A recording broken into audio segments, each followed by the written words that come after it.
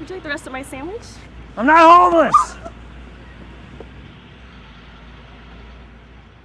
Hey, come on, grab your stuff. I got us a place to play. What is it? Oh, I don't know. It's a place called Dante's or something. And they've only allowed us to do one song, so we gotta make it a good one. Come on.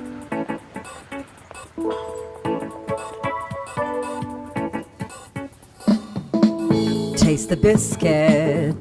Taste the goodness of the biscuit. Taste the honey sauce. Taste the goodness of the biscuit with the honey sauce. Don't get that honey sauce on me. I don't like the way it tastes with my chicken wings. Taste the biscuit. Taste the goodness of the biscuit. Taste the butter spread. Taste the goodness of the biscuit with the butter spread. To get your butter spread all on me. I don't like the way it mixes with my mac and cheese. Cause when you're at KFC, you got that special sauce to stir my curiosity. Just give me a 5-piece meal, oh what a deal. A big old box, it's all for me. You know I'll take coleslaw on the side. I could tell you wanted to try the potato wedges.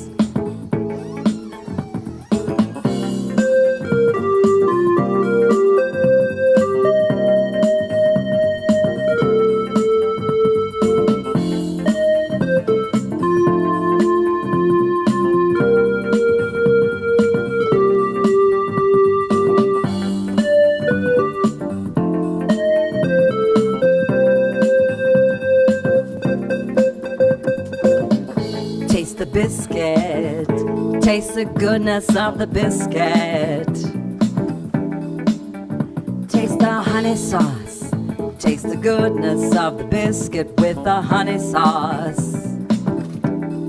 Get your honey sauce on me. I don't like the way it mixes with my chicken wings. Get none of that honey sauce on me. I don't like the way it tastes on my chicken wings. Take us out, Moose. Taste the biscuit!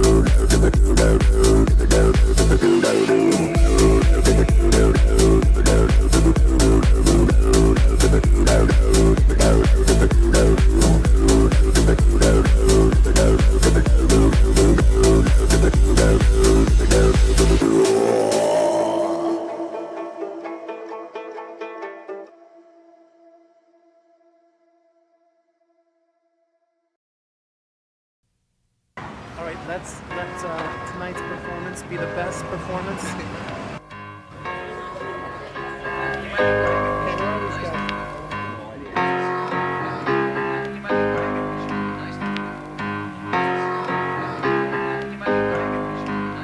We've come a long, long way together, through the hard times and the good. I have to celebrate you, baby. I have to praise you like I should.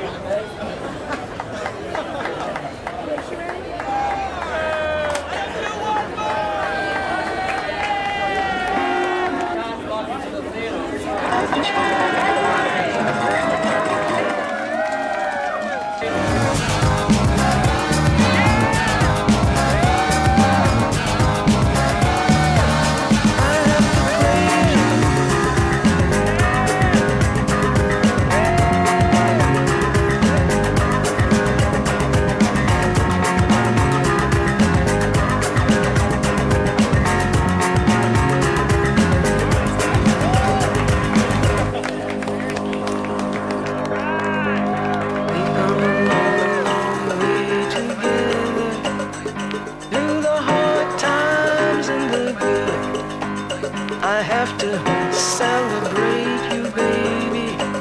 I have to praise you like I should.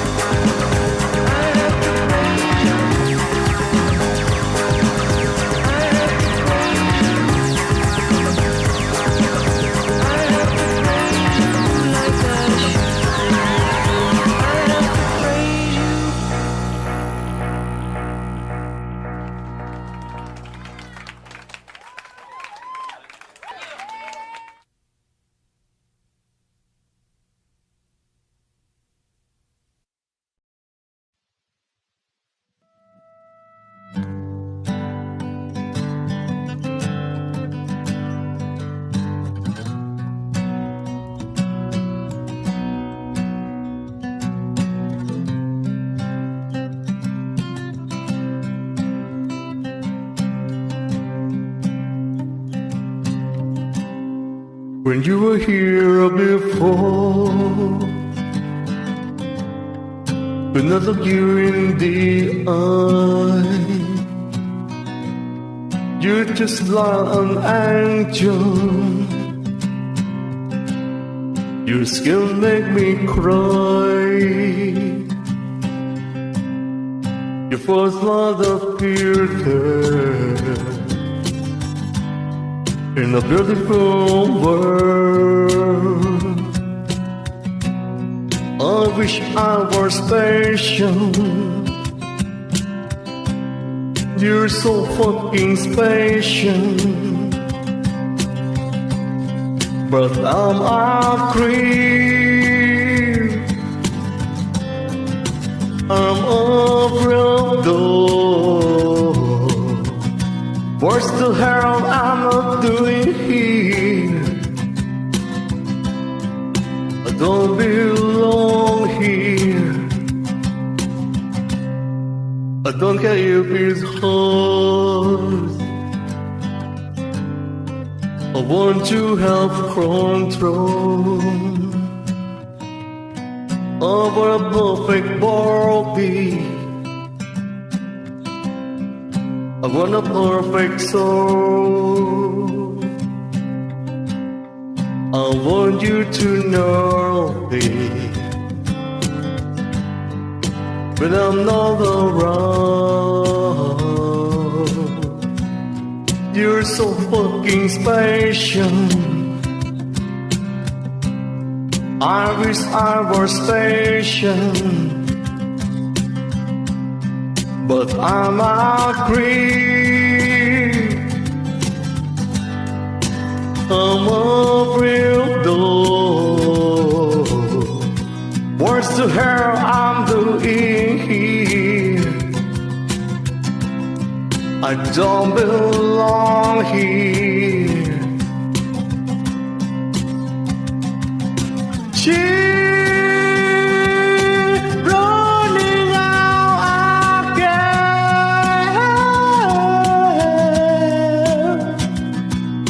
She's running out. She run, run,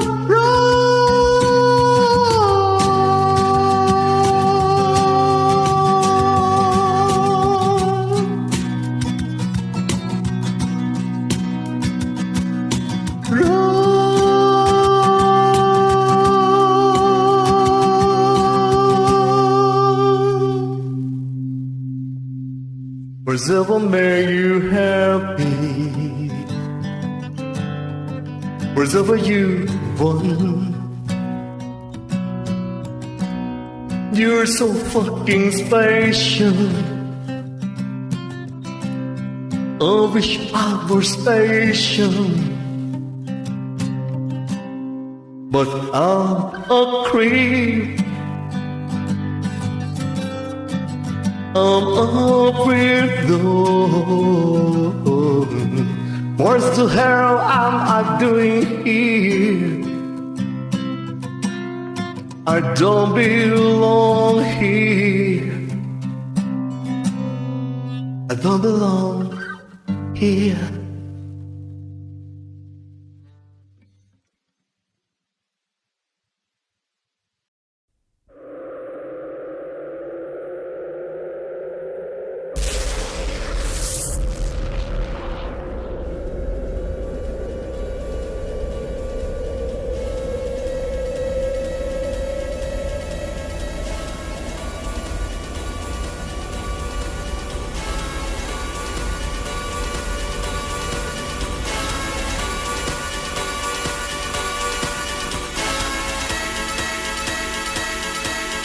One more time.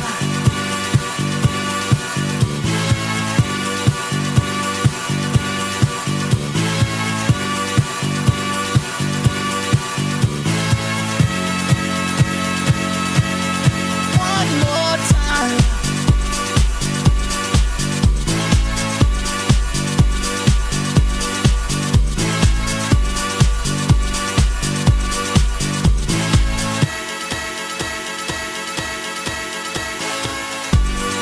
One more time. We're gonna celebrate.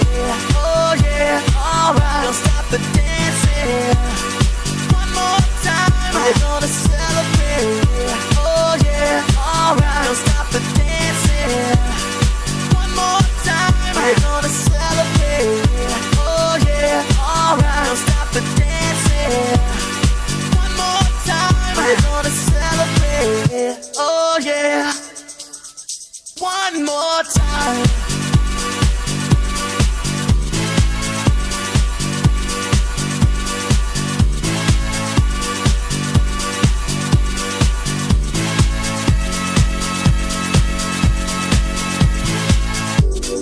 One more time. We're gonna celebrate. Oh yeah.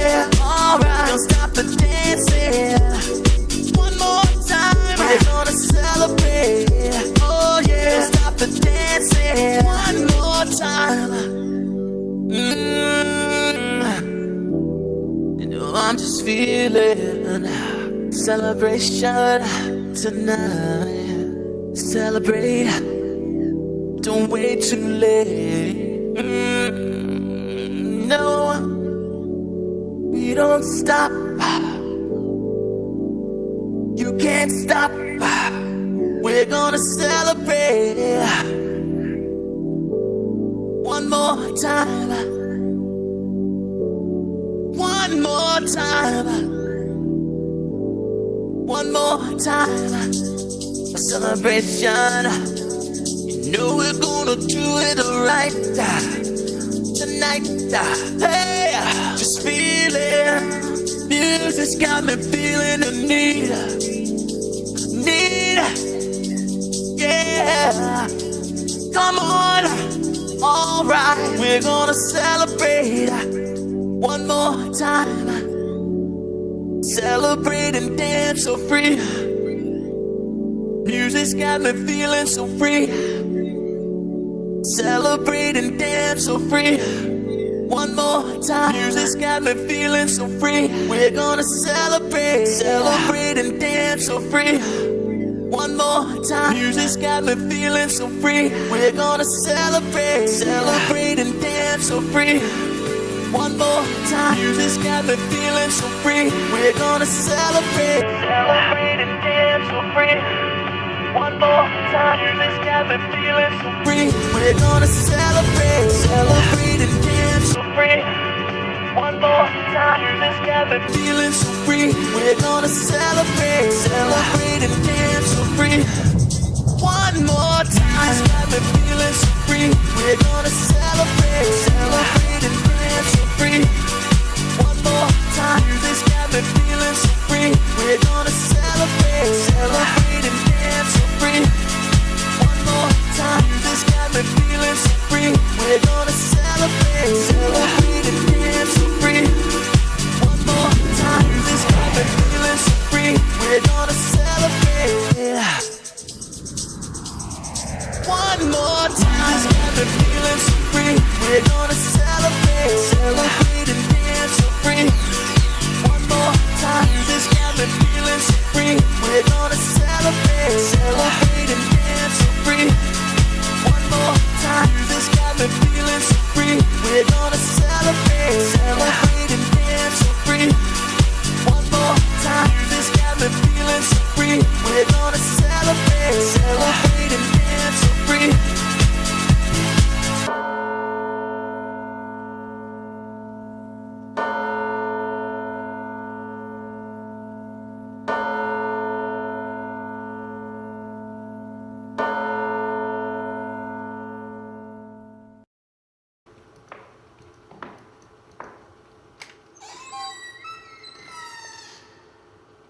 Det är det enda ni gör på dagarna. Ni sitter i där ventrilo och spelar Dota. Vi sitter här i väntan och spelar lite Dota. I hear you, man. Vi sitter här i väntan och spelar lite Dota. I feel you, man. Vi sitter här i väntan och spelar lite Dota och pushar på och smeker med motståndet vi leker. Vi sitter här i väntan och spelar lite Dota och springer runt och creepar och motståndet vi slipar. Let's get it on. Vi sitter här i väntan och spelar lite Dota och pushar på och smeker med motståndet vi leker. Vi sitter här i väntan och spelar lite Dota och springer runt och creepar och motståndet vi slipar. Vi sitter här i väntan och spelar lite Dota och pushar på och smeker med motståndet vi leker. Vi sitter här i väntan och spelar lite Dota och springer runt och creepar och motståndet vi slipar.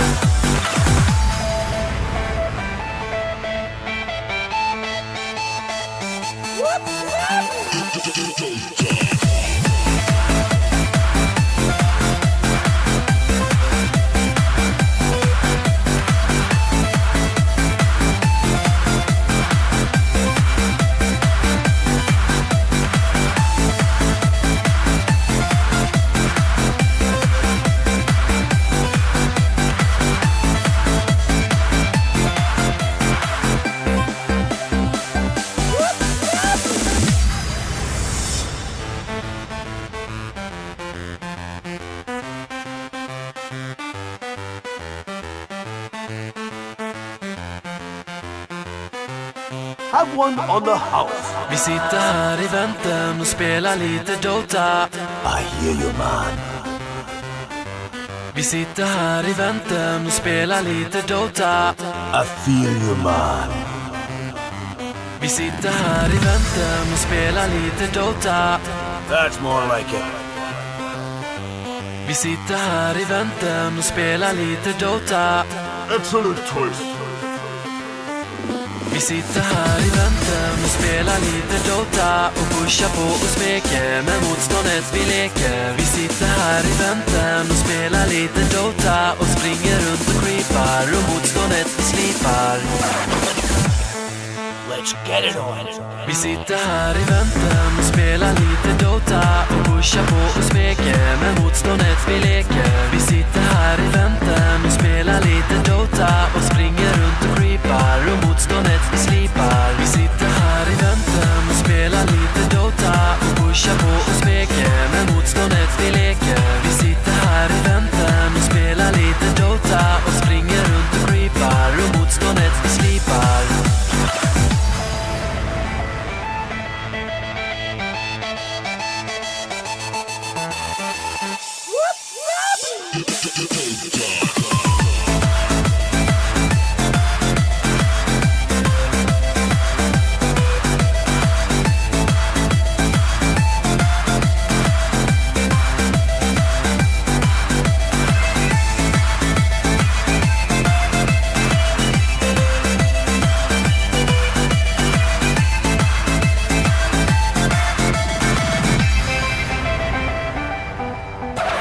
Don't worry. Be happy.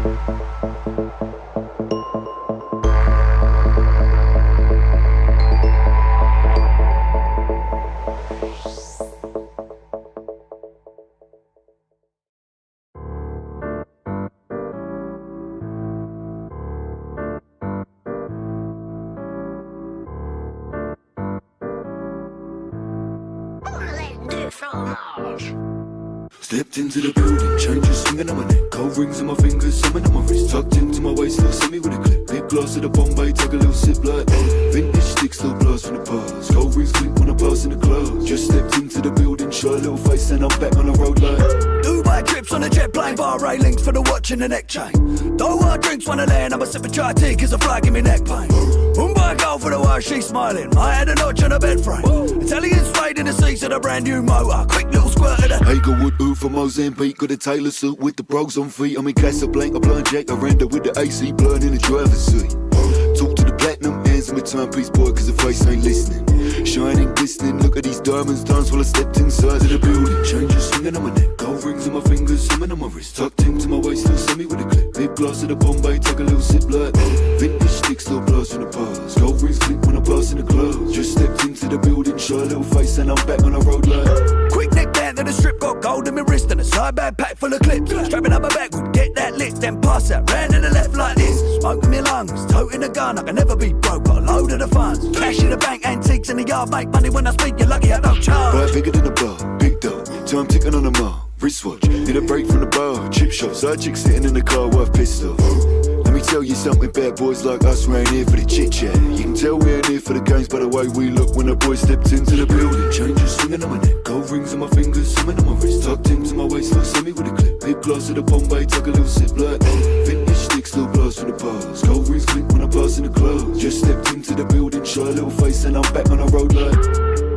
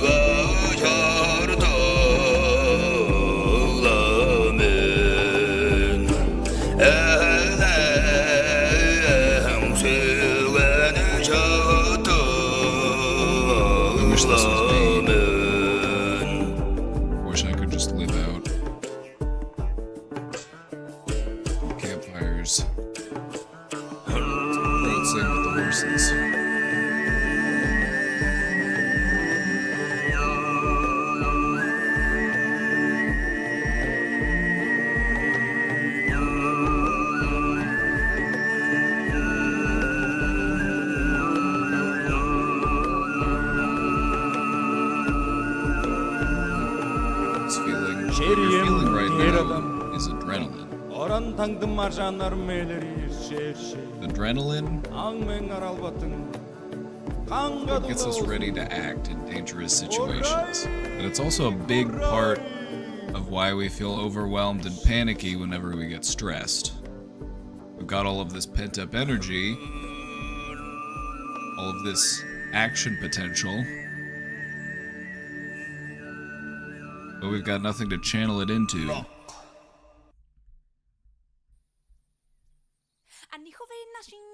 Right. No clowns today. No clowns today.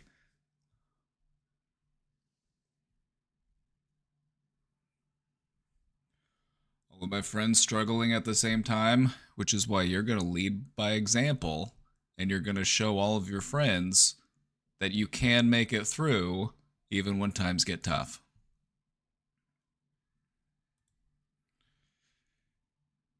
Crumpling is no longer an option.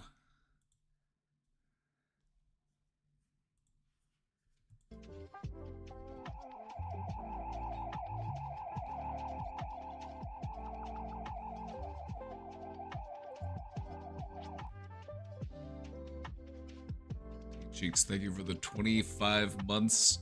Sorry to hear you're having a rough day. But this is what all that hard work has been for. Why else would we have been working so hard on ourselves if not to handle the challenges that life throws at us?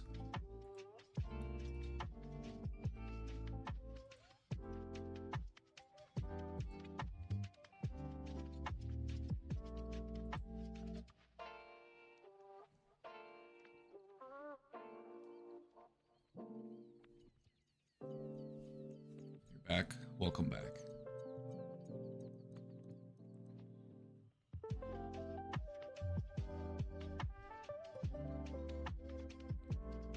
It's time to start planning your next step.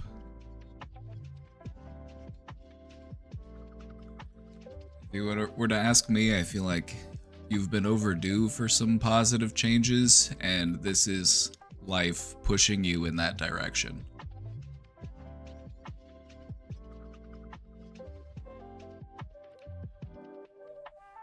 It's too much. You've handled worse.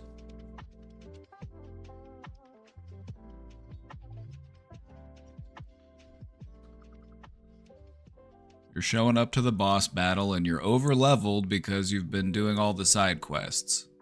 So you're gonna show up to the final battle and you're gonna be like 30 levels higher than it was intended. And you're gonna have this whole stash of elixirs that you're just saving. that you're never gonna end up using.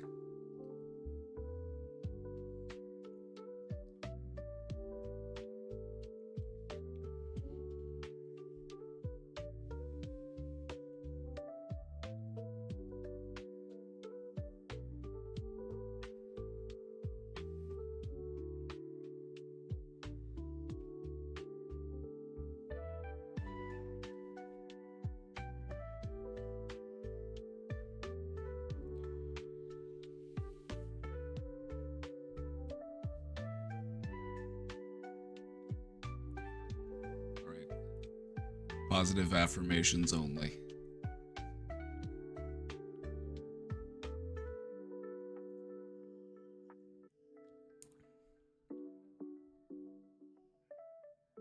I need to hear you say something nice about yourself.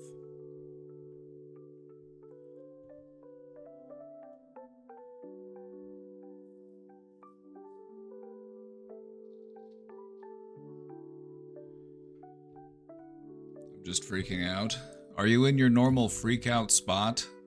I would consider even just a change of scenery, like even just stepping outside to get some fresh air.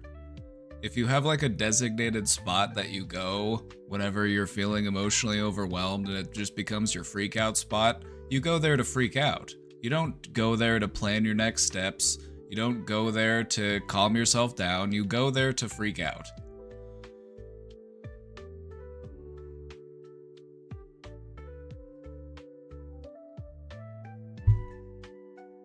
just at my desk trying to print. Just focus on the task in front of you, I guess.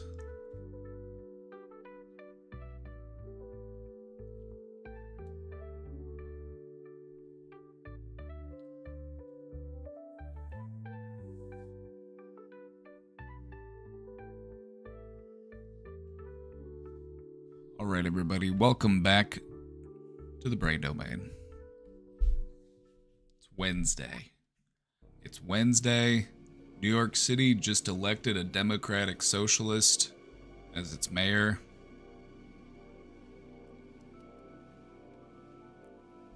There's hope in the air. Kind of like when Barack Obama was running for president the first time. There's a little bit of hope in the air.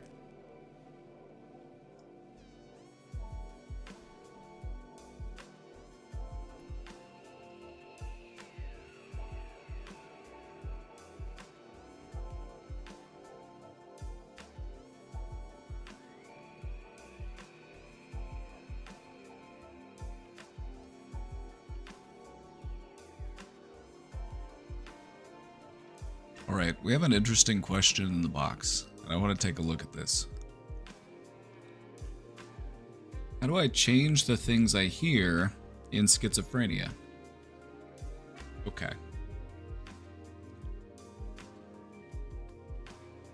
What you've probably noticed about your thinking, and this goes for everybody, not just somebody with schizophrenia, what you've probably noticed about your thinking is that there will be thoughts that pop into my mind that I don't really have any control over. They might be triggered by certain things. Maybe I am around a certain person. Maybe I'm in a certain place. Maybe there's a certain song playing and your brain pops out a thought. And so what you've witnessed here is that our brain is always thinking. Our brain is always creating thoughts. It's not always something that we are consciously, actively participating in. Now, it can be. You can focus on certain things, you can prompt yourself, you can generate thoughts within your mind. But what you'll notice is that even when you do that, other random thoughts will sometimes still just pop in. It's just part of how your brain works. Now, when we're dealing with somebody who has psychosis, the underlying processes are still the same. The difference is in how they are interpreted and how they are received. And so, for a person with psychosis, what might otherwise be just an intrusive thought for you or I,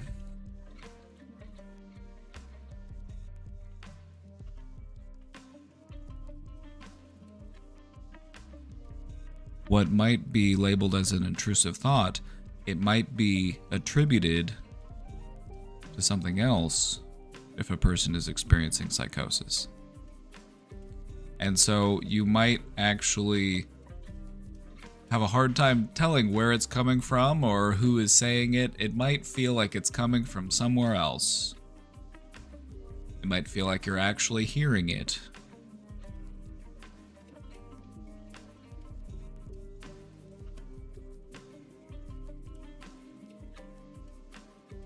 And so you might not have much success in being able to change what types of thoughts you're having, but what you can do is you can kind of change the direction of them, and you can also change how you respond to them.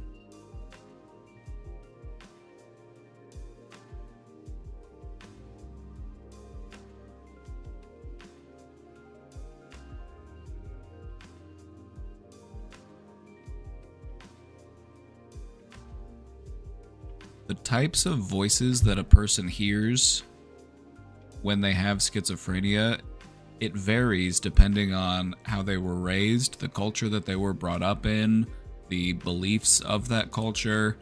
You know, in Western cultures where people tend to be more individualistic, a little bit more judgmental, the voices tend to be much more critical and harsh.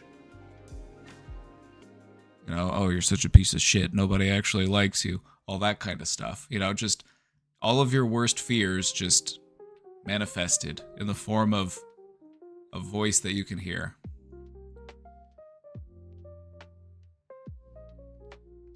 In other cultures, it might be more of a joke.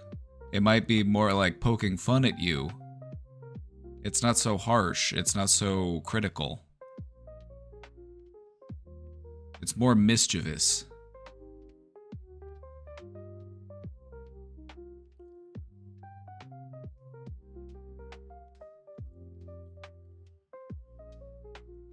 I would say that if you wanted to work on having more control over this type of stuff, you would need to recognize that a thought is just a thought.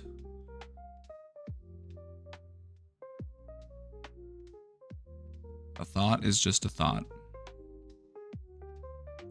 Because we sometimes put way too much importance on a thought, and that's why it hurts so much, or that's why it causes us to feel so much of something, is because the thought was very impactful.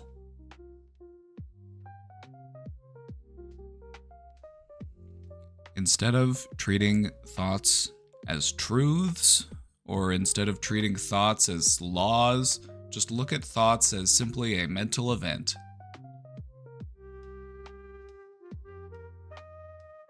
Like condensation of water within a cloud. Like a little zap of lightning inside of a storm.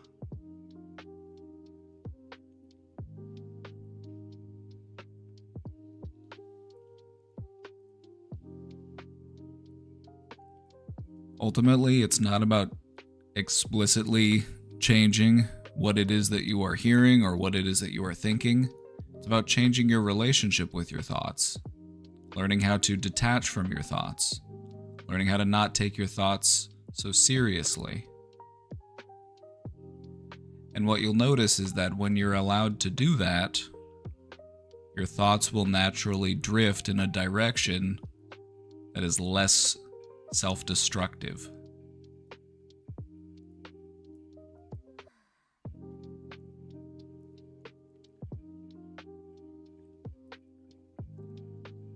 I think it's a major setback within the human psyche that we are programmed to take whatever it is that we think as truth. You can see how that would be really damaging to us. Just because you think it doesn't mean it's true.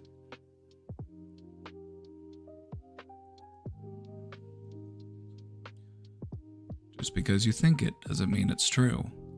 You probably think all sorts of stuff about yourself that you feel must be true. This absolutely must be true. But it might not be. You could be totally wrong about yourself, and that could be a good thing.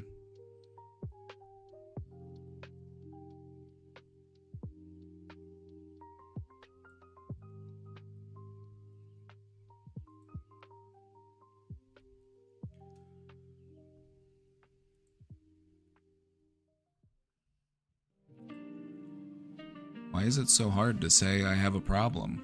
Why is I'm fine so normalized to say when you're not fine? Well,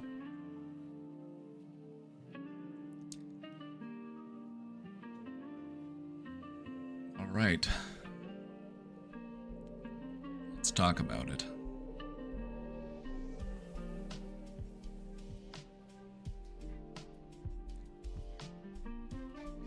I feel like a part of this is the fact that a lot of people are programmed to ask you how you're doing in place of just saying hello. They say it just because it's a formality, it's just a greeting, you know, not because they actually want to sit down with you and talk about how it is that you're feeling.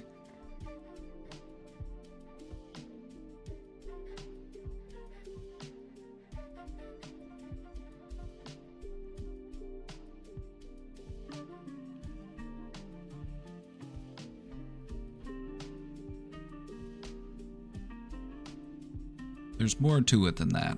So let's unpack this a little bit. Why is it so hard to say I have a problem? Well, first and foremost, whenever we talk about a problem, that makes it more real.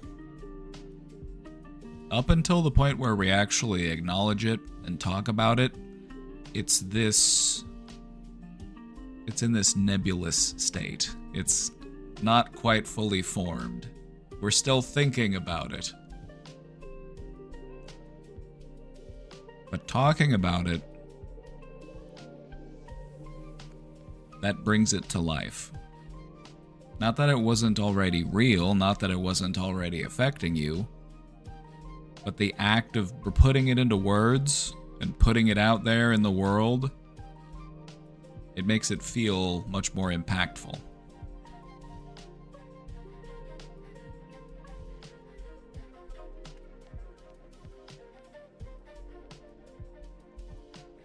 I don't want you to think that people don't care about how you feel, because people do care about how you feel.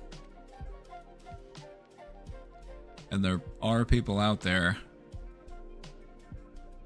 who would talk to you about stuff if you felt like you wanted to talk to them.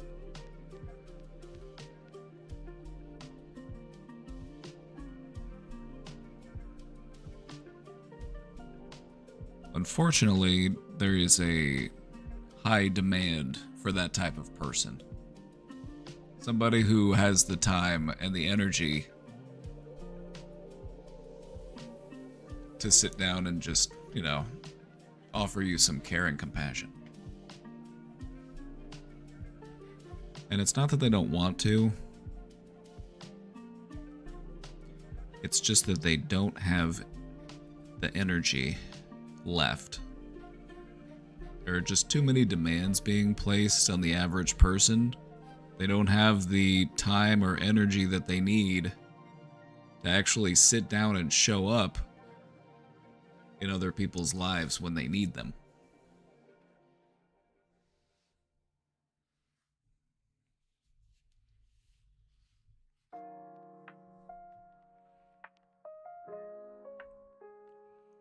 What I would recommend, a little balancing. You don't have to tell everybody about everything. You don't have to dump everything all on one person either.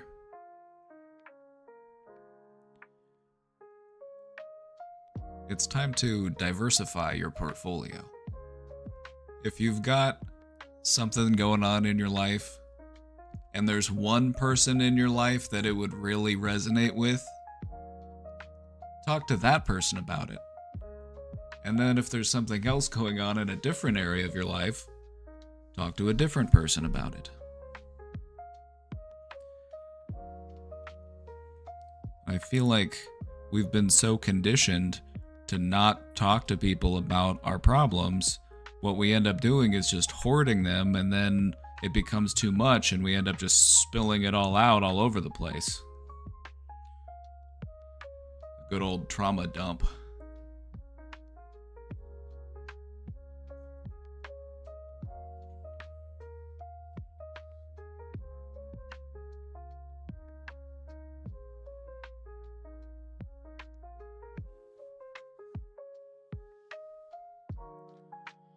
How do I talk to my narcissistic father-in-law? He's diagnosed narcissistic. Okay. All right. Wow. You don't normally get that. You don't normally get that because unless they go in to see a doctor for a different reason, most narcissists are they're just not going to go in and see a doctor because they don't think that there's anything wrong with them.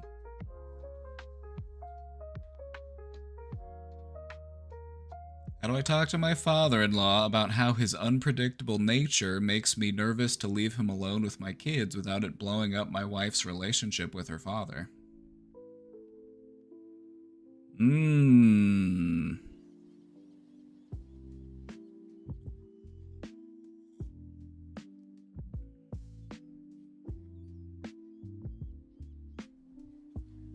Has he done something in front of the kids that would give you cause for concern?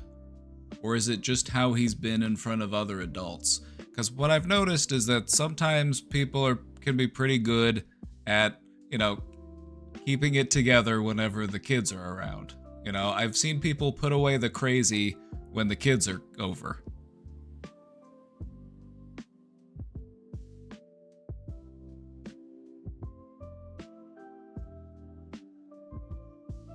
My mom went in and after 3 sessions was like, I got everything I needed. She's like, yep, I was able to tell them about everything that I have concern with, everything I've been griping over in my entire life, and they told me that I wasn't the problem, and that was it. That's all I needed. So therapy concluded. I have been absolved of...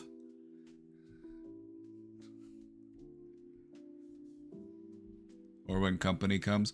Yeah, that's why I asked, because I've seen narcissistic parents, and I've seen them be able to, behave whenever,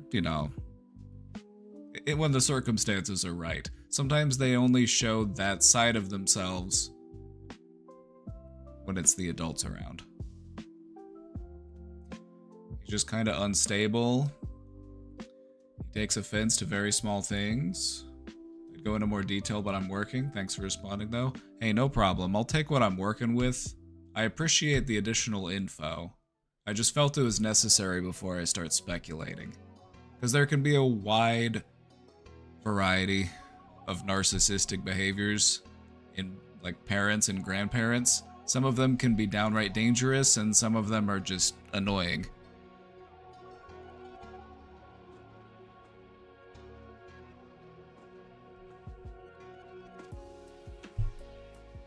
I think what would help is when you want to talk to him about something, and this is what I advise people to do when they want to talk to a narcissist about their behaviors. Instead of talking about them as if it's their behavior, and then they feel targeted, and then they get defensive, and they feel like you're, pointing your finger at them, talk about how we all can be that way sometimes. We all have problems with this. Talk about how it's something that everybody could work on. It's, if you can make it about us instead of making it just about them, sometimes they'll take it a bit easier and they won't feel as defensive. Because that's what you're really dealing with. You're dealing with somebody who's pretty insecure and somebody who's very defensive. And so when it comes to talking to them about concerns, can't really make them feel like they're being attacked.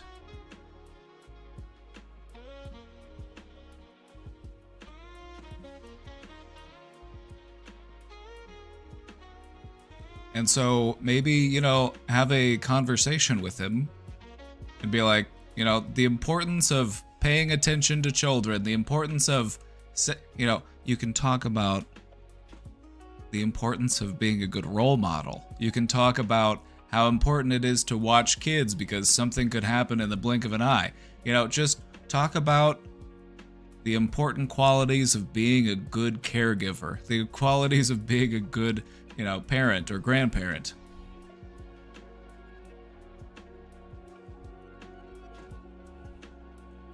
Yeah, when you're dealing with a narcissist, you want to avoid it feeling confrontational. And I know, narcissists can be very annoying, and you definitely sometimes want to be like, hey, what the fuck are you doing? Get your shit together. But then they're very fragile. They're very insecure. And so you kind of have to, find ways to tiptoe around it. I'm not saying it's not annoying, because it is. I would love to be able to just talk to them directly. But unfortunately, just talking to them directly about your concerns doesn't really do much to help them.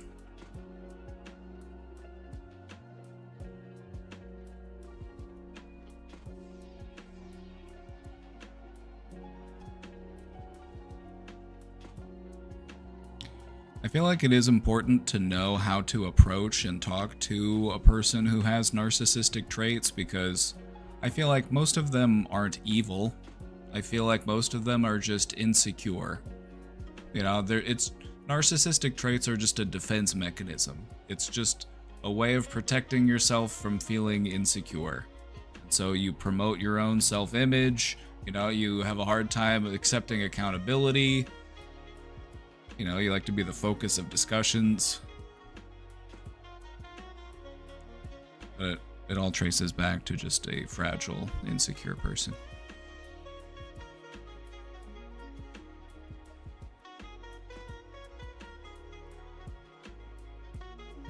I'm 90% sure I have an undiagnosed mental illness. Who do I go to? A therapist or psychiatrist? Well, okay. Let's talk. It depends on what it is that you're looking for.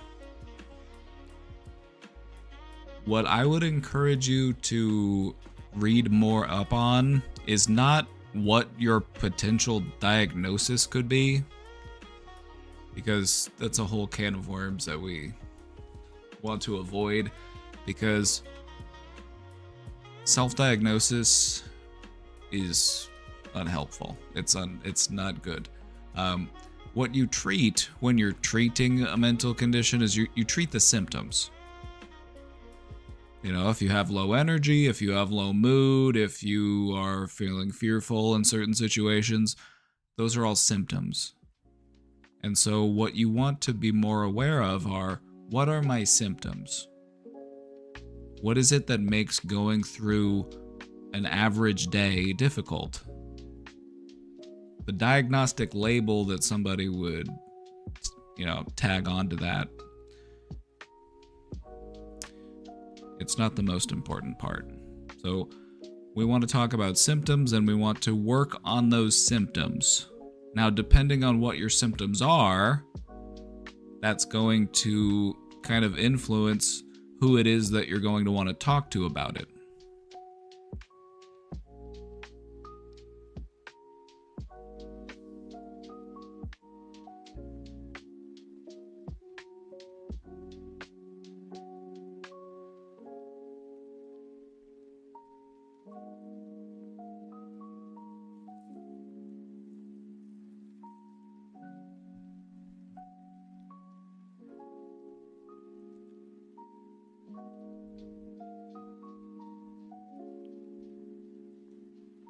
Depending on the severity of your symptoms, depending on how disruptive they are to your life, that will kind of determine who it is you want to talk to about it.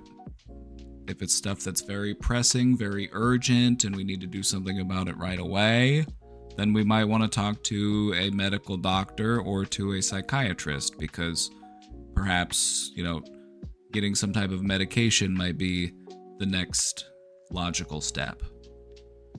If you're wanting to unpack stuff and start changing the way that you think and develop new outlooks on life, you know, therapy would probably be the better option.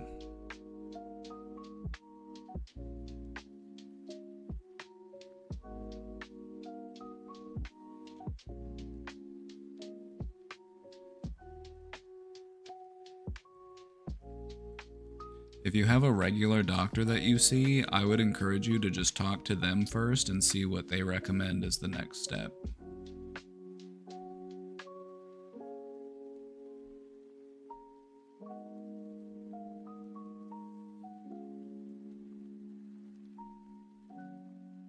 I just got confirmation that I'm getting fired. What should I do? I would leave. I would leave. I would be glad that they didn't make me work all the way through until Friday. I've got a 4-day weekend ahead.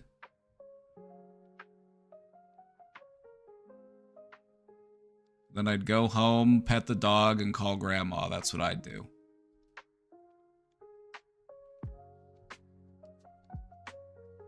My coworker tipped me off. That's fine.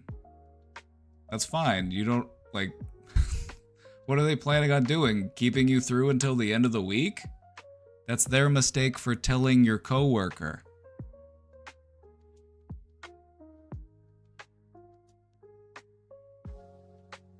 Here's what you do. You print off a copy of your resignation, and then you just leave it on your desk, and then you just leave.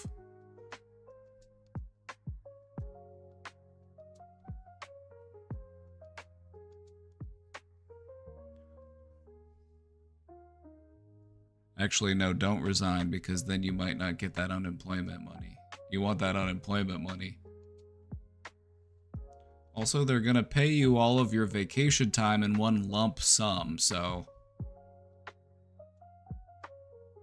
If I resign, 100%... Alright, then don't resign. Don't do that. But what I would do is, I would leave, and then cash out 2 of my sick days. Over 100 hours of vacation? Well, there you go. You're gonna get paid all of that in one lump sum. And that'll help to finance what your next steps are.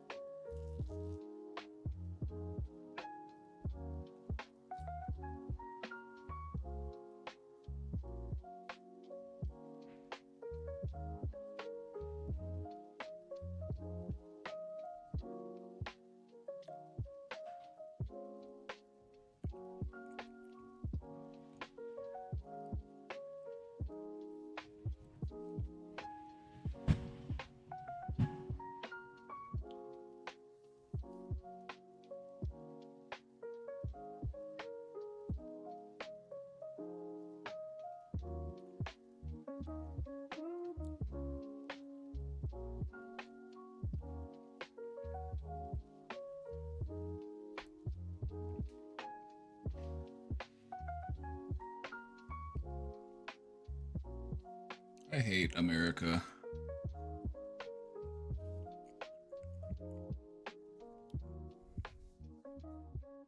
No, wait, I don't hate America. I hate capitalism. That's what I hate. I hate living in a society where your health insurance, your health coverage is tied to your employment. I also don't like living in a country where the health coverage that you get is actually just a scam. Like, sure, we'll pay for stuff if you get sick, we'll take care of your medical procedures, but first you have to pay us several $1,000s, and then after that, we'll cover a percentage of what it is. That it's like, what?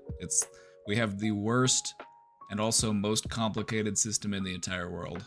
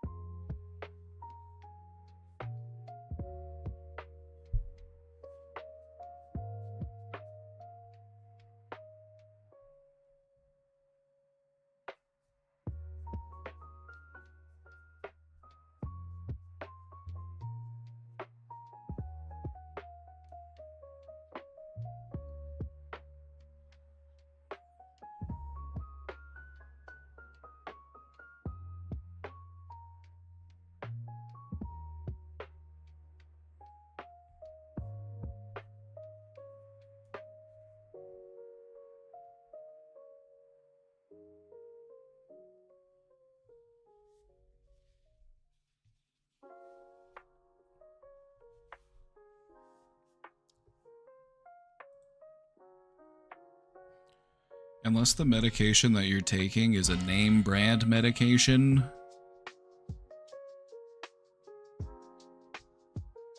Or some controlled substance, like a stimulant or something.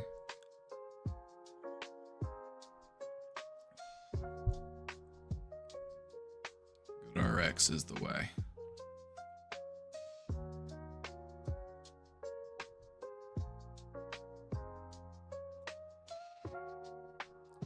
L'Occitane. Okay, not to get too... okay, hold on. Let me just... You don't have to tell me any more information, because I don't want to get too into your private information. But I'm just going to do a search for how much you can get duloxetine for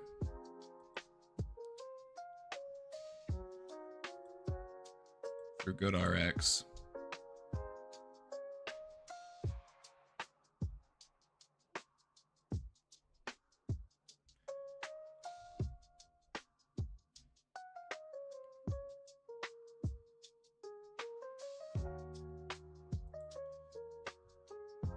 What I find really interesting is that GoodRx, for many drugs that aren't name brand, is actually cheaper than what you would have to pay for your insurance copay.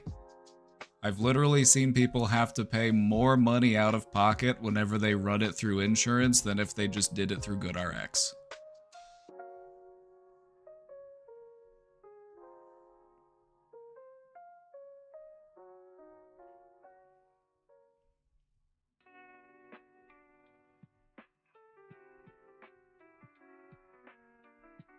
Anyway, this is all pretty affordable. This is a Netflix subscription. Some generic Vyvanse is under a recall right now. I wouldn't trust generic Vyvanse.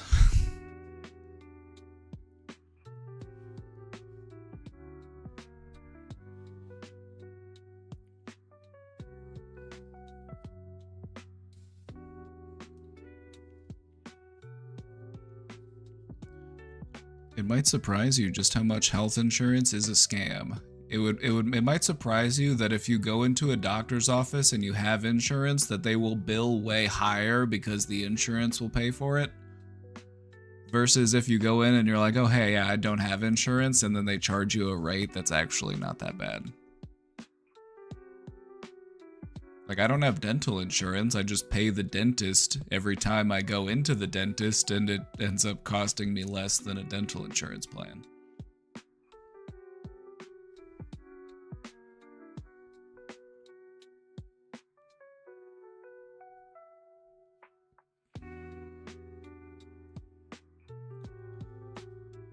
I love it here. Everything is designed to be terrible, and it's all a scam. I love it.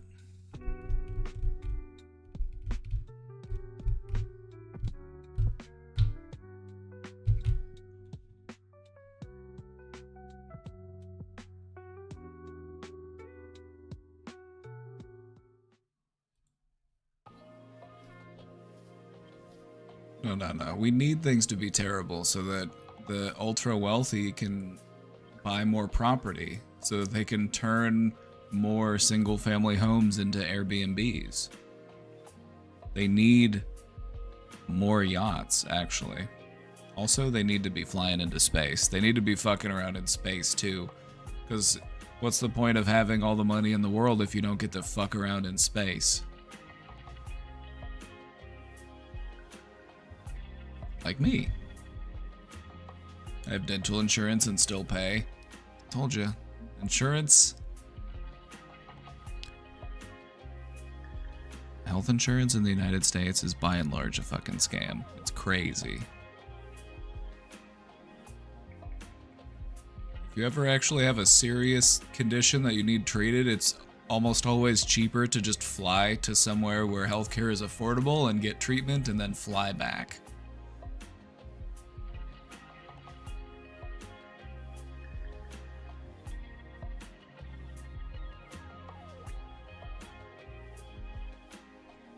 We need universal health care. what's the point of being the richest country in the world if we don't take care of our people? Can you imagine having all that wealth and not flexing it? Being like, hey, yeah, look at how great our civilian life is. Look at how great the average citizen is able to live in our country. It's like, nah. Nah, we do all that just so that a few people can really fuck around and, like, fly around in space and shit.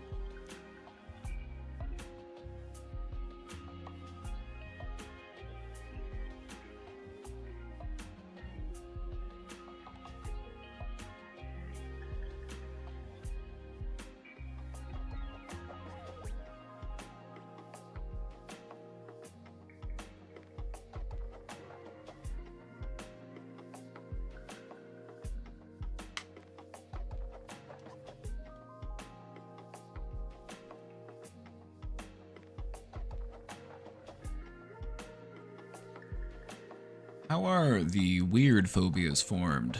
Like the fear of small holes or the fear that a duck is watching you? What's the psychology behind it?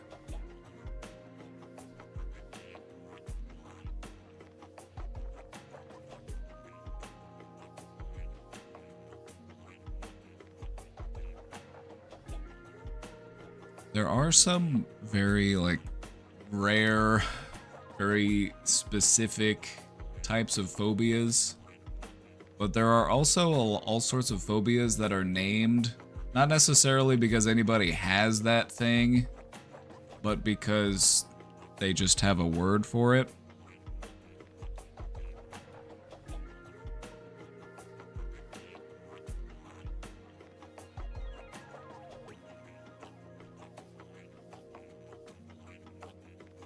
For example, anatidophobia is a hoax. It comes from a Far Side comic.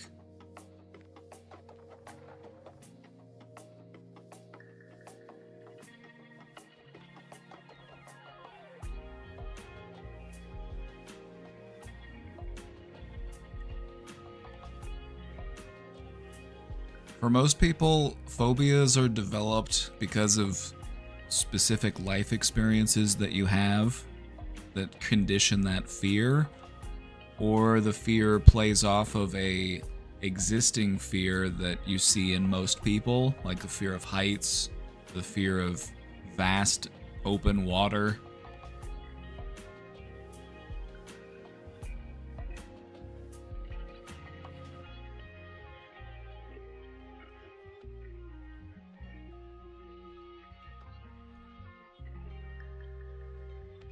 Most people develop a phobia because of some type of experience that they've had with that thing. Like dogs, for example. You had a bad dog experience.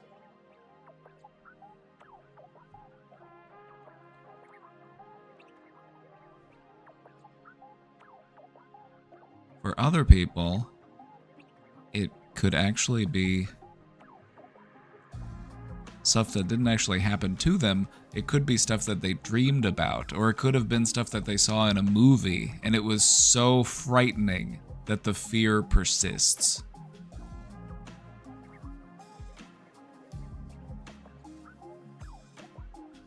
Like in the there was an episode of Maury. You remember the old TV show Maury? They would do some episodes about phobias, and they would invite people with phobias onto the show, and then they would kind of make a scene. You know, they would just be like, "All right, bring them out." They're like, "Oh, you're afraid of cotton balls? Here's a giant man made out of cotton balls."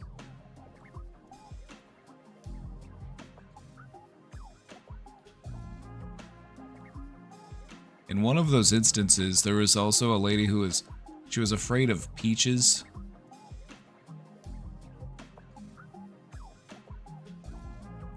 She was afraid of peaches.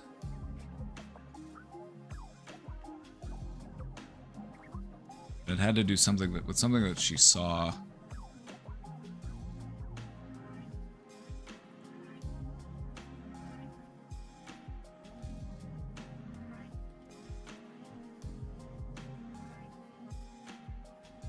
Oh, okay. The peach phobia And then we've got Bring Out the Olives.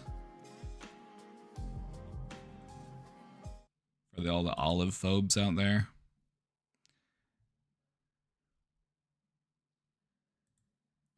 What's the matter? There's one olive. What? There's one olives near me. There are no olives here. There are no olives here. Olives? Please, no door. All right, wait a second. Wait a second. Let me ask you something. My God, you're holding onto my hand and you're going to pull it off. See, back in 2000, this is what we considered entertaining.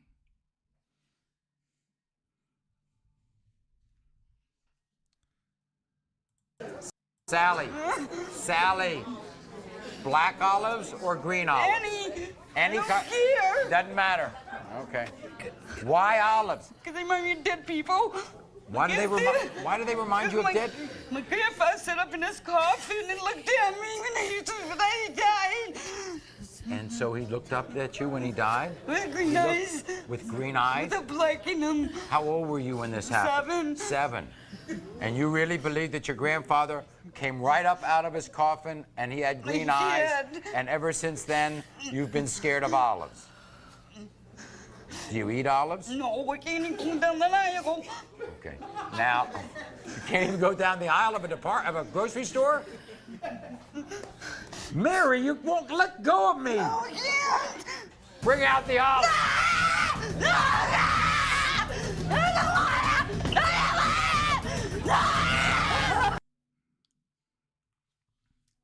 Just a regular average response to somebody bringing out a big jar of olives. I know that's how I feel.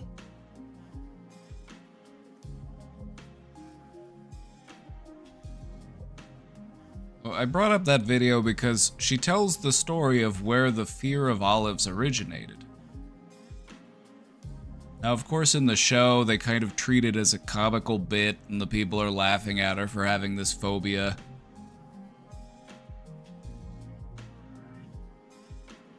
Which also just goes to show how far we've come as far as turning people who have these types of conditions into spectacles.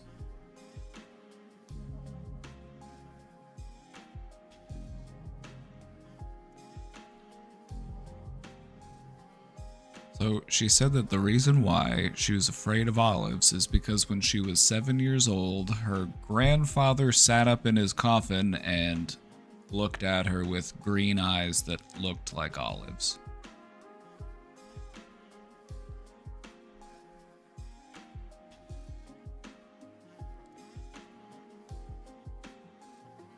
The question is, did this really happen, or was this just something that she had dreamt and it was so jarring and so fearful? You know, where is the truth here?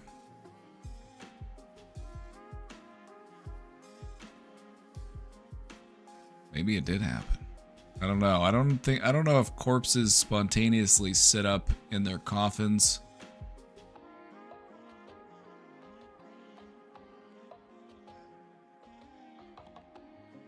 Have you ever had, do you remember being a child? Do you remember ever having a nightmare as a child and it just kind of, it felt real? And you might have had a hard time distinguishing fact from fiction?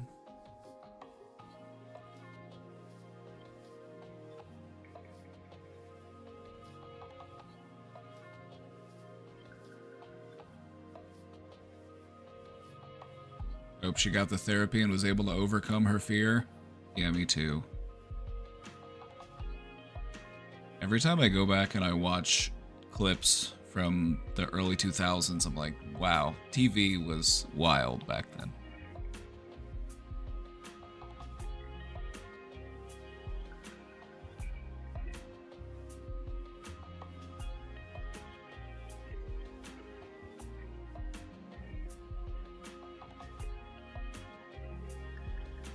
Spontaneous necromancy.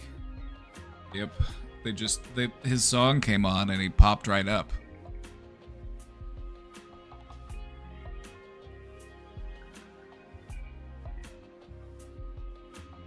I had a dream when I was about 8 that I walked into my mom's room only to find 2 coffins where the bed should be. They opened up and my great-grandparents were inside. They started talking to me, but I don't remember what was exchanged. It was a strange dream.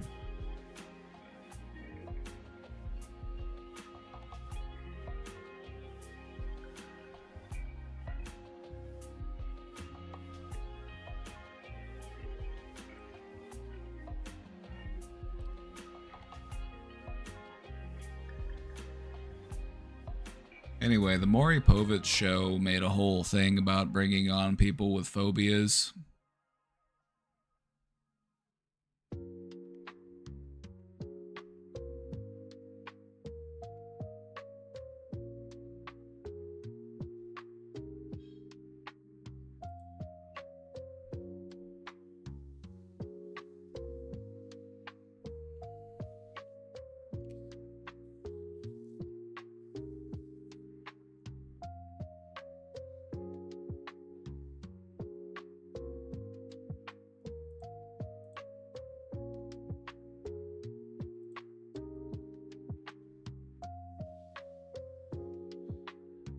So, I hope we have a better understanding of where these types of phobias can come from.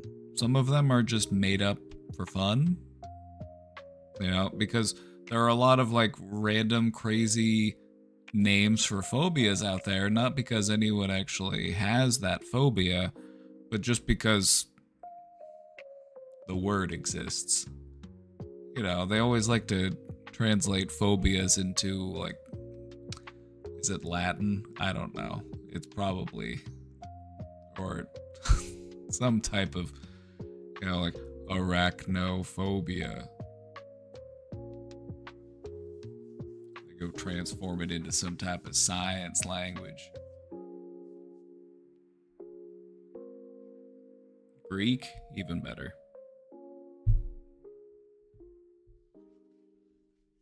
Even better.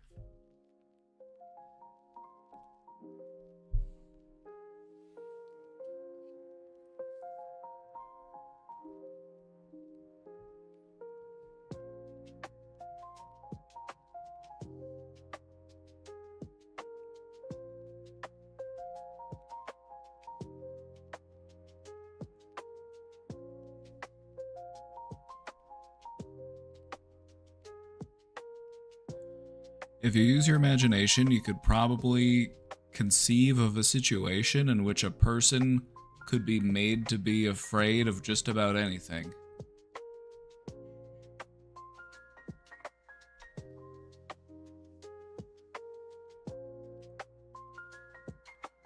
A person could be made to be afraid of just about anything.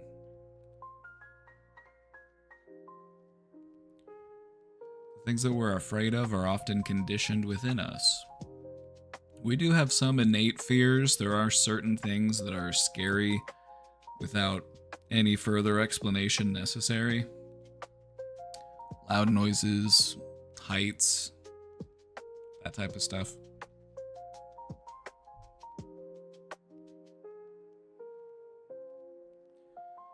Also, thank you for the advice on my father-in-law. I think you really nailed it with talking about these things generally, because he would definitely feel attacked otherwise. I want to bring that back up. We want to talk about it a little more. I kind of want to get back into it. How do you talk to somebody about something without making them feel attacked? It's an important thing to keep into consideration. Because if a person that you're talking to feels attacked, they very quickly shut off those lines of communication. They get defensive, the walls come up, and you're not really going to get anywhere with them.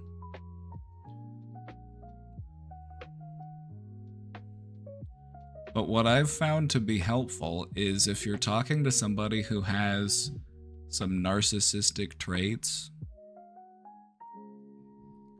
if you want to, if you're trying to like point out things, or you're trying to like encourage them to change, or those types of things, just start talking generally about how positive these traits are, how valuable it would be to be that type of person or to do that type of stuff. And because they're insecure, they'll be like, oh yeah, sure, I do that, I'll do that, yeah. Because they don't want to, they don't want to be perceived as being less than. They don't want to be perceived as being incapable. And so there's a bit of an art form to it.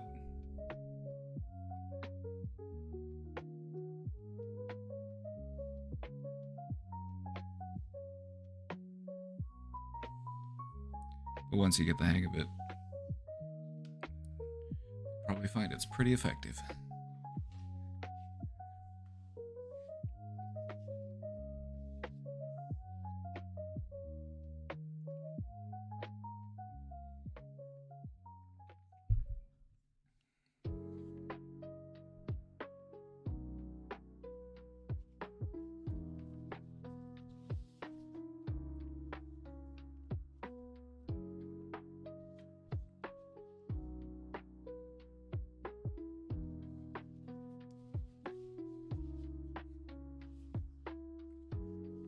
Not to brag or anything, but I consider myself a narcissist expert.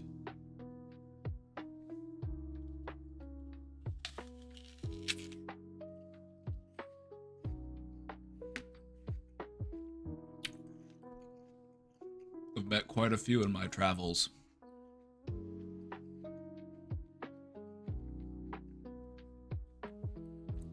What I found very interesting is that narcissism exists across the entire spectrum of humanity.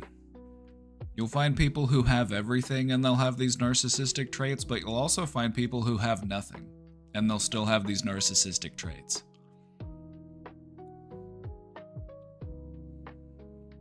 And what you'll find is that it's not because people genuinely believe that they're so great and wonderful, it's that they're just afraid, they're insecure.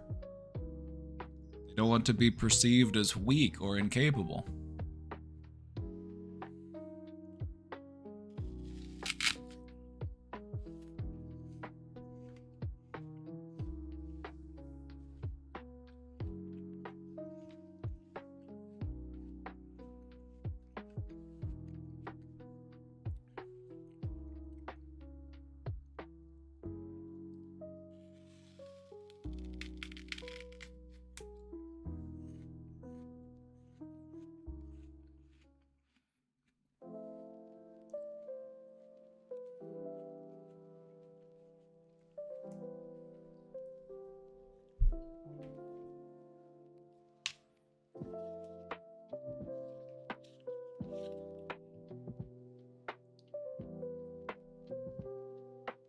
Outside of kinks, who wants to be perceived as weak and incapable?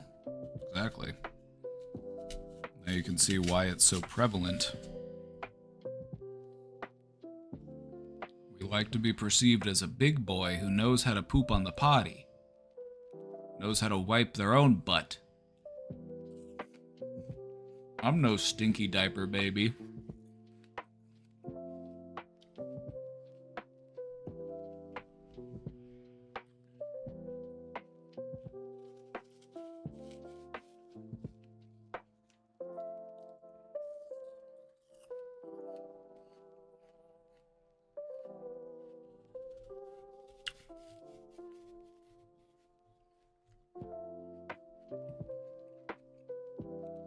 My boss likes to point out people's weaknesses and looks down on them for it, which makes you a shitty boss, but also explains why you're in the boss position. You know, being a real piece of shit like that can get you real far in the corporate world.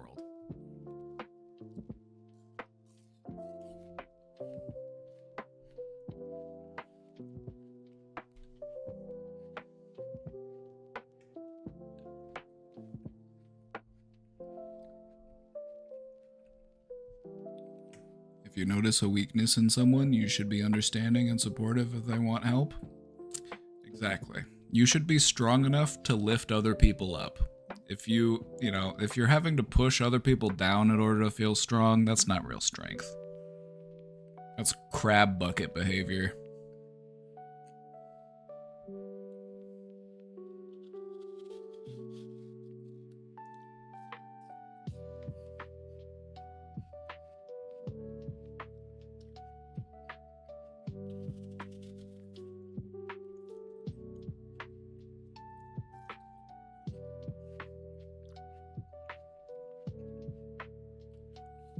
a big apple, so I'm just slicing some pieces off of it.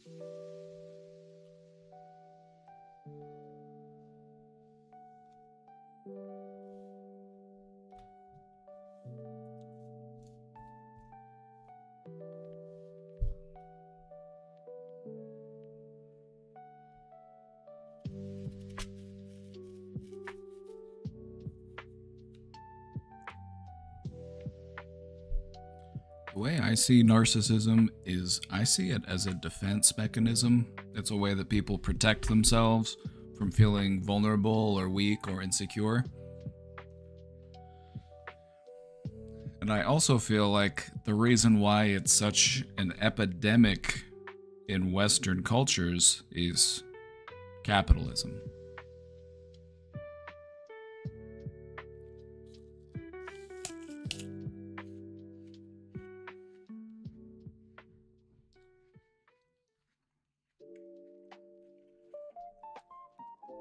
I feel like it's natural to want, to defend yourself from your insecurities. It's natural to have defense mechanisms, but what I don't think is natural is so many people being so over-reliant on such a ineffective coping mechanism.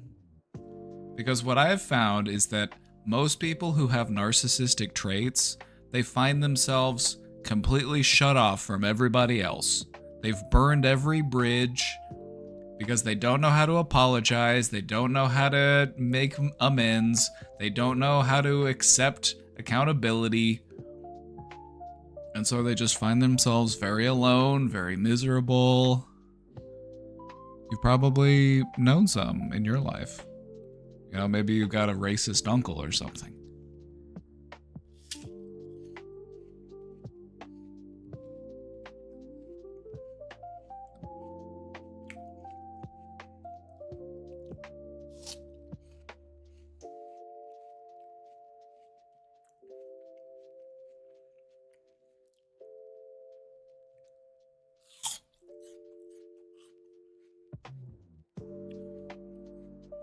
Is it okay to never want to speak with my birth family again? Because they are also self-centered and incapable of empathizing or apologizing? Why do you think they are that way?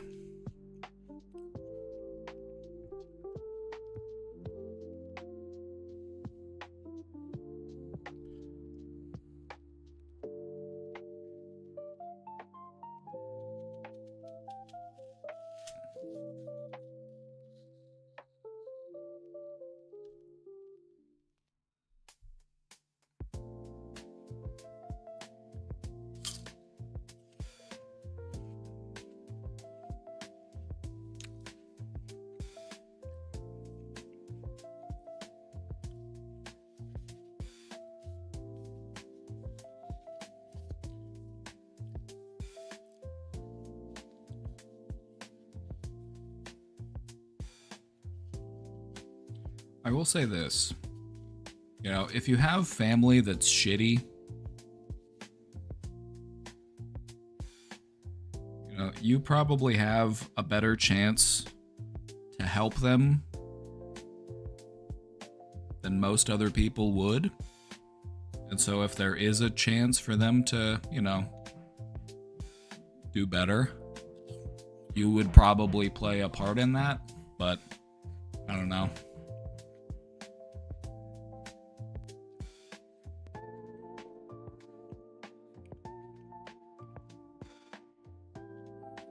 My uncle was a white supremacist drug addict, but he mainly did that to survive prison. I feel like that whole thing about, people, they have to do it to survive prison, I feel like that's a bit overplayed. I feel like there is a valid strategy of, you're in prison, just minding your own fucking business, staying in your own fucking lane, not getting in anybody else's faces.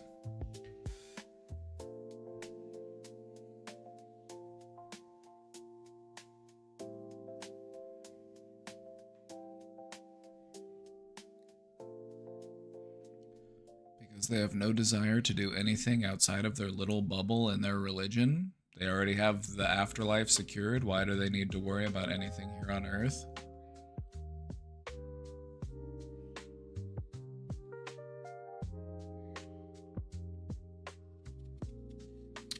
Good point. Religious fundamentalism does a lot of damage. Also, there are a lot of institutions, including religious institutions, that will take advantage of people's mental health. You know, just as a way of reinforcing their devotion. You know, existential dread is a big deal. Wondering what will happen after you die is a big deal. And there are people out there who will take advantage of that fear and they'll use it to, you know, make some money off of you.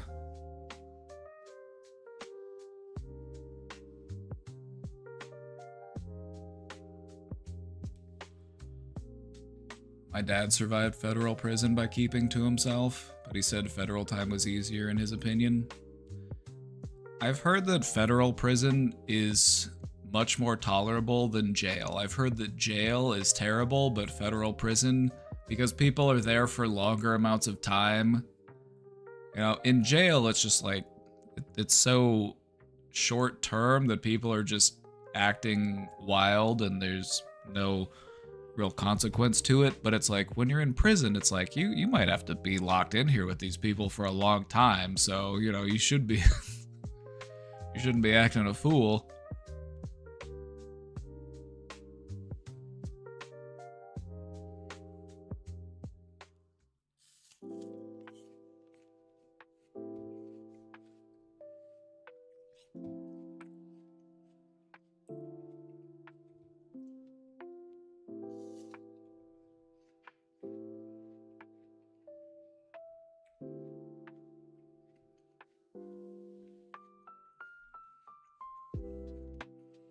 Anyway, what I would encourage you to do is that if you have parents who are living in their own religious bubble, just beat them at their own game. Study their religion, you know, use the good word in your favor. Talk about the importance of family, talk about the acceptance of being a good neighbor and being welcoming.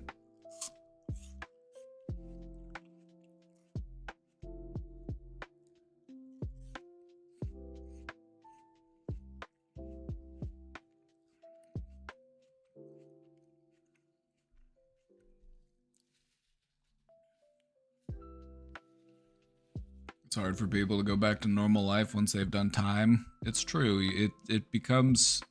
You'll notice that people who have done time, it's like they still stay in that prison mindset. You know?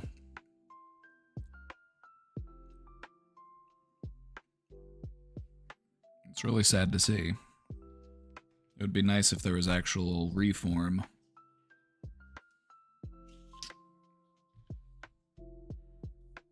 Anyway.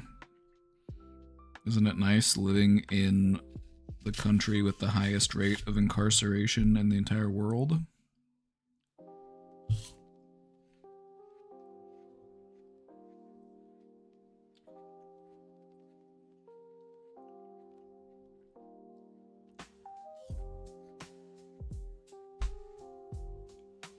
It goes for being homeless too.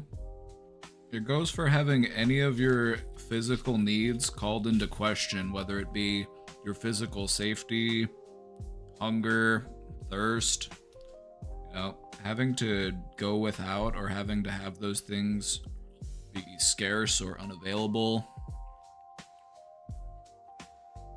Psychic damage.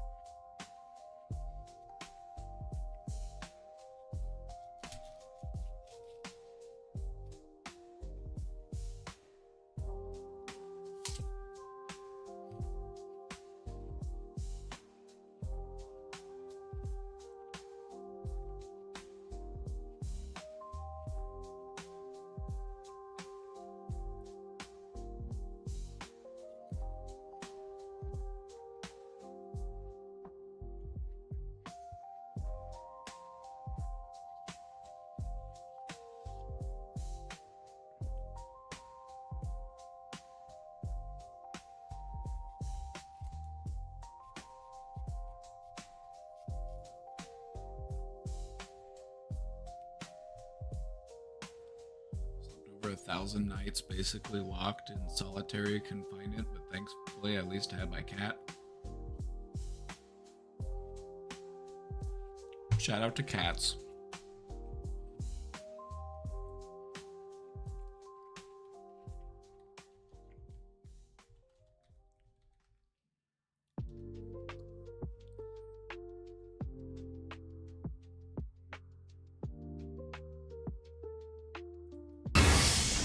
There's a cat sanctuary on the outskirts of Pendleton. In many ways, it's just like any other. But what makes this one different are the roommates the cats live with. I never thought in a million years that I would be taking care of cats, you know, for my extended stay of where I'm at. Since 2015, the Pendleton Correctional Facility has been running a feline and offenders rehabilitation program. Offenders locked away for a variety of reasons, now caring for dozens of cats. I know each cat, what they like, what they don't like. They all have their own little personality, so I know how to interact with them. Currently, the inmates take care of 27 different cats, each one provided by the Animal Protection League.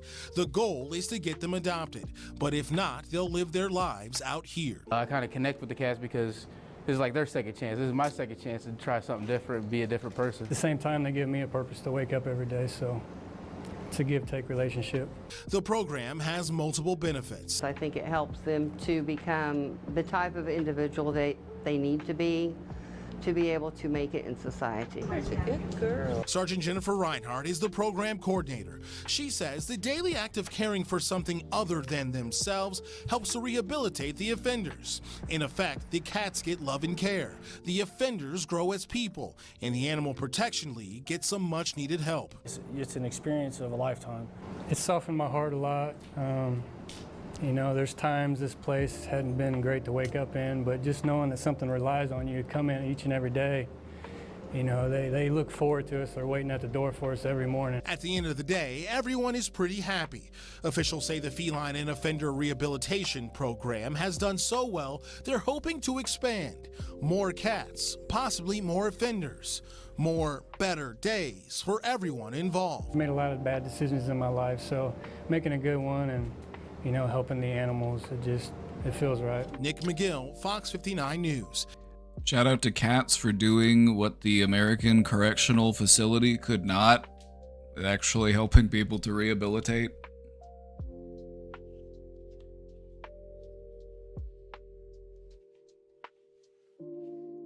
Shout out to cats.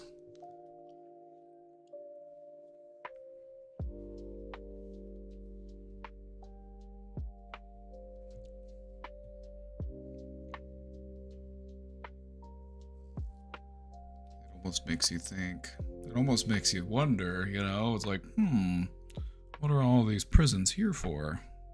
Surely it's not just for the cheap labor. Surely it's not. Surely we actually care about rehabilitation.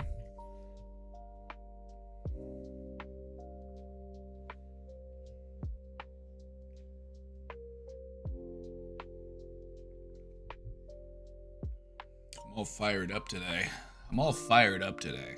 That Zoran win. Like about fucking time.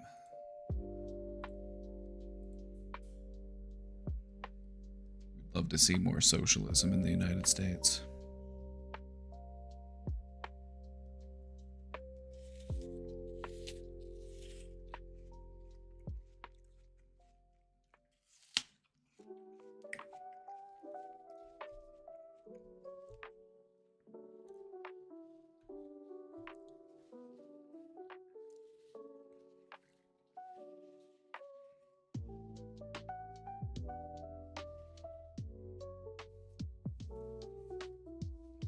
In disbelief. That is to be expected.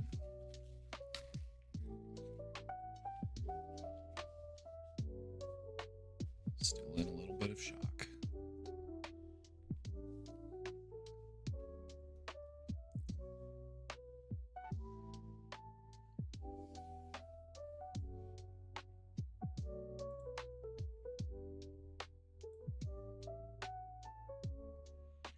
Trying to keep printing stuff.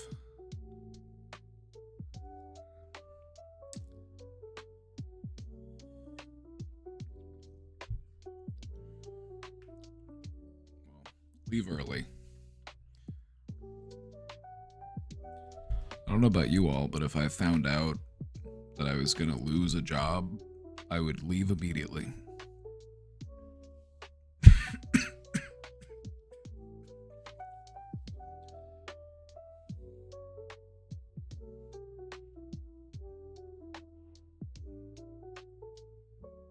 If I found out I was getting let go, I would be like,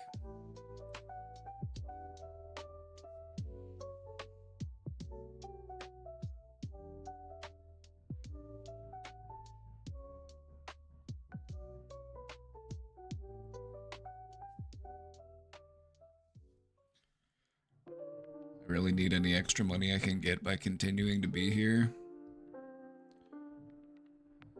They're gonna pay you all that vacation time, yeah?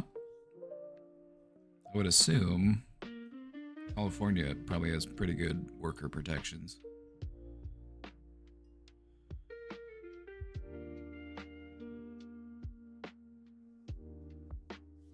We've all decided it's time we can't pay you anymore, which is why I quit. I quit.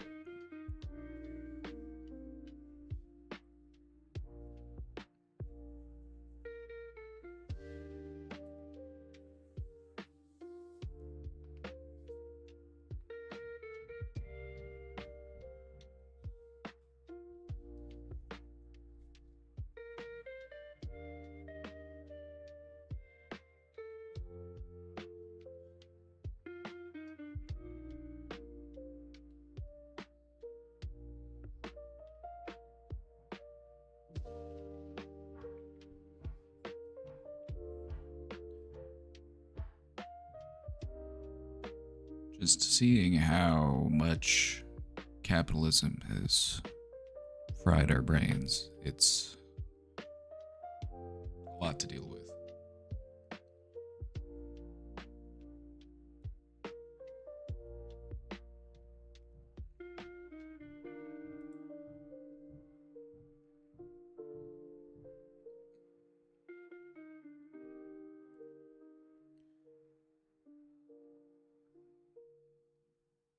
What if you were to move sooner rather than later?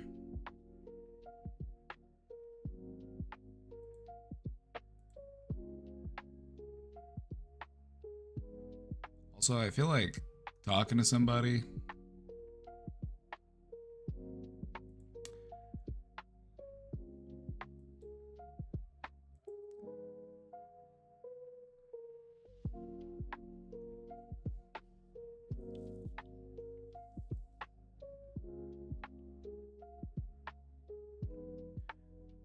I feel like that would be extremely fucked up of me. Which part?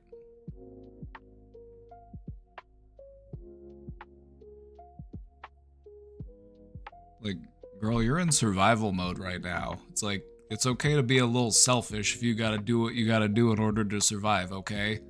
It's time to put yourself first, not everybody else.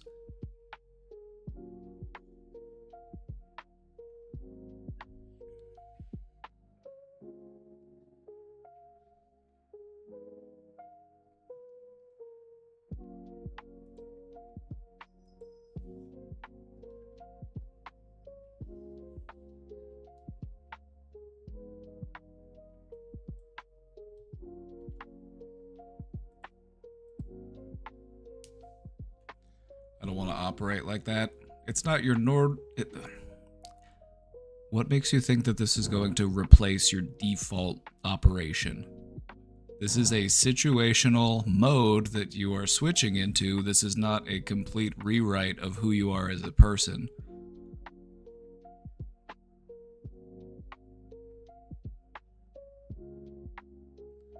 You know, sometimes you just gotta be like, hey, I'm sorry, but this just isn't gonna work. You're gonna need to figure something out.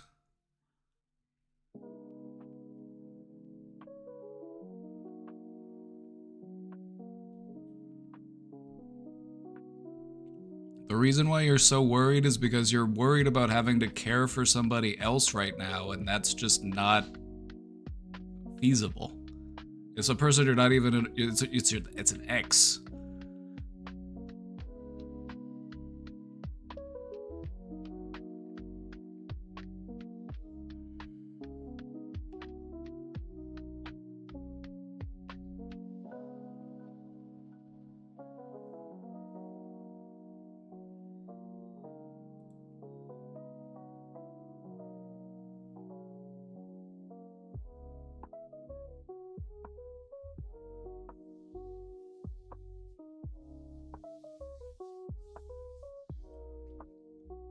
need you to just think about your priorities right now.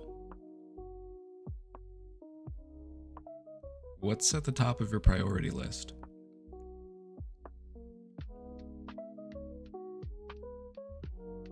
And why is that so high up?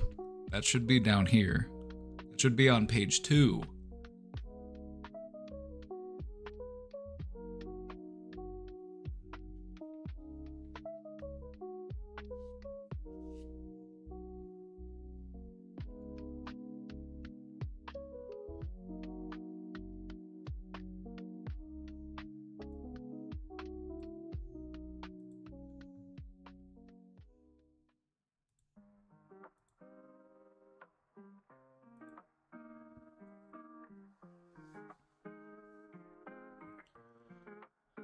Chat, we've got the question box open, so if you've got any questions, feel free to drop them in.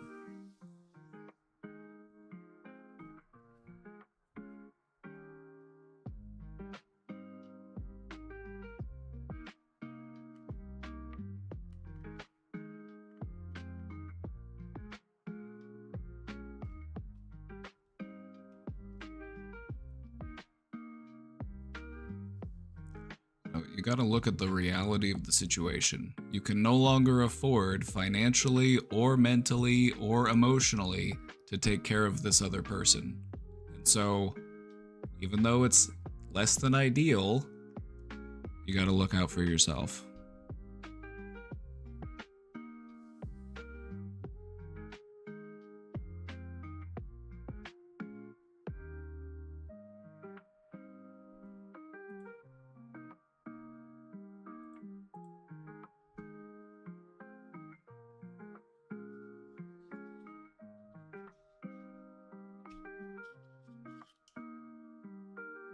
Start walking from Illinois.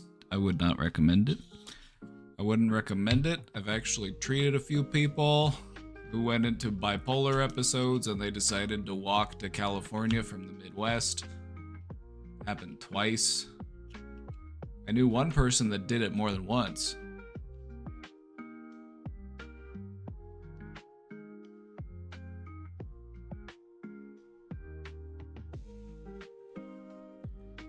Get how he doesn't understand why I'm still upset at him. I don't know either. I don't know either.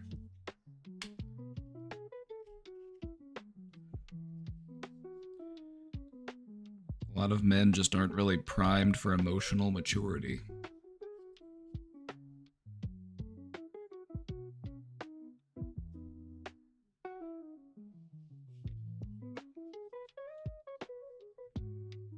A lot of people just not so mature.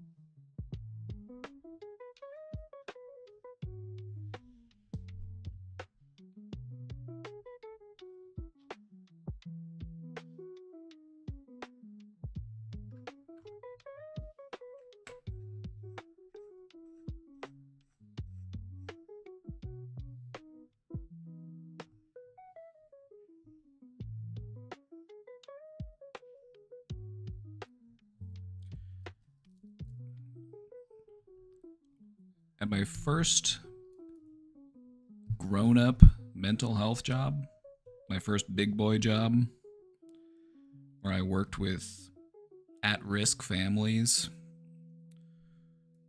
these were some very high-stakes situations. These were people who often were past due on several bills. These were people who had housing insecurity. These were people with drug addictions or criminal records. And they were also at risk of losing their children. And so, a very stressful situation. One of the things that my supervisor told me that really stuck with me was that crisis is an opportunity for change. The reason why we have arrived at the situation that we are at is because change needed to be made. And the reason why we're currently in crisis is because change needs to happen. Things cannot continue as they were.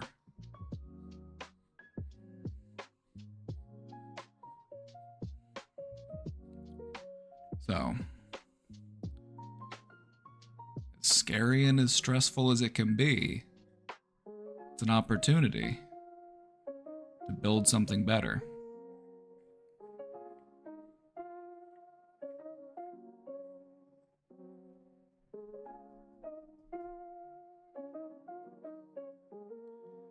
The universe has been pushing me to make these changes, and that I wouldn't have done them on my own. I see it so clearly. You'll be able to look back on it and be like, you know what, I'm glad that happened. You will be able to look back on this in time and be like, you know what, I'm glad that happened.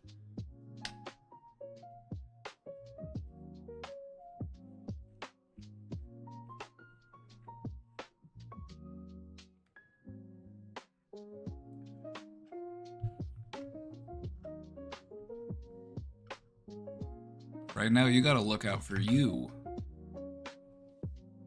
You gotta take care of numero uno.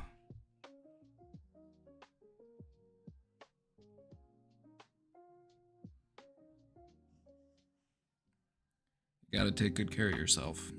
Otherwise, how are you gonna take good care of anybody else?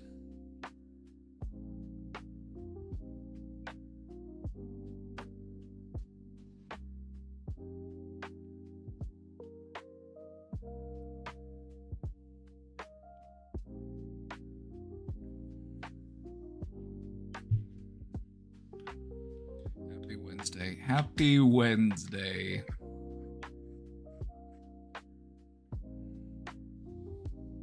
Es ist Mittwoch. Alles gut am Mittwoch.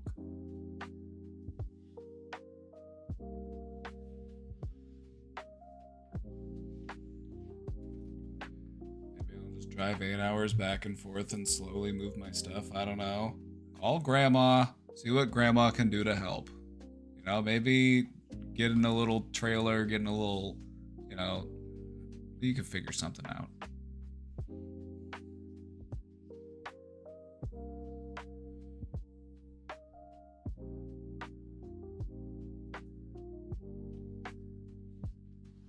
You definitely need to call Grandma, though. Talking to Grandma always makes things feel better.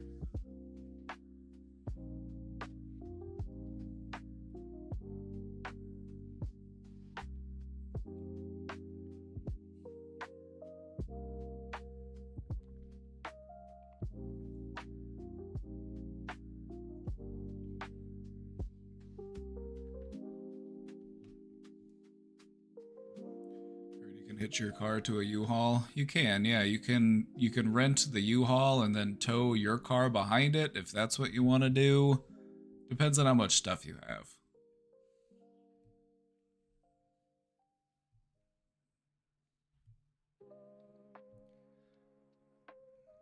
It might feel like you're going through a lot right now, and that's true. You are going through a lot right now. And sometimes it feels unfair because it's like, well, why is all of this stuff happening right now? Why is all of this going on at once? I kind of don't mind it, though. I'm like, just get it all out of the way. Like, while we're here, we might as well just go ahead and add that onto the pile.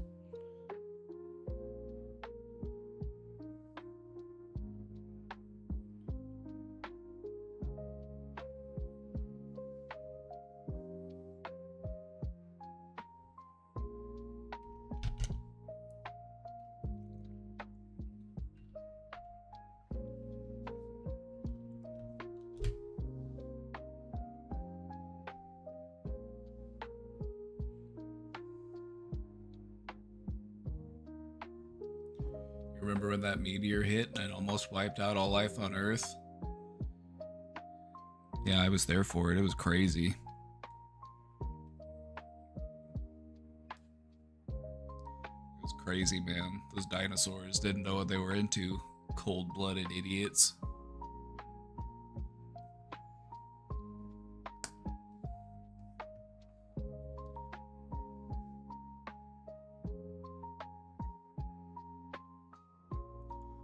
He won't try anything. He's just acting like the victim in all this.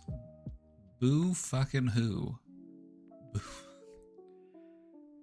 Like, oh, poor me. I'm just so misunderstood. It's like, grow up. Grow up. Not to lean too heavily into heteronormative masculine virtues, but honestly, brother, man up. Get your shit together.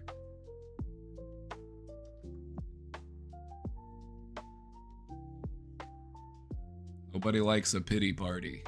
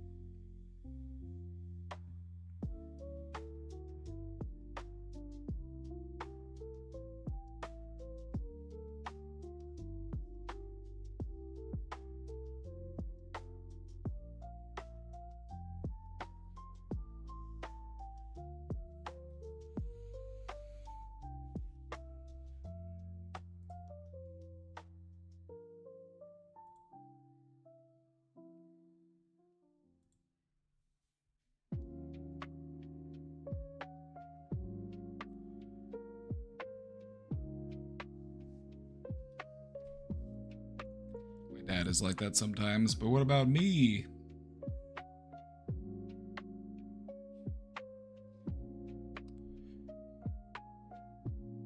It's funny how men will do this. It's funny how men will do this sometimes because it's all, you know, it's normally men you catch trying to pull this shit where they will never say a word ever about how they feel or about what they're thinking. You know, it's just like they just stonewall, and then finally a situation comes up and it's like, well, what about me? What about how I feel? Nobody ever asks me how I feel. It's like,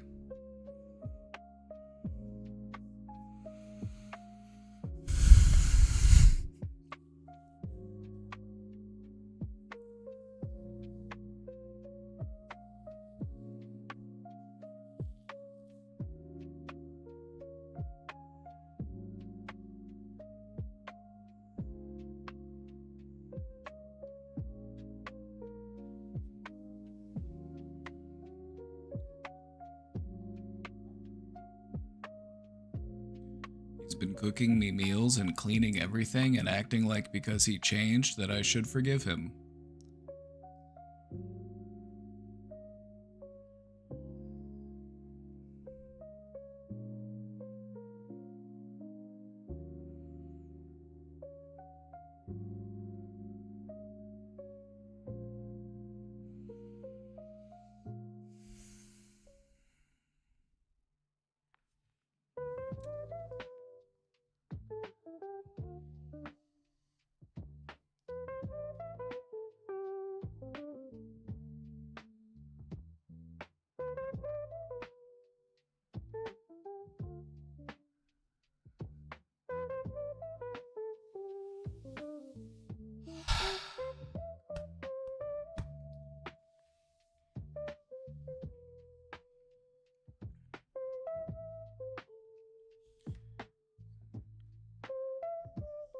It sounds like he's looking at the situation very materially, very, you know, like, all right, so I don't cook, I don't clean. Maybe if I started doing that, things would be better. It's like, it's like, it wasn't really about the cooking and cleaning. That was just kind of part of it.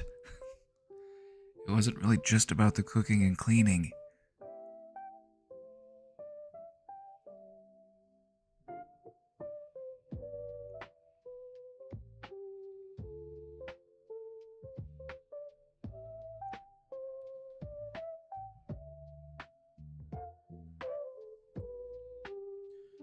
Then he harasses you for laughing too loud. Anybody who harasses their partner for laughing too loud, I'm sorry, but go get your fucking head checked.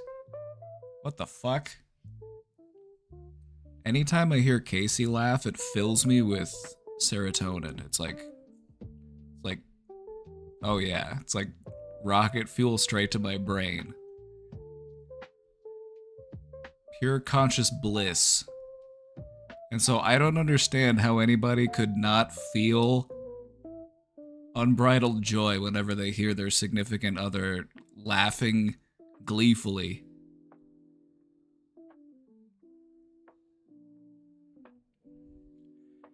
Criticizing someone's expression of joy is the reddest flag. It's such a red flag. It is such a huge, tremendous red flag. It's like, no, if you as my partner cannot celebrate my joy, why are we together?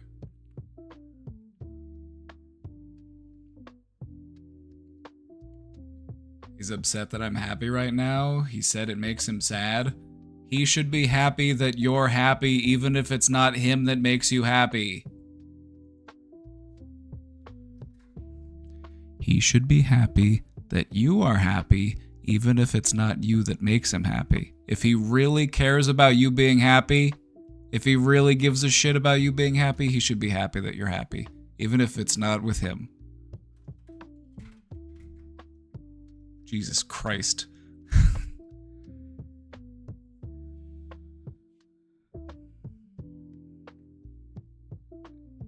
Ego jealousy, exactly. Chan's got it. Chan the man. Chan's got it figured out. It's just fucking ego. It's like, but if it's not me that's doing it, then I'm just a stinky poo-poo diaper baby. Like, no, that is you prioritizing yourself over your partner. That is you saying that they can only be happy if they are with me, and I am the one making them happy, even though I was making them miserable. It's like, what the fuck are you doing? Let this person go.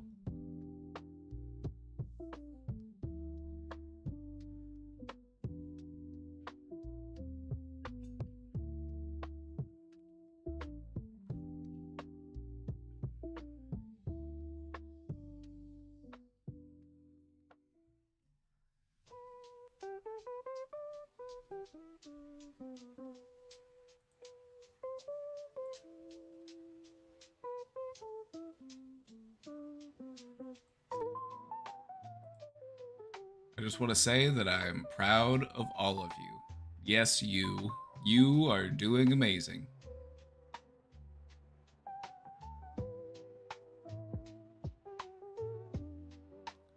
Thank you. Chat, give it up for yourself.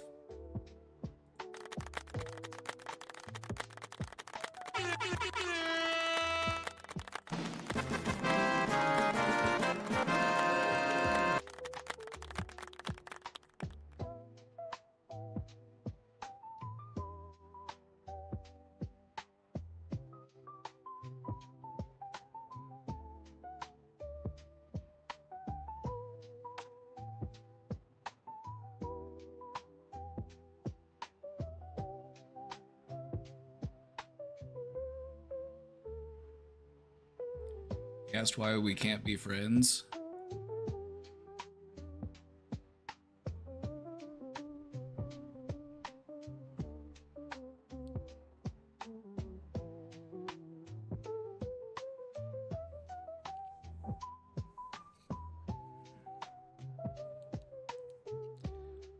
All right. I don't know who needs to hear this. Maybe somebody here needs to hear it. Maybe somebody in your life needs to hear it. Just because you were together and you are no longer together does not mean that you have been demoted to friend. If you want to be friends with this person, you have to earn that right back. You have to earn that privilege back.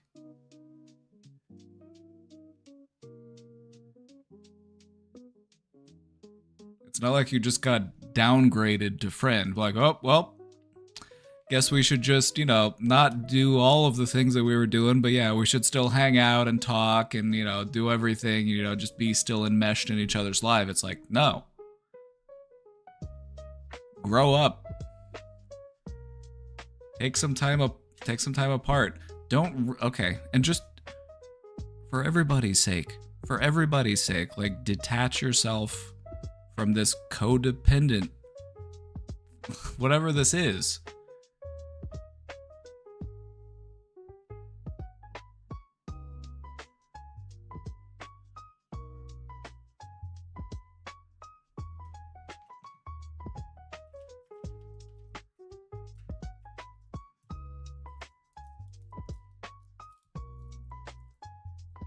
And if you really care for somebody, if you really love them, you have to let them free. You cannot try to control them. They're not just an object to sit on your shelf. They're not just a bird that you keep in a cage.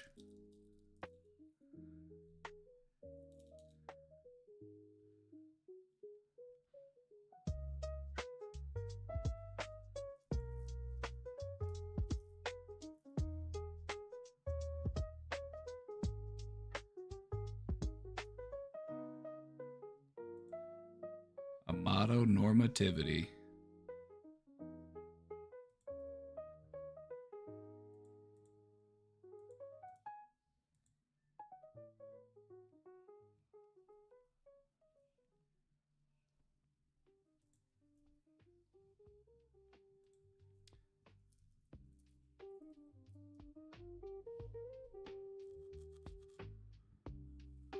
Someone else used this metaphor with me as well. They said they felt I was a bird in a cage.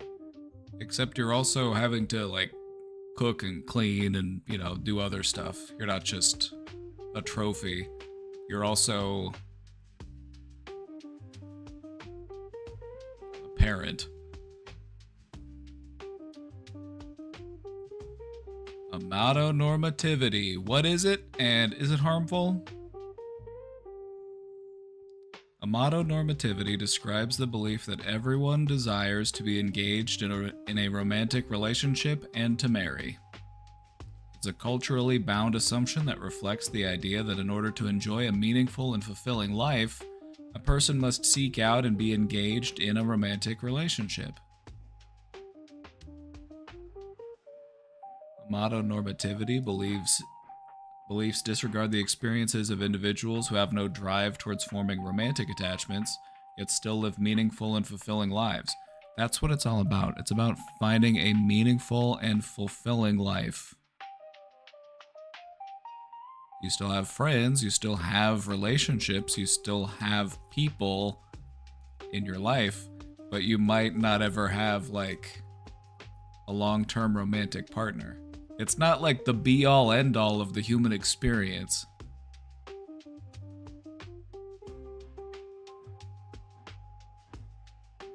It's very breeder-coded.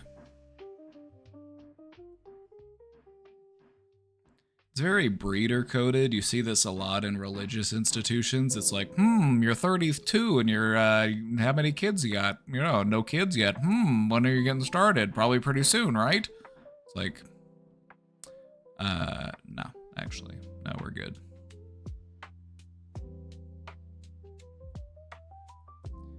I've been a person who jumps from relationship to relationship since I was a young teen.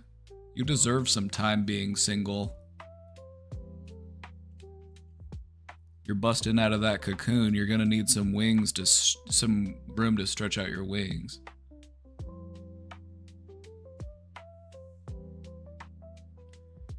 Think about some Buddhist monks, some of them are probably really happy.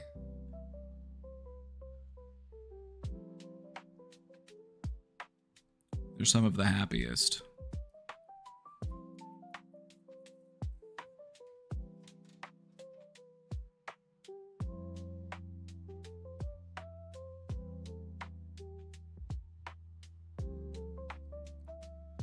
I got with my current ex because I was forced with eviction and needed to move, and he was willing to move states in a short amount of time to move in with me. I'm sure you can all see how that's a problem. Yeah. Yeah. Whenever we start relationships in periods of great instability, you know, you can kind of end up being trauma bonded to this person.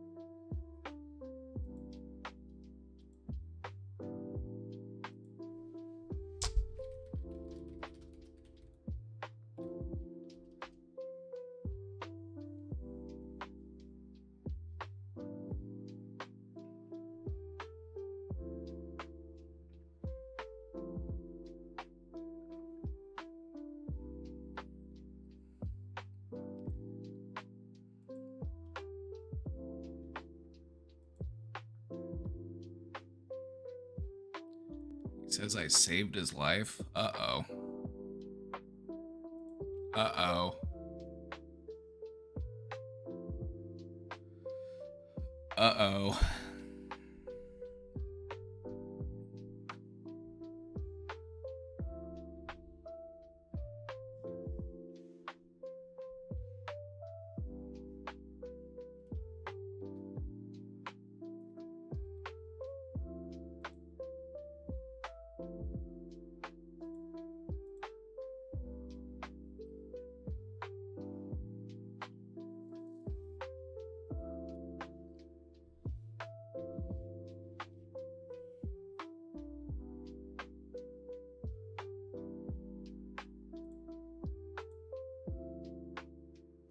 Did support us both financially for many months in the beginning.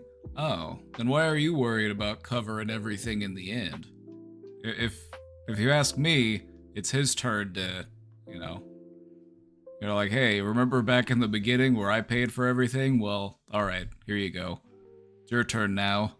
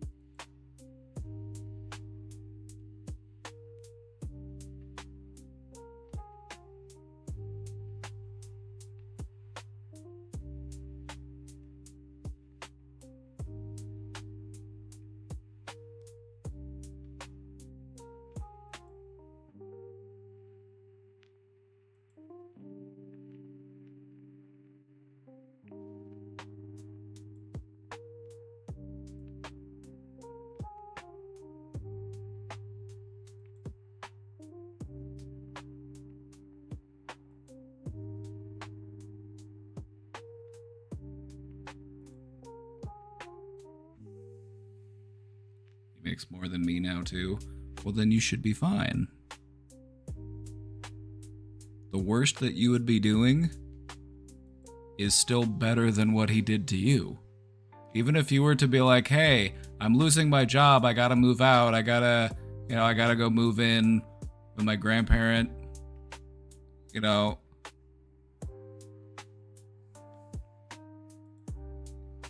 even if he did have to pick up the slack on his own, it still sounds like that was less than what he was putting onto you at the beginning.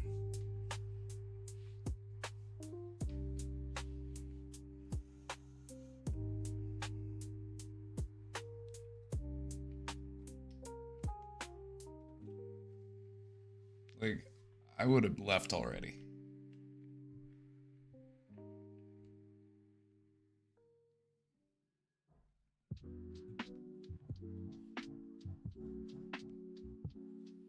I had promised I would not break the lease.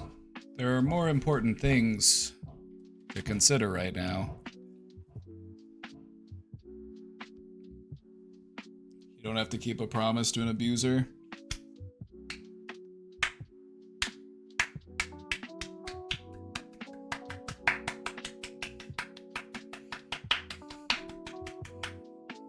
Cinema.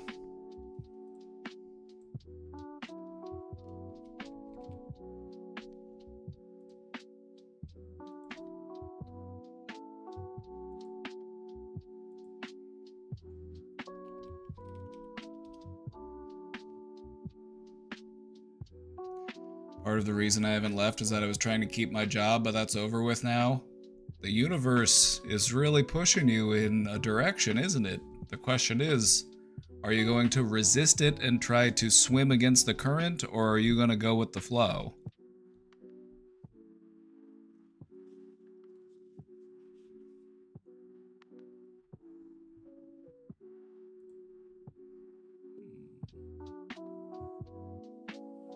Blessing in disguise. That's kind of what I was thinking, but I didn't want to say it right away, you know. The way I put it was, you know, in time you'll be able to look back on this as a good thing. I plan to follow the current. I'm just paralyzed a bit. Just float. That's all you gotta do. Just go downstream.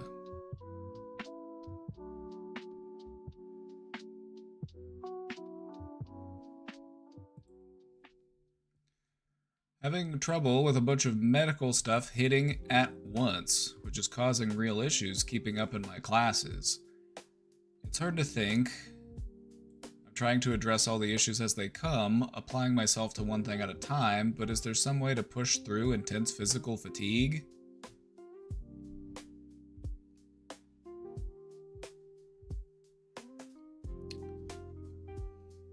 First off, if you have medical stuff that's interfering with your school, talk to your school about it. More likely than not, they'll be able to make some accommodations for you. Right? So I don't want you to feel like you've got no options here. I would encourage you to talk to your school and just, see if there's any accommodations that can be made.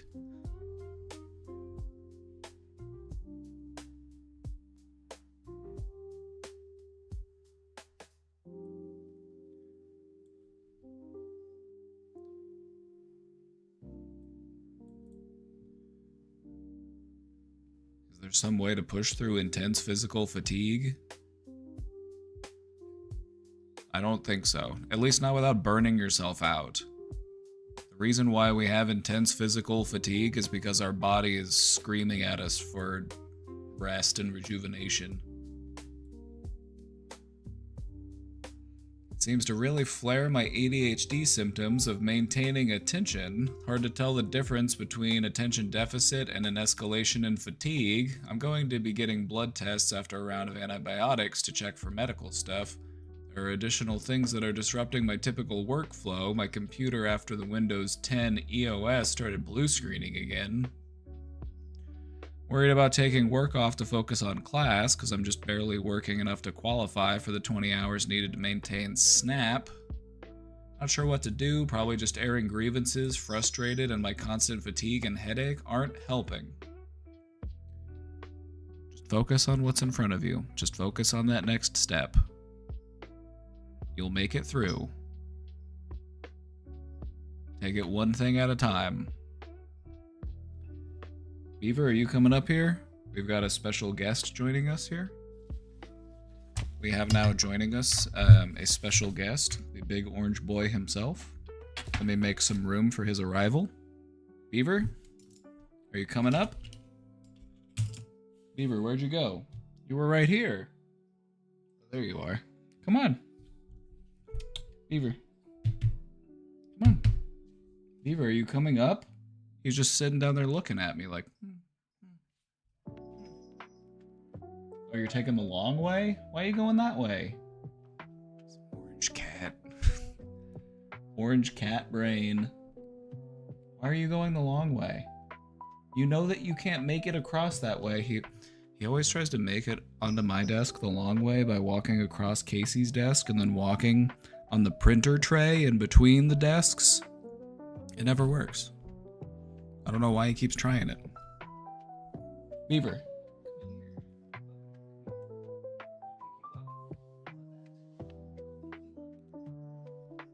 Pick you up.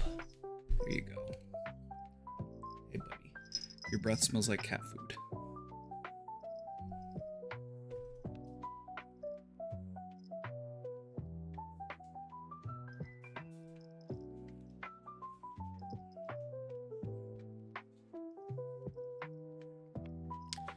Questioner, make sure that you're taking some time for yourself too. It sounds like you're very busy.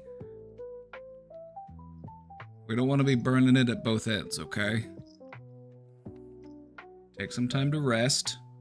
Take some time to make sure you're doing okay. Reach out to your supports. Just focus on what's in front of you. Are you going on the desk, Beaver? There you go. Plop.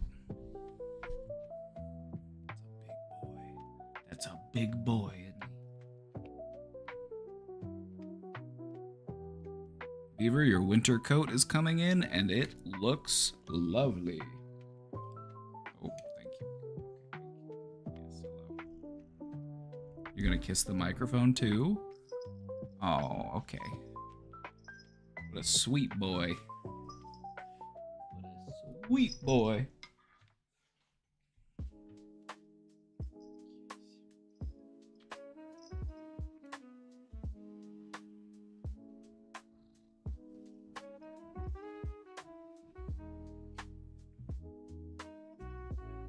Hear that motor going.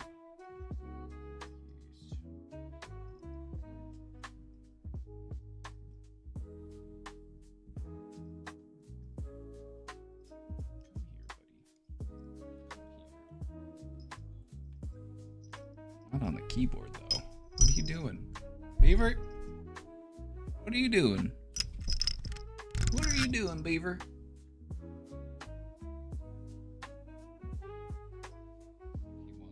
Pets. He's not done. He's not done.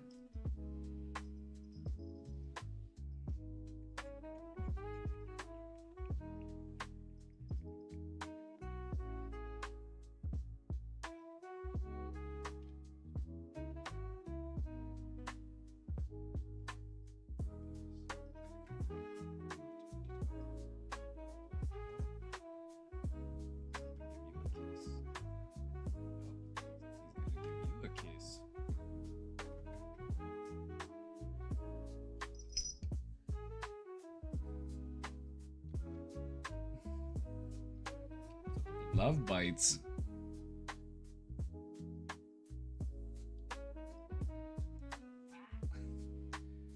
Giving me love chops. Are you hungry? I don't have any food for you, unfortunately. He woke up from his nap and he's feeling snacky.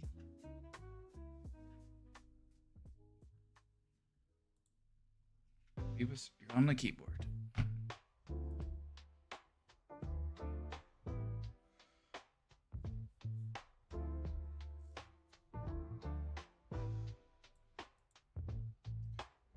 Update from the long mess with my dad cheating on my mom from a couple months ago. Oh, I'm sat for this one. I'm sat for this one. Okay, hold on.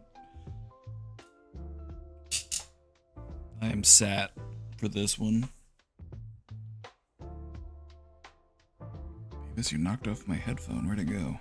There it is.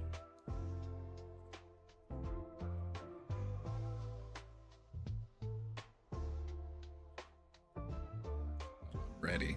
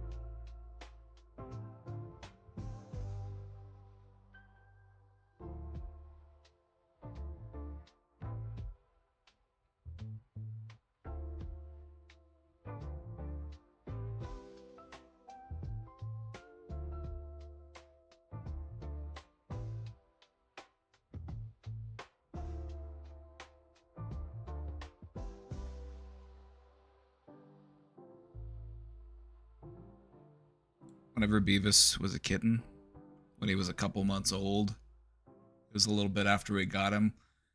He had a nickname. His nickname was Monkey Boy because he looked like a little monkey. He looked like a little monkey. And he would also go ook. Little monkey boy.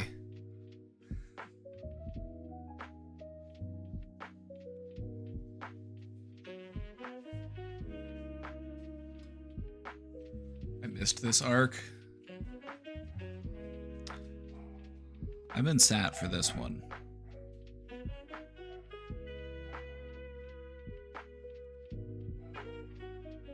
Penny's out there barking, and now Atticus is standing at the door thinking about barking.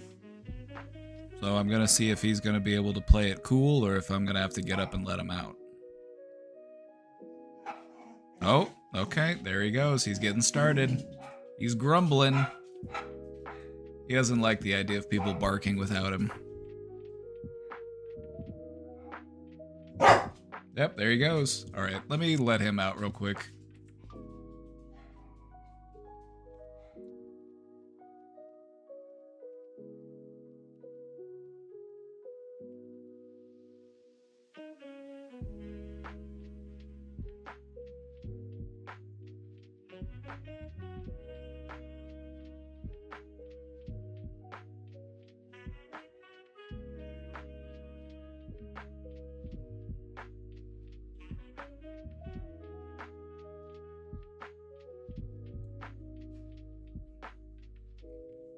Washing my brain domain mug. Oh yeah, definitely don't forget that one. While you're printing stuff off, do you want to print off any materials just to like leave around the office? I do have a presentation on how to deal with narcissists in the workplace. That one might come in handy.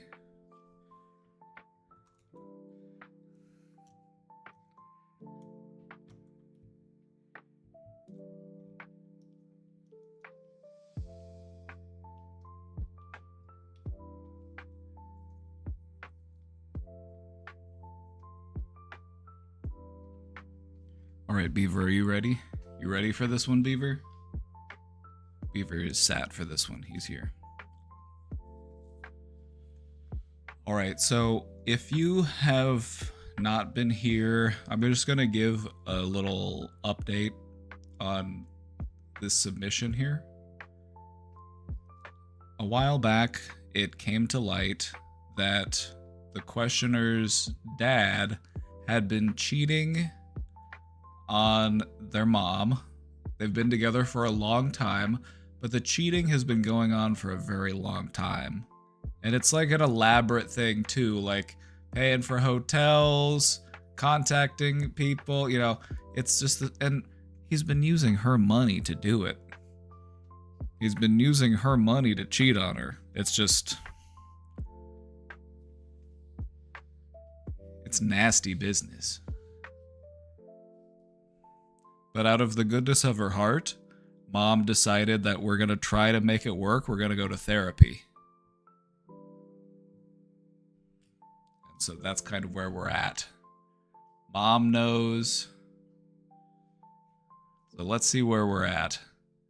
And you know what? You know what Dad did? You know what Dad did? He did the same thing that a lot of guys will do. It's like, oh, poor me. I'm actually the victim here.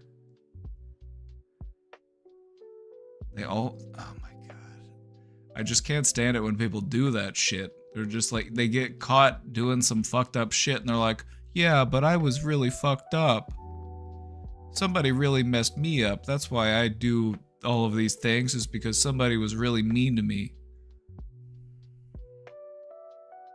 Grow a backbone.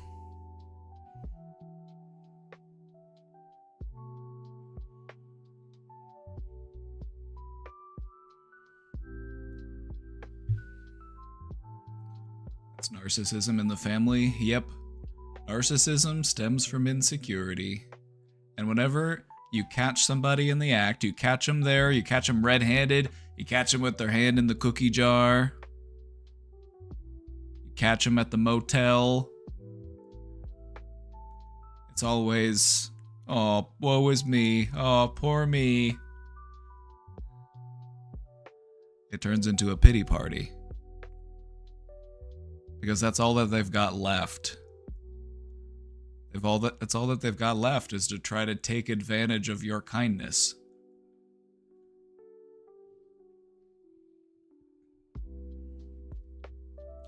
You're actually doing these people a favor by kicking them to the curb, because if you allow this shit to work, all that does is teach them, oh, okay, I can just do that whenever I get in trouble. Whenever I get caught doing some heinous shit, I just need to act like a big baby and people will take me back. And so you're not doing them any favors. You might think that like, oh, they're so helpless. Oh, I need to take care of them. Oh, it's like, no, they're a full-grown adult. They'll figure it out. Don't enable them. Anyway, let's read. They've been in therapy, marriage therapy, for about 5 sessions, and they're still living together. They're now about to buy a house. What is it with older people just buying houses? I've known too many older people where they just like, they get bored of their current house and they just buy a new house. Like, I don't get it. I don't get it.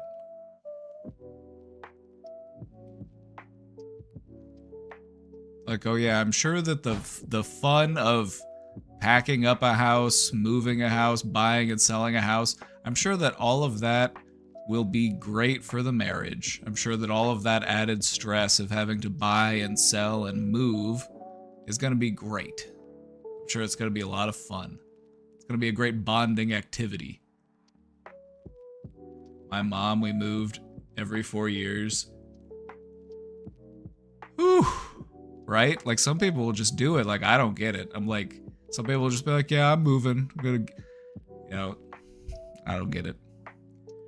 Is there space for kindness/empathy with narcissists? I can't help but feel they're still super hated and stigmatized among mental health issues. I agree. They get a very bad reputation because of how often the term is used publicly to just portray somebody as egotistical, self-obsessed, you know, just a real piece of shit. And we try to dispel that misconception here. We often talk about how when people have narcissistic traits, it's because they're actually deeply insecure. It's just one of the many ways that people will try to protect themselves from psychological pain. And so we understand that these people are just insecure and that they have a difficulty accepting accountability. But as long as they're willing to own up to that and they're willing to work on it, I have no problem with them being that way. Like, as long as you're able to own your shit and you can recognize that you want to do better for your sake, for the sake of everybody you care about, I admire that. But I feel like what I don't have patience for is the people who are just, they make it everybody else's problem. You know what I mean? The malignant narcissist. They make it everybody else's problem. They ruin their relationship with everybody in their family. They've got nobody left to talk to. Because a lot of those types of behaviors can be very destructive. But I feel like most people who have narcissistic traits, of which they're probably more common than you might think, because it's just a way to avoid psychological pain.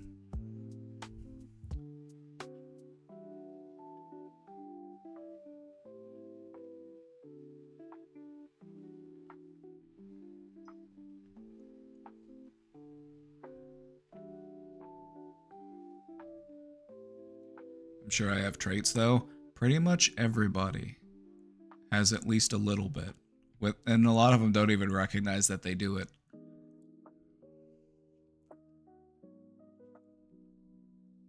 Like, just think about it. Has there ever been a situation where, you know, you did something And maybe you hurt somebody's feelings, or maybe you did something and you're like, well, I wouldn't have done it, and if not for these reasons. I only did it because I was so stressed out, or I was, you're always trying to like shift blame. If you've ever tried to like shift blame off of yourself, if you've ever tried to avoid accountability because it hurts, that's where narcissism comes from. Accountability can be painful. Owning up to your own actions, especially if they've caused harm to others, can really hurt. And our human brains can't tell the difference between psychological pain and physical pain. We treat them both as if they could kill us. And so, when you understand all those things, it makes sense.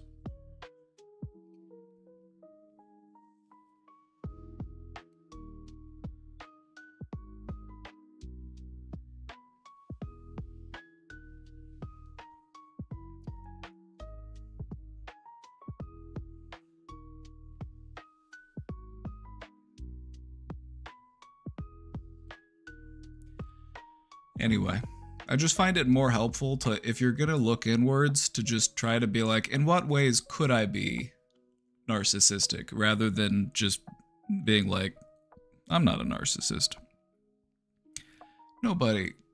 If anybody in this world is not a narcissist, it's me. Nobody knows how to not be a narcissist like I do. Everybody else, they're all the narcissists. I'm the best one at not being a narcissist. I'm the only one, actually. Yeah. Narcissism. It's one of the ways that we protect ourselves from pain. One of the ways that we kind of delude ourselves into, coping with the stressors of life.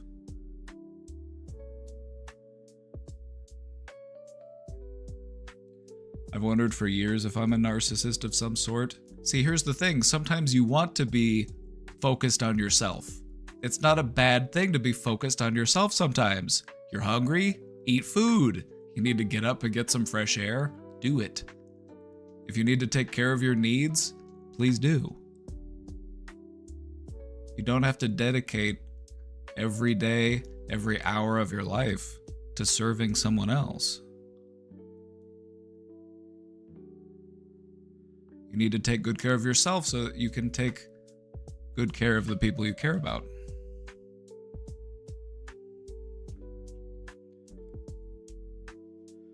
My mother is a textbook narcissist and a major contributor to why I'm so messed up. If you had a narcissistic parent, you probably picked up something from your parents without even realizing it, because that's how contagious these traits can be.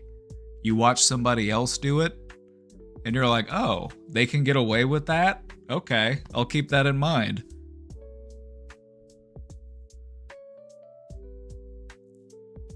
Most of it happens when you're still young, and so you don't even really recognize that it's a toxic behavior. It's just what you do, because it's what was modeled for you.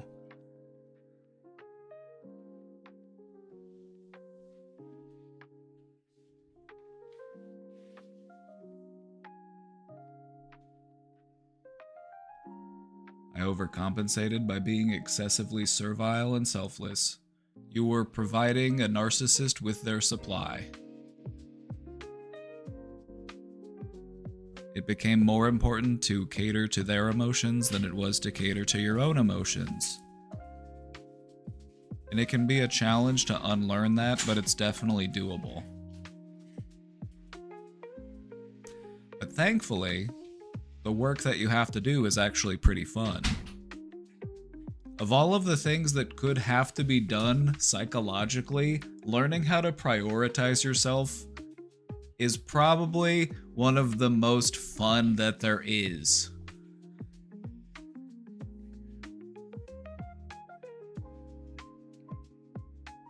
Just think about it. It's like, oh no, I have to learn what my own interests are. Oh no, I have to practice my own hobbies. Oh no, I have to spend more time doing what I like to do for no other reason than because I like it. Oh no. know that sounds scary. Yeah, but you're very brave, so should be no problem. Go to the museum. Learn about art or history or whatever it is that drives your passion.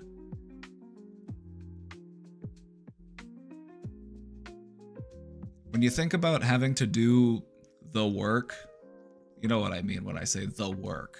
The work internally, you know, trying to, you know, iron out all of the stuff that you feel like you need to work on within yourself. Of all of the things that you could do, as far as the work is concerned, learning how to be nicer to yourself, learning how to make yourself more of a priority in life, it's definitely one of the most fun. It sounds scary, but it's actually very enjoyable. I'm like, huh, oh, cool, yeah, nice.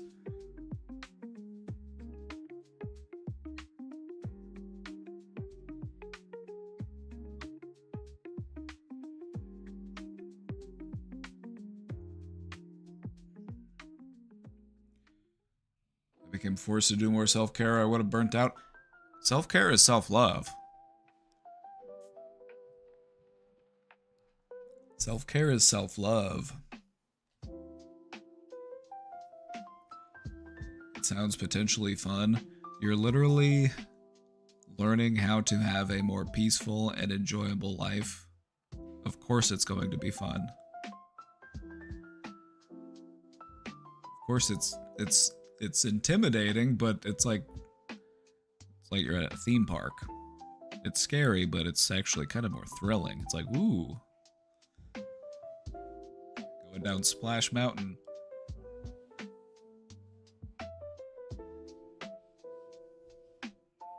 Alright.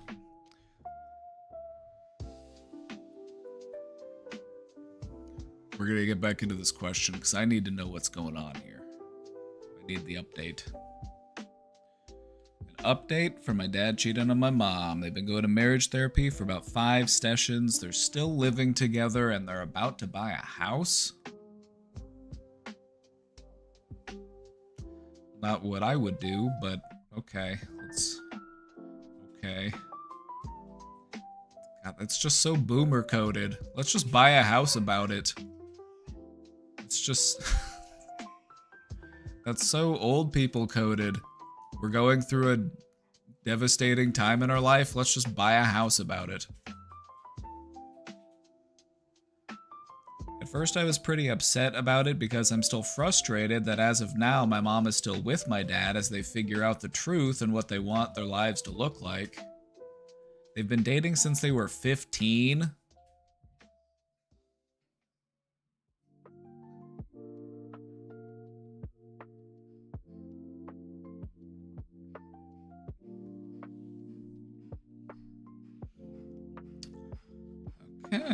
Okay.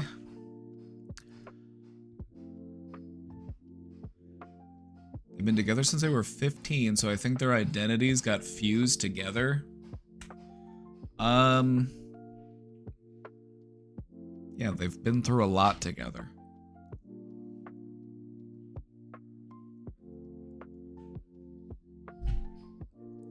If this person is, like, basically all you've ever known, the idea of anything else is terrifying.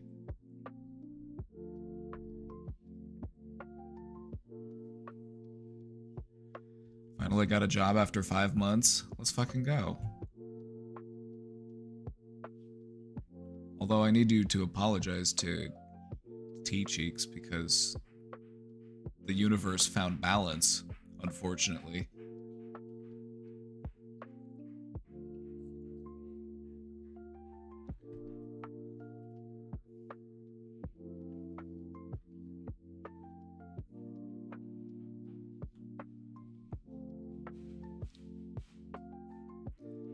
Whippy stole your job. Bippy stole your job. You hate to see it.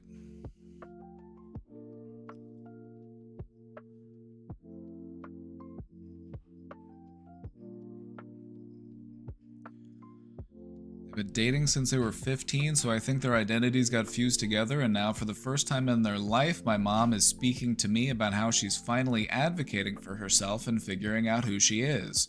It's never too late in life to do that. I would let mom know that too, if you've probably already talked about it, but it's never too late in life to come out of your shell, because you will never regret doing it. The only regret you'll have is that you didn't do it sooner, and you can live with that. You can, because to have a life completely free of regrets, you know, that's a big order. That's a tall, you know, how are we going to make that happen?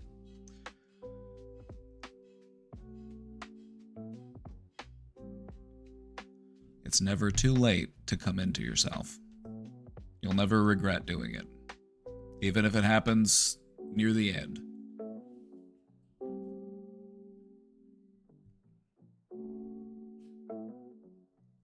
Penny, why are you in here now? I put the barkers outside and somebody came and let the barkers in here?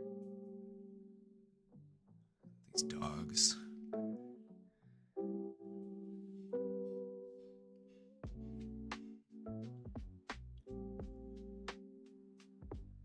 She said to me that maybe she just has a high threshold for pain and that she doesn't need another man in her life or any other experiences with men.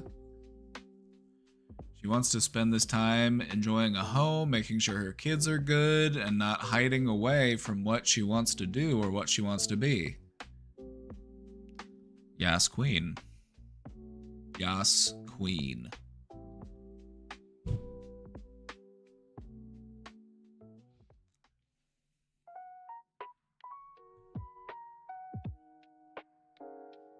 If you have any gay friends, bring them around and have them just, you know, have them gather around your mother and tell her Yas Queen, and she will feel empowered.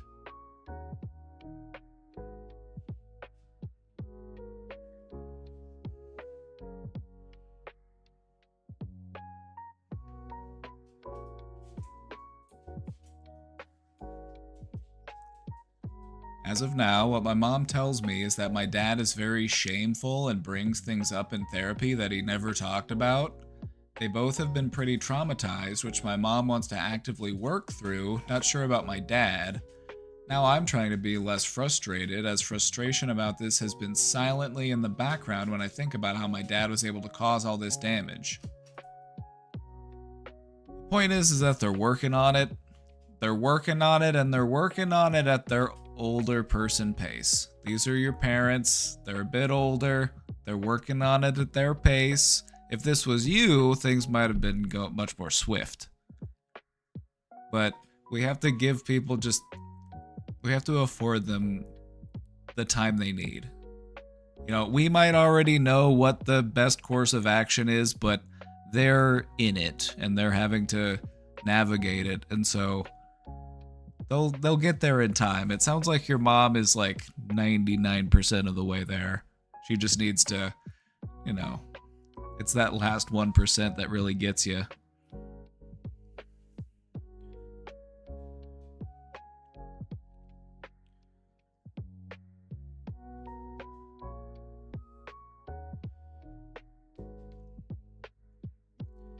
I also don't know if I'm ready to forgive him after seeing all the slimy ways he was able to hide cheating from my mom, with emails, photos, different sites, etc.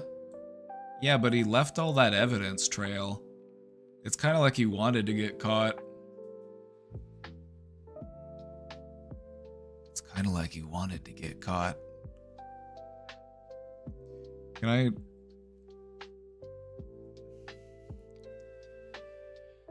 just want to speak to that for a moment. Sometimes what you'll see people do is they will do these things and they will leave clues, they will leave evidence, because there is a part of them that wants to get caught. Because they want to feel like people are paying attention to me. People are thinking about me. People are, you know, it's almost like a ploy for attention in a very sick way.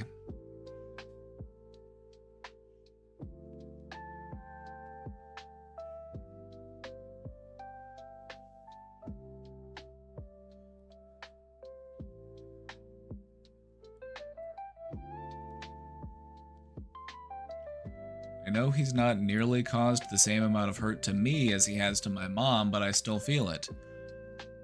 Yeah, because that's your mom and you love her and you want to protect her, and when somebody hurts her, it makes you want to, you know, intervene. Of course, that makes perfect sense. And so you have every right to be frustrated. If anything, you are allowed to feel the frustration that your mom might not be ready to feel. You know, you can carry that for her. If your mom's not ready to be angry, if your mom doesn't want to be angry about it, that's her choice. But you can be angry for her. You can carry that for her.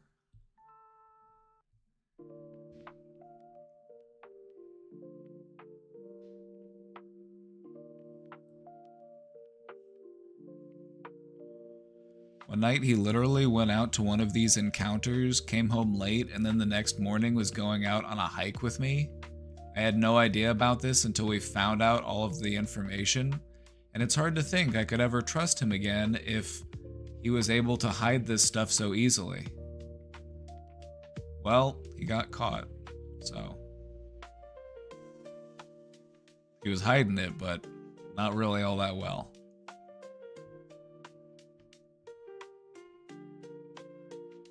Some people just find this weird satisfaction on having like a dirty little secret. You know what I mean? What's that all about? I don't get it, man. I don't get it. I just don't understand.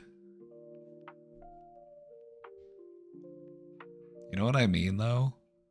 Like, some people, it's just like it's a thrill for them. It's kind of antisocial if you think about it.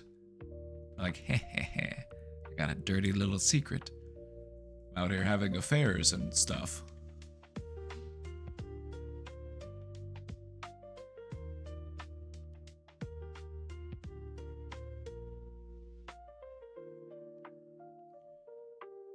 And now that he's been exposed of it, maybe he's just happy, like a weight was lifted off of his shoulder that he can do anything he wants now because the consequences aren't that bad. Oh, he's feeling very shameful, I'm sure.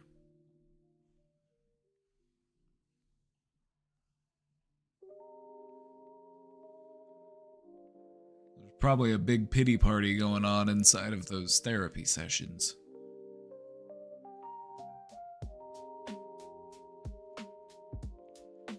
But I just try to cling on to conversations with my mom where she says that she is optimistic and that she still talks about how divorce could happen in the future and she would be okay. Okay. All right. Keep in mind that your mom also doesn't want to worry you as the child. You know, she might still have, you know, reservations about telling her child, like, yes, I am divorcing your father. You know what I mean? Like, she still sees you as, like, your kid. You're the kid. Like, you know, you don't want to be like, hey, by the way, we're splitting up. Yeah, so it sounds like she is pretty prepared for it, just based on what she's saying. Just give her the time to make up her mind and just continue to, you know, feel like, you know, if there's anything else that you need to say, yeah, I would just be supportive of her. That's tough. It's a lot to process.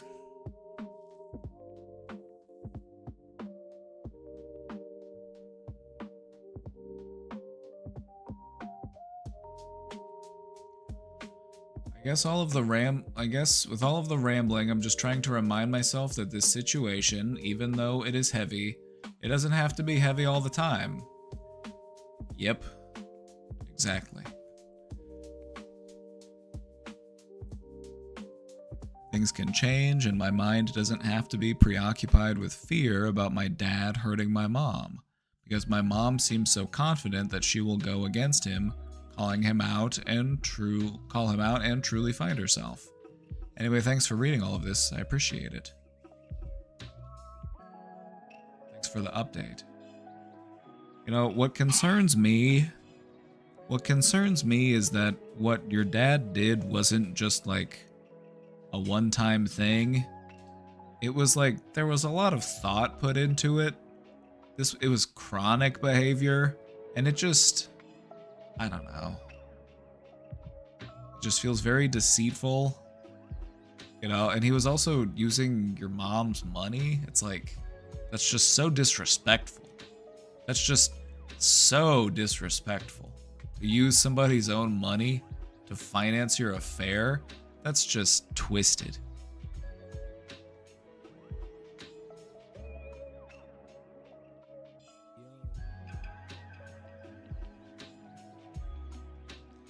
Anyway. Sounds like your mom is figuring out what she wants to do. Sounds like your mom is getting it all figured out, just at her own pace. There's a lot to unpack there. They've been together for a long time. Zany, thank you for the 13 months.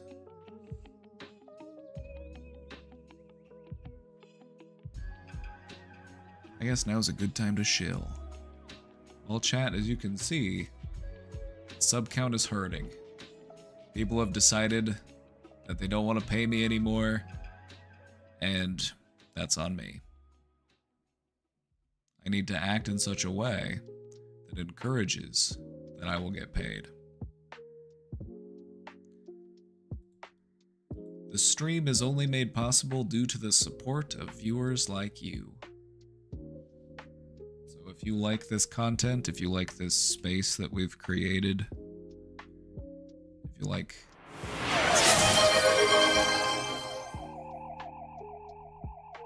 consider supporting by subscribing, by gifting a sub. He's a big cat, he eats a lot of food. It's a big belly to fill.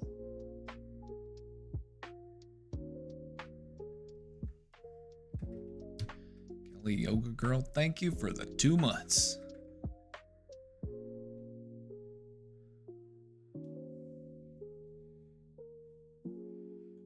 Also, the streamer awards going on. If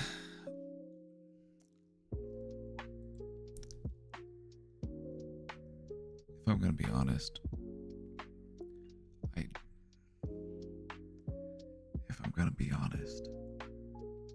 I don't really care about the streamer awards.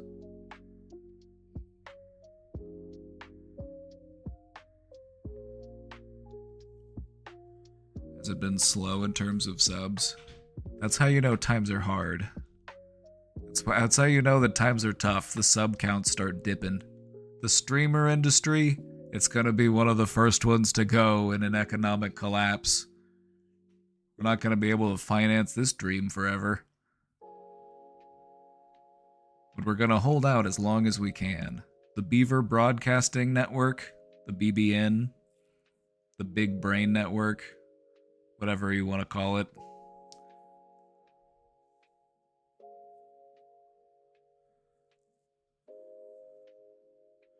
You know, call me a narcissist, but any award show that does not have me up for consideration is not one that I take seriously.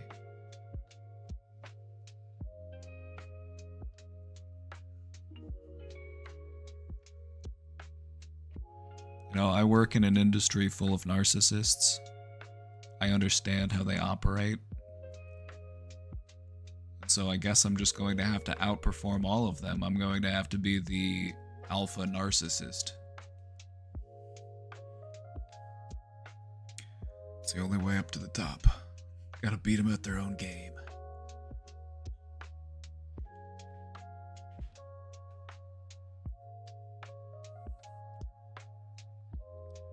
Gotta take your shirt off, man. Are dad bods still in?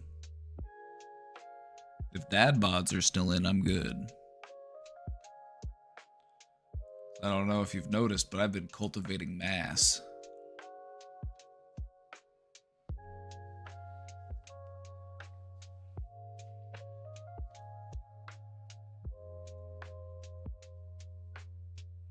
Like, I don't need to go to the gym. I just gain weight and then carry it around all day.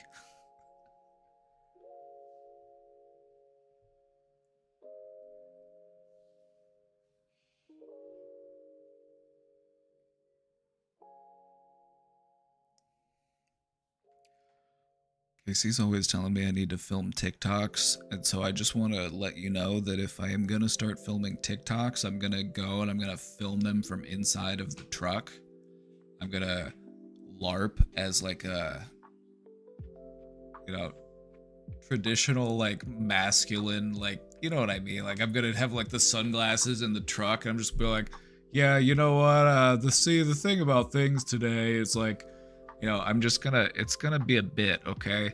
And so, so I just want to give you a fair warning that if I start filming TikToks and you're like, what the fuck is this guy doing? I just want to let you know that this is my way of reaching that audience. Like, I need to be sitting in a truck wearing sunglasses for these people to listen to me. So that's what I've got to do. Anonymous!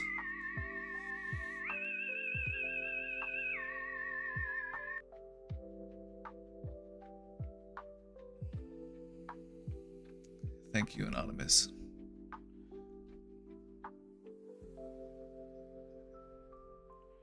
Thank you very much for the support. Thank you for the 10 gifted. Do you think certain people are reachable, or are they too far gone? I feel like more people are reachable than we realize. I feel like the second that most people hear a person have one bad take, we disregard them completely. You might be dealing with somebody who grew up in like a rural area in a southern state, and then they have like one outdated or, unsavory take about something, and then we're just like, ew, no, this person is a lost cause. It's like, grow up. Talk to them about it. Ask them questions about it. Be like, where'd you hear that from? What does that mean? Have them explain it to you and then clear things up.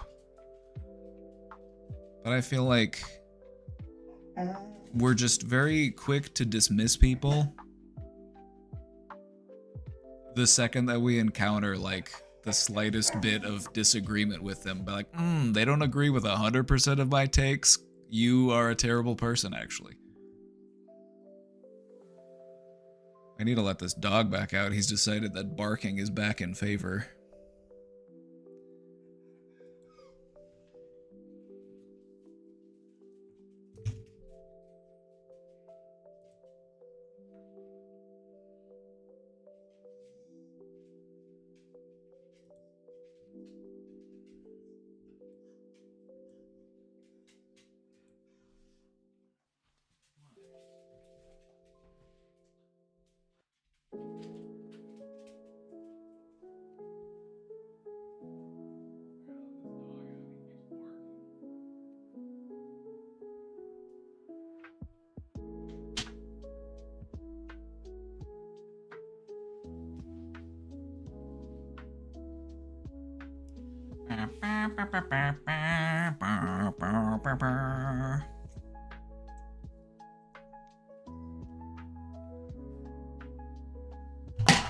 Beavis, what are you doing? Why are you knocking my vitamins over? What's the deal, man? Why are you up here making a ruckus? Felonious is here. Everybody needs to congratulate Felonious right now. We've got a W moment. Felonious won their race for city council. Let's fucking go.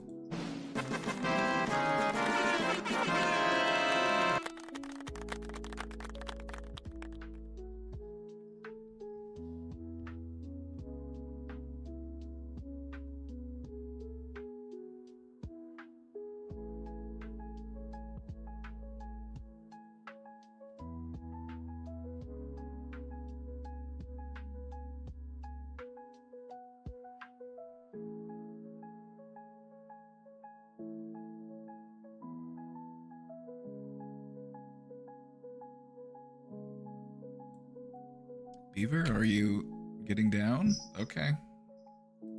All right then, Beaver. Beaver decided he wants to get up from the desk. All right then. See you later, man. It's been good hanging out with you.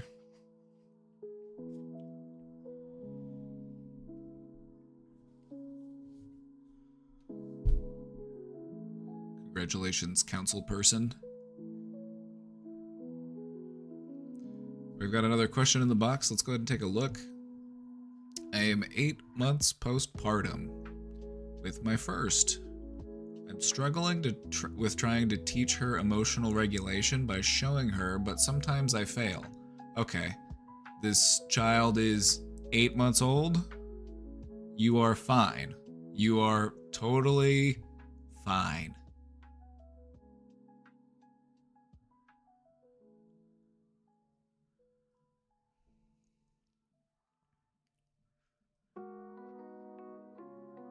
Especially with sleepless nights.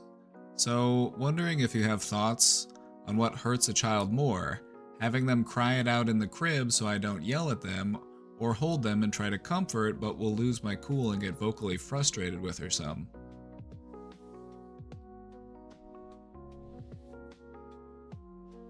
Alright, let's talk about regulation. You're talking about emotional regulation, so let's talk about regulation. A crying baby is a deregulated baby. Now, crying isn't the worst thing for a baby to do in little bursts because it actually helps them to develop their lungs. It helps them to build up their muscles. And so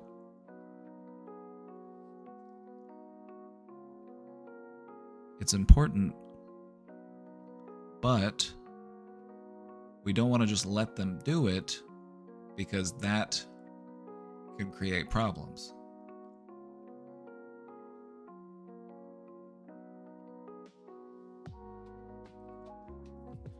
To my understanding, it does more harm to just leave a baby crying.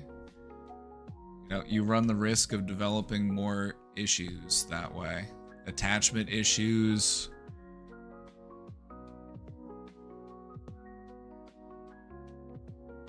And so if a baby is crying, just try to run over the list of what its needs are. Is it hungry? Does it have poop in its diaper? Does it need something else? I feel like a lot of people, they try 1 and 2. They're like, well, it doesn't need food and it doesn't have poop in its diaper, so I don't know what it could possibly need. It's like they need closeness. There are other ways to nurture a child. It's like just spending physical time together, having like skin-to-skin contact. We even kind of talked about it yesterday with like the types of neurons that get activated with a slow touch. If you move at about 3 centimeters per second, it's a slow touch, and it activates certain neurons, certain nerve endings that only get activated when you are at that same speed. And what you'll notice is that oftentimes parents will do it to their babies or their children without even noticing that they're doing it. It's kind of like just a gentle caress.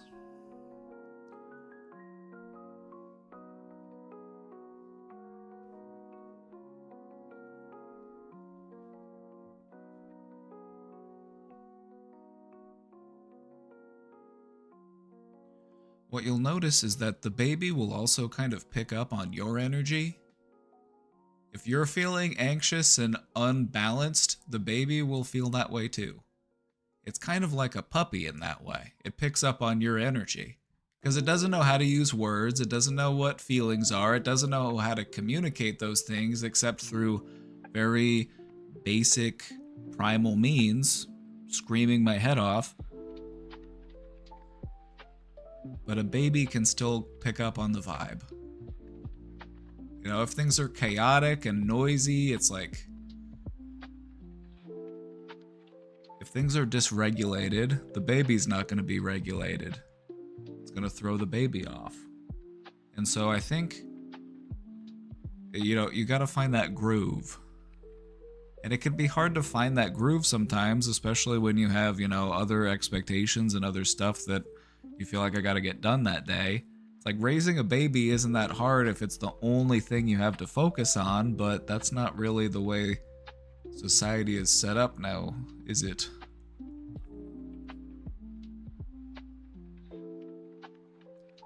Babies are very vibes based. It's true. What you'll notice is that babies are very vibes based. You know, and if you're not having a good day, the baby is also not having a good day. And it kind of feeds into itself. Like, because the baby's upset, it makes me more upset because I'm not getting any sleep, and it's, you know, it just becomes a cycle. And so, if you are tending to the baby, and all of its other needs are met, you know, it's not hungry, it doesn't need to be changed, it's not too hot, it's not too cold, then just look at it as, okay, the baby is upset. Something, you know, the baby needs something, and it can't tell me what it is, so let's just find out together. View it not as the baby is upset, I need to do something about the baby. Look at it as, we're upset, let's do something about it. So what should we do? Maybe we'll go somewhere quiet. Maybe we'll lie down. Maybe I'll rock you a little bit. Maybe I'll, you know.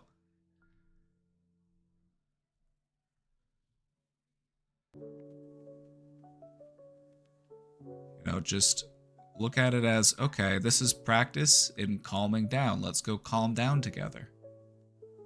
And then you go model what calming down looks like to the baby, and the baby can learn how to do it. It can learn how to self-soothe. So take it as an opportunity to practice calming down. You do that together as an activity. This is something that the baby can, you know, pick up on, and it's going to be something that you're going to have to continue to model throughout their development. But this just is planting seeds for the future. You know, you're helping your child learn how to regulate their emotions, and this is just the beginning of that process. You know, this is a process that plays out over a span of years, and so if you make some mistakes, that's fine. It's gonna happen. Every parent does. There's no such thing as a perfect parent. Just try your best, try to figure it out, and treat it like a team. You know, you're on a team here.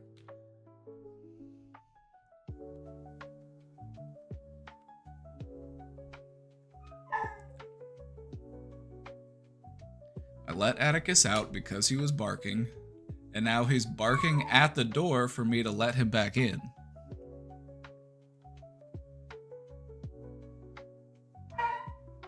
You see what I'm up against? You see what I'm up against? I have a bark-obsessed dog that also can't stand to be away from me.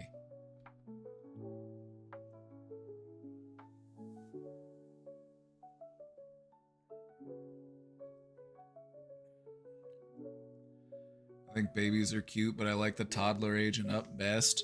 Yeah, kids are fun, but there's definitely age ranges where they're more fun, you know, because like a baby, it's just like, okay, it's drooling on itself.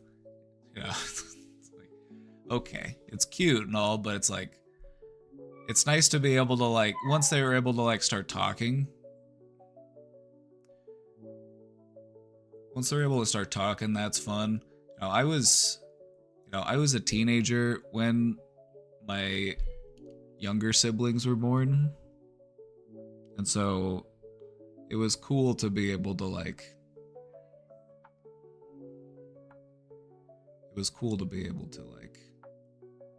you know, watch them grow and develop.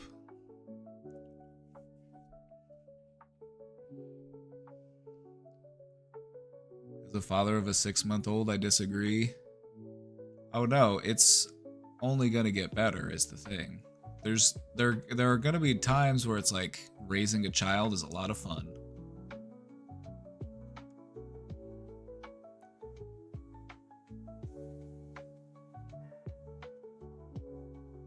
Like when they're able to like move around and play, like that's fun.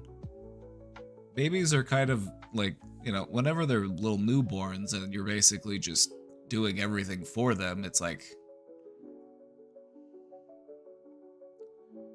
it's a nerve-wracking experience.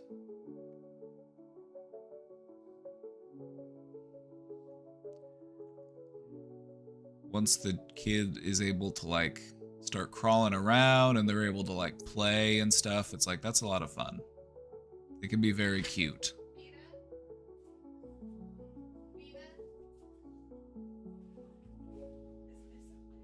No, she's not up here.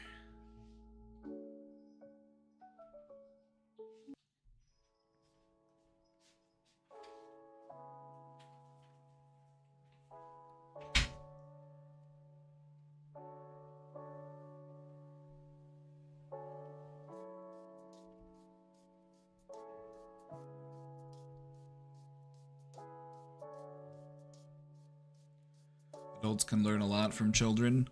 Yes, I agree. I think so. I feel like adults can definitely learn a lot from children because they don't have the same inhibitions that have been imposed on us, you know, due to society and our development. It's like they don't have the anxiety of like, oh, I gotta pay the rent, I gotta buy food. It's like that stuff is very draining and exhausting, and so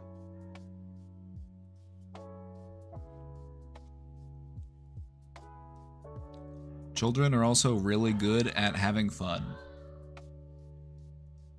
And so as an adult, you know, sometimes you can learn from a child how to, you know, have fun. Let loose a little bit. I think a good mindset to put yourself in is the mindset of yourself at their age. My son, for example, is very much like me. I suspect he's ADHD like me because he acts so much like me, but when I was a baby, it's crazy how similar, but that also helps me realize how to soothe him and how to keep him entertained and what to work on. Yeah, you're basically dealing with a little copy of yourself. It's kind of crazy when you think about it.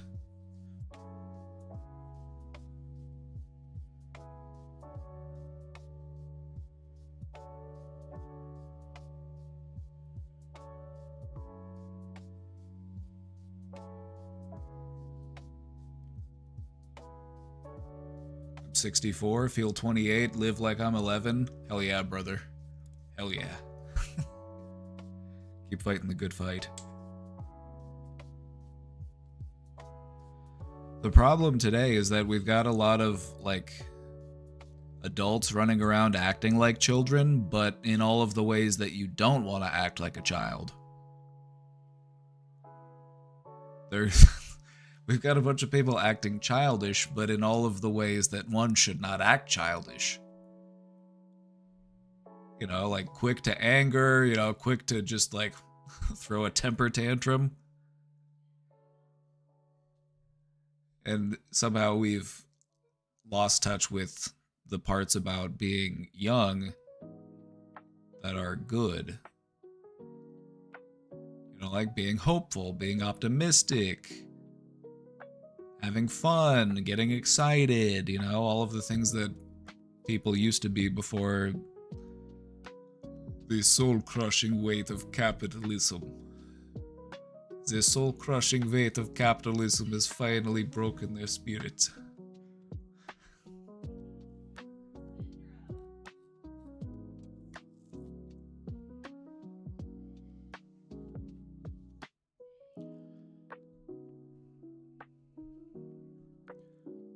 I've seen myself as really immature for my age, but I'm continually astounded at the striking immaturity of people my age or older.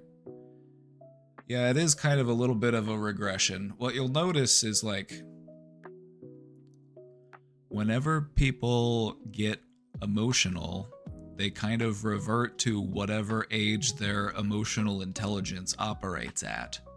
And so if they have the emotional intelligence of a 12-year-old, whenever they get overly emotional, they act like a 12-year-old.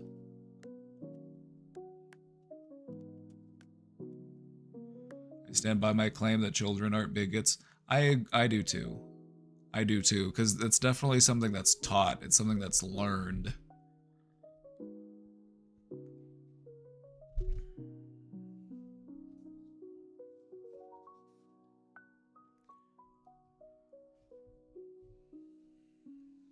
Maturity isn't age-related. Maturity is intelligence.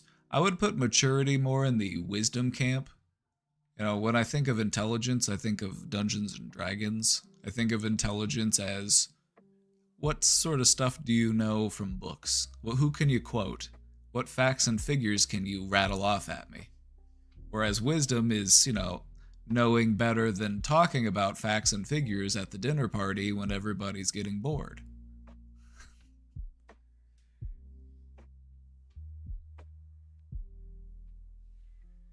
Critical thinking. We are in desperate need of critical thinking these days. We are in desperate need of some critical thinking skills because critical thinking is at an all-time low.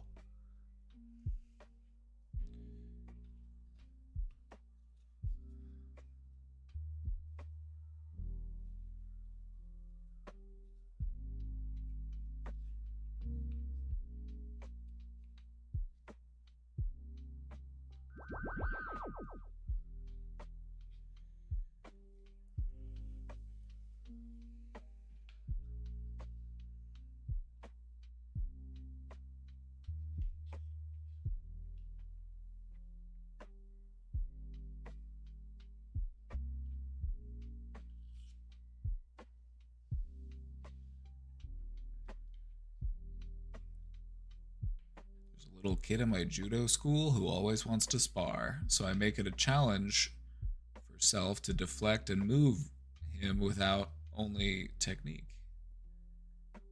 So I engage in that play and sort of shape the play towards what we're here to do, teach judo. It's hard getting kids to engage with a concept, so you just have to trust they're navigating some of those ideas naturally and not worry too much. Yeah. You're planting seeds. And I feel like where a lot of people, especially people who have a hard time raising children or a hard time, educating, being a good teacher, I feel like a lot of people, they don't have the patience to plant seeds. They are just expecting fruit. You know what I mean? Like how many adults have told children, like, you should have known better, you should have, it's like, I don't know, like maybe you should have taught me better.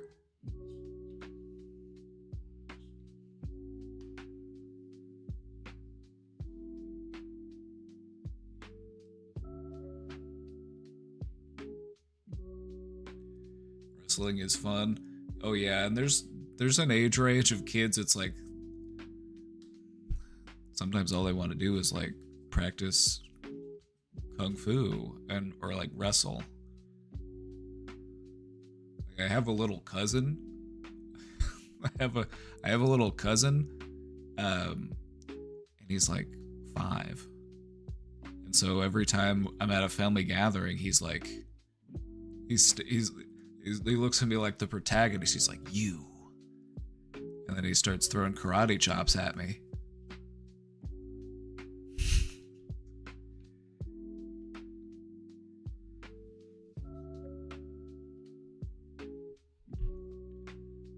So funny.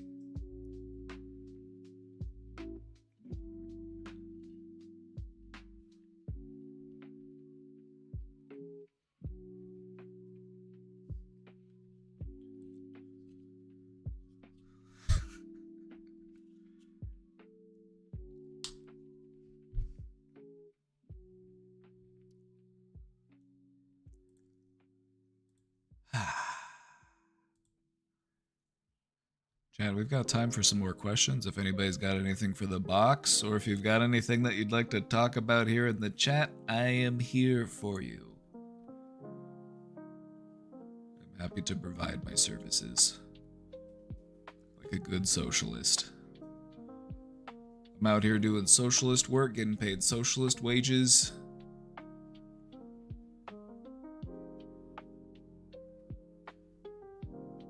Aware of the conservative brain studies? The brain studies? The ones I'm most familiar with are the studies on the amygdala, and what they've found is that in conservative brains, the amygdala tends to be a bit larger than in a non-conservative brain. Something about conservatism, your brain's fear center is engorged. And if you think about it, a lot of conservatism is antisocial behavior.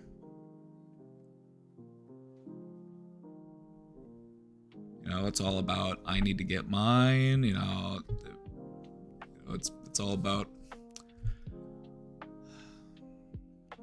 And then if you really think about it, like, think about the media figures in the conservative space. It's like a lot of bad actors, a lot of grifters, a lot of people who, just approach things in a very disingenuous and bad faith way. Like, they don't really care about talking about, or getting anything done. It's just like, to them, it's just a game.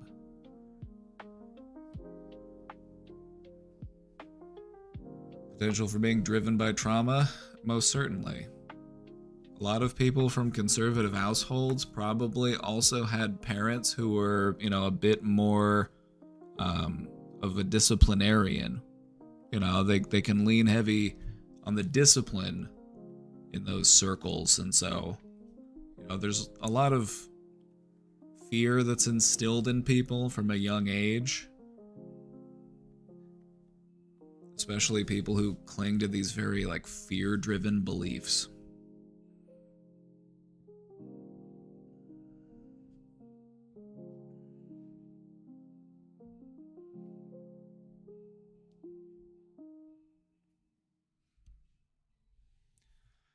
I grew up in Missouri, so I understand the conservative brain, alright? They're all over the place. I understand how they operate. I think a lot of them aren't bad people. They've just been sold a whole lot of propaganda and fear their entire life, and deprogramming that can be tricky, but, it's something that I don't scoff from. I think it's work that's worth doing.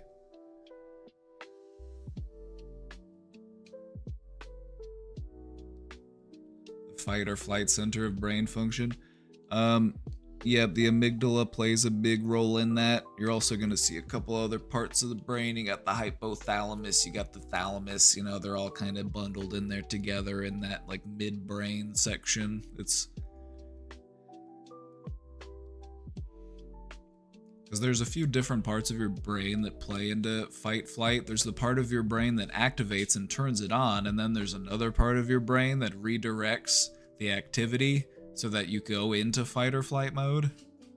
It's like, all right, pump the blood. We need to pump the blood to the legs. We need to increase the heart rate by 20%. We need to get this system up and running. We must engage perspiration to prepare for a higher skin temperature.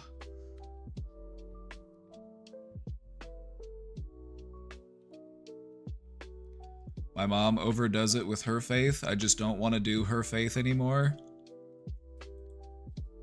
And that's fine. That's totally fair. I feel like faith is a very personal choice. It's about what your relationship is with your creator. That's it. Anything else is just speculation. It's something that you feel in your heart. It's something that you feel on a deeper level. Everything else is that's just the work of people. All the words they wrote down, all of the buildings they built. It's just words. It's just ways that they've tried to describe the infinite and the immutable.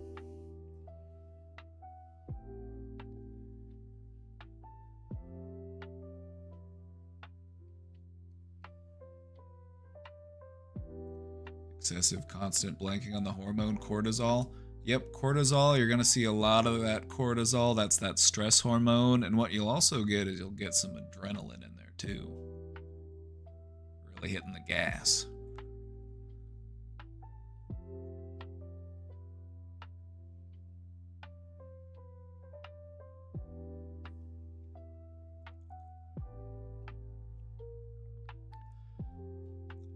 I stand by faith. I think faith is a good thing, but I think it's something that you should find. It's not something that you should be forced into. I stand by that. I'm pro-faith. I'm not, I feel like it's good to have, objectively, psychologically, emotionally. It can really, uplift you in your life. Just being open to something beyond you You know, feeling like I'm not the be-all, end-all of the universe.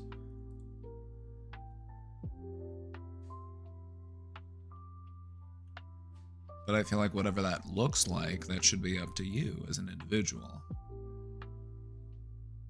You know, lots of people have their thoughts about what your faith needs to be.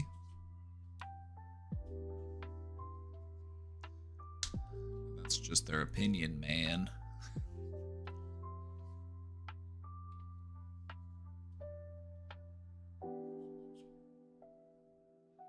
The adrenaline rush when you wake up with a hangover and you have work in 30 minutes.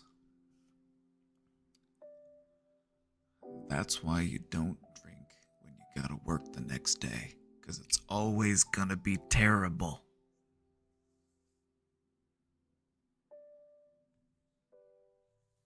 It's never gonna be fun.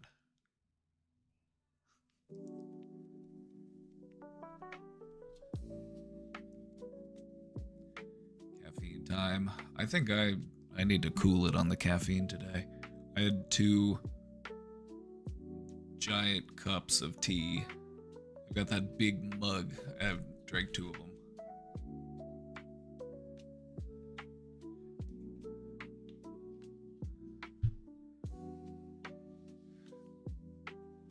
I'm in my tea drinking era. I'm in my tea drinking phase. Love drinking tea in the winter. I'm not a summer tea drinker, because hot drinks in the summer? Who wants to do that?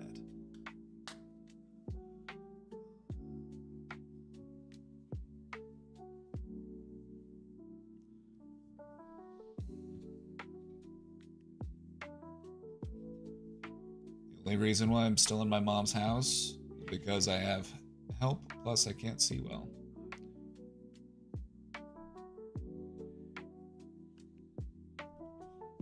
You know, my friend, I think when you look at why people have faith, let's take a moment and let's think about something. Let's think about why other people feel so strongly about needing other people to believe their faith. Why is it not enough for just you to believe it? Why do you need other people to believe it too?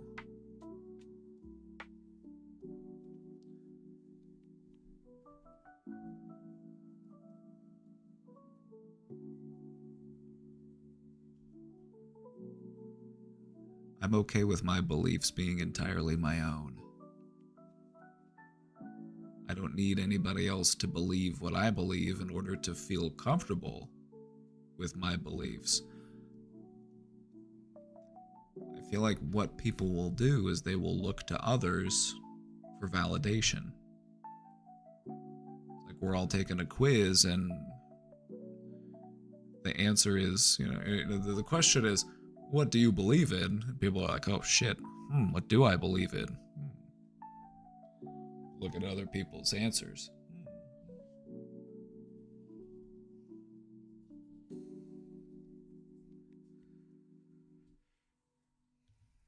Don't copy anybody else's homework when it comes to figuring out what you are all about, what this universe is all about, what life is all about.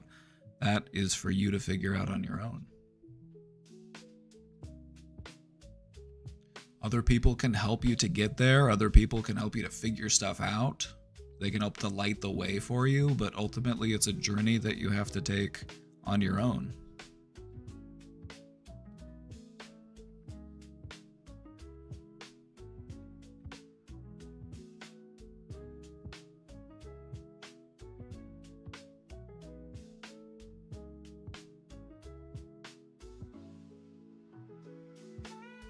Being alone is depressing. I agree. The word that comes to mind is wallowing. Nothing quite like being alone that makes you wallow, you know what I mean? You just get caught in this swamp. The standards for your self-care just start to dip. if you're not having people over, why clean up? If you're not going to have anybody over in your home, if you're just going to be all alone, and it's like, well, why bother? It's like, nobody's coming over. I can stack stuff up on the couch. I can put stuff on the couch. Nobody's ever going to sit on it. The table can be full of shit. Nobody's ever going to use it. It's like, you got to think about this when you're building these depression nests. It's like you are gradually lowering your standards for self-care. You need to do something about that because you're the only one that can. There's nobody's gonna come in at gunpoint and be like, "Hey, clean your fucking room." You know what I mean? I wonder if there'd be money in that service. This is America after all. If you would pay me, I could show up and I could wear a mask and I could. Maybe not a gun, that's a little intense, but I could bring like a bat or something and be like, clean your room right now, or I'm gonna go crazy. I'm gonna start busting stuff. Probably make money that way.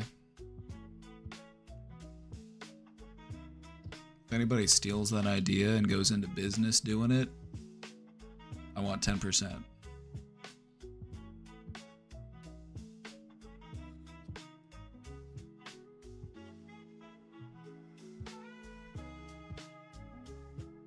Start a business where several armed, masked strangers come into your home to give you motivation to do shit. I think that could work. It's a little intense, but, I've been told I'm a little intense.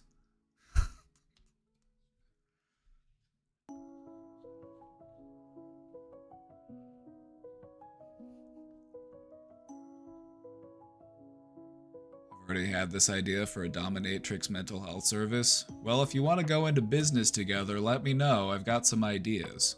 You just gotta cut me in at 10%.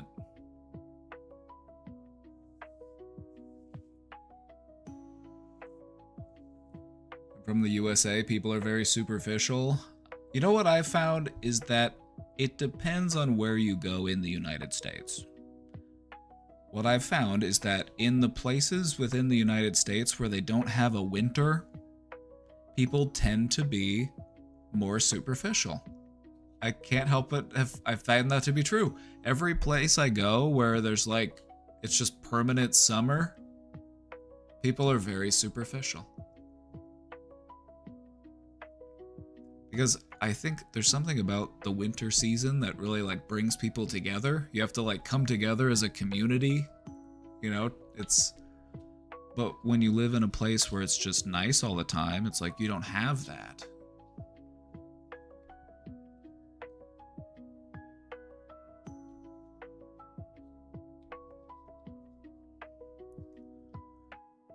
And so what I've found is that people are much more neighborly in places where they have all 4 seasons.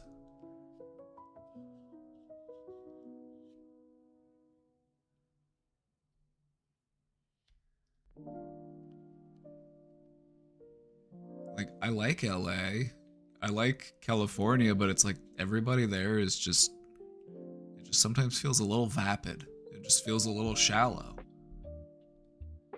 And then conversely, sometimes if you go to places where they're too cold, it's like people are just not in the mood. People get a little grumpy. So there's a sweet spot to be found. That's why I prefer people from the Midwest, is because we experience all 4 seasons and it keeps us balanced. It keeps us humble. We have 100+ degree weather days. We have -20 below zero days. We get the whole spread.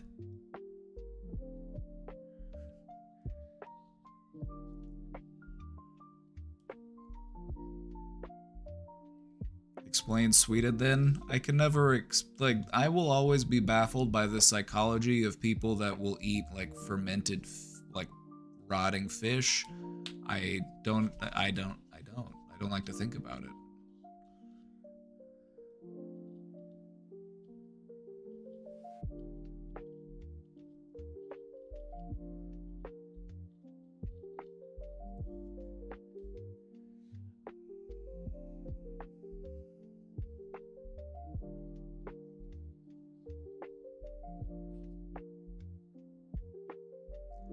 thought that was Iceland. No, a lot of those like far north, like European type, like Nordic countries. It's in their ancestry. It's in their heritage. Eating stinky old fish. Which, you know, I respect them for finding a way to survive. Shout out to the ingenuity and the survivability of the human race. But it's not for me. I live too far from the ocean. It's just not in my code.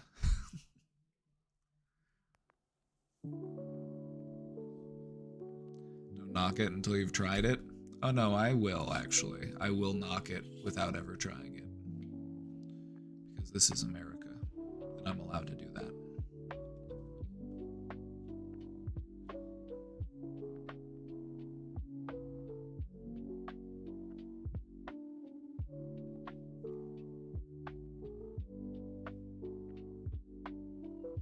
I think there's somebody outside, and they're talking with like a...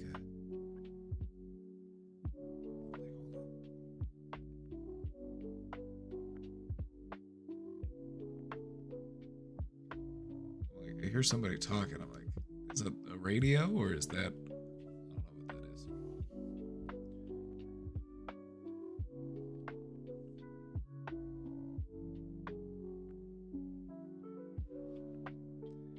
They're either outside talking or it's on the radio coming from upstairs or coming from downstairs. I think that it sounds like somebody just talking in a very exaggerated accent.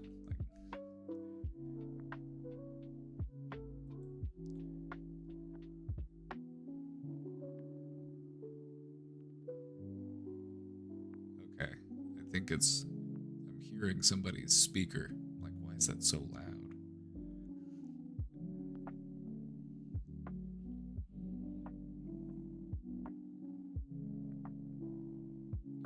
Currently live on a sailboat.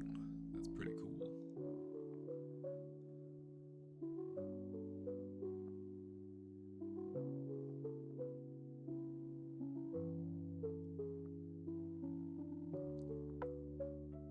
A lot of people are going for that more like adventurous life. You know, a lot of people are like, you know, I'm not going to be able to buy a house, but I can buy an RV. And then I'll make a career as an RV content creator.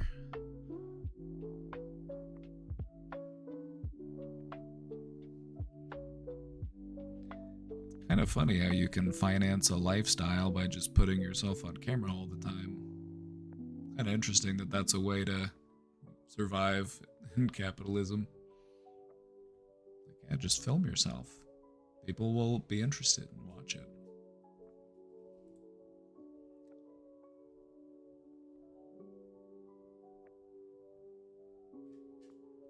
I've been watching a lot of RV TikToks. You know, I feel like a lot of people are going for it. There's whole like caravans of these people now. We're returning to our nomadic ways. We've come full circle. We're going back to our nomadic origins.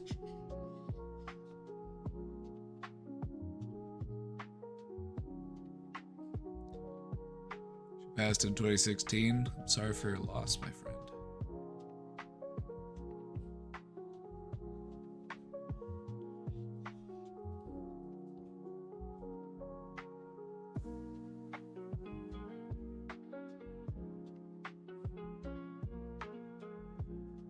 Life does look fun and scary at the same time. Like, I need a home base. I need dirt. I need dirt that I can do stuff on, you know? Like, I want to be out there building stuff and landscaping and bush crafting.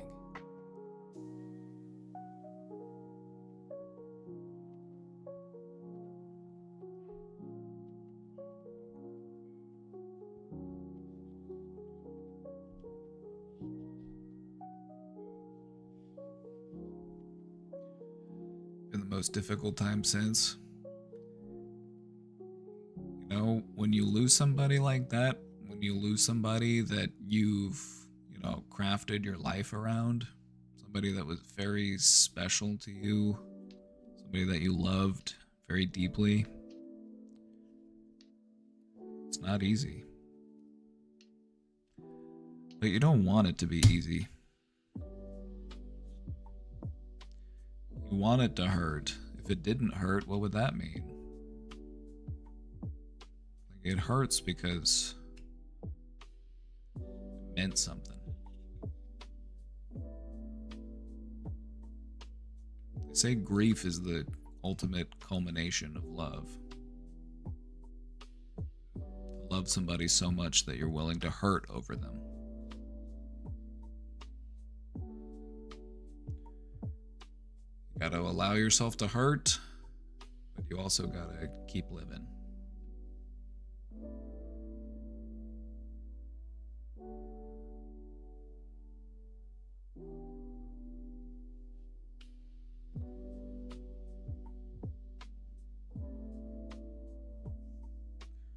Having an outside space of my own is the worst.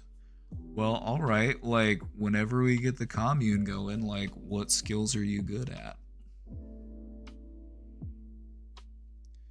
What skills are you bringing to the commune? I'll just let you know that we already have a poet. The poet is spoken for.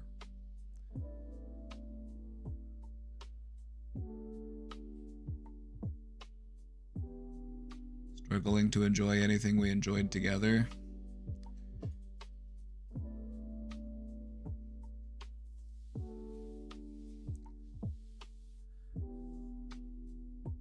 It can be tough because it reminds you of that pain, you know?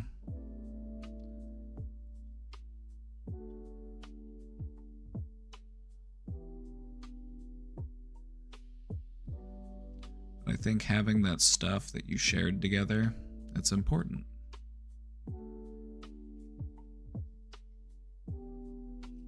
You know, because being reminded of the person that you've lost, it hurts. But that pain,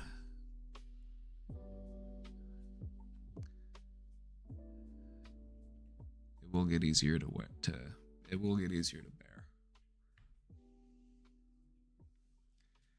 You know, there will be a time where you'll be able to enjoy those things, and it'll bring back those fond memories that you had with that person.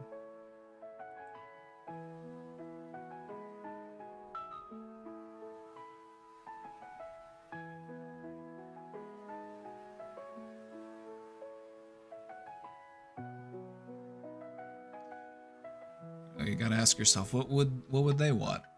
What would they want? And I think that they would want you to keep living. You know, I can only speak for myself, but whenever I'm gone, be sad, but only for a little while. You know, take a little while and be bummed about it, but you know, once you're done with that, you know, try to remember the good times.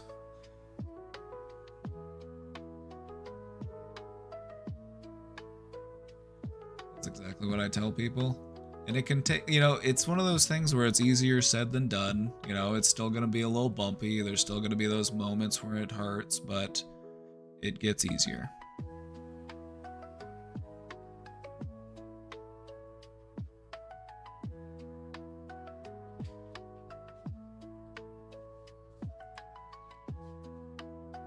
Hello? Are you getting ready to go?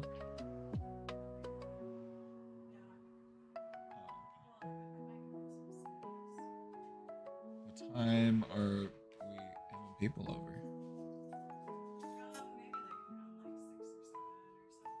Okay, sounds good. We're having some people over.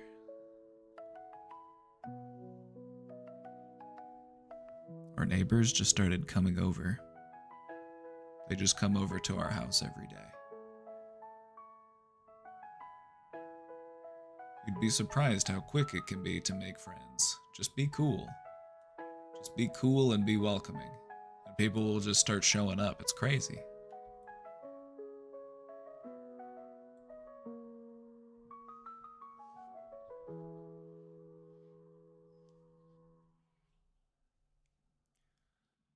As a young student in college, I worry that all my peers are using AI for their work.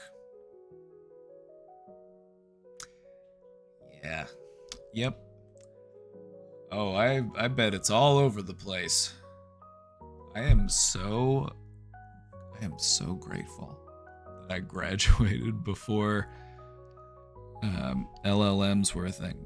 Let me just say, I'm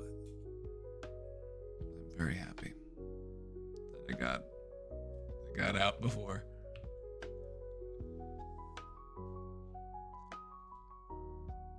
I don't want to feel pressured to do so, even though it could make things quote-unquote easier. I don't want to just let technology form conclusions for me, and I want to put in work for myself, which I have been doing, but I need more motivation to do more of it. Okay, let's talk for a second. And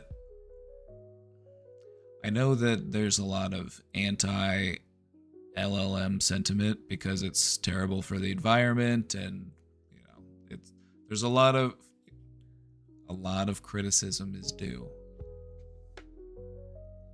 But it's a tool, and I don't think that the genie is going back in the bottle anytime soon.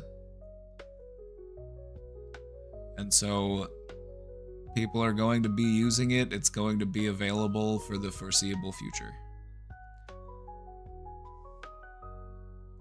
It's my understanding that the use of LLMs, large language models, things that can create generative works of text, it's my understanding that it's becoming more normalized to use these tools in research settings, but it's important how one does it. And so it's not about having the tool do your homework for you, it's to have the tool help you to do your homework so that you're still doing some degree of critical thinking here, so that you're still actually obtaining knowledge. Lucidry, thank you for the 3 months. So let me give you some examples.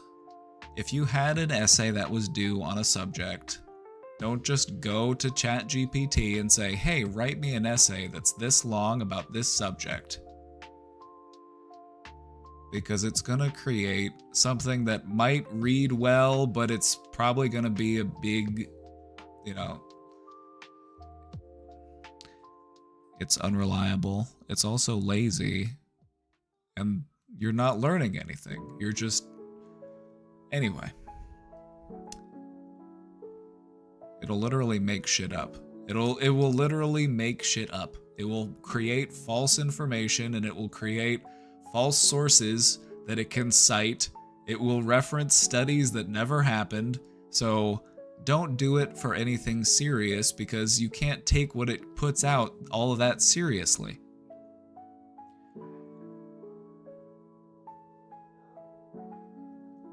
Where there are some ethical, and I'm using that term very lightly here. Nothing about using generative, AI is very ethical, but you can have it help you in ways where it's not doing the actual work for you, but it can help you to get the work done. So instead of having it write your paper, have it help you come up with an outline for your paper. Have it help you come up with, have it help you refine your idea. Like maybe you have a concept about what you would like to write about, but you're not quite sure about it. And so you can use it to help refine that idea. There are things that you can use it for to help you do the assignment without just having it do the assignment for you.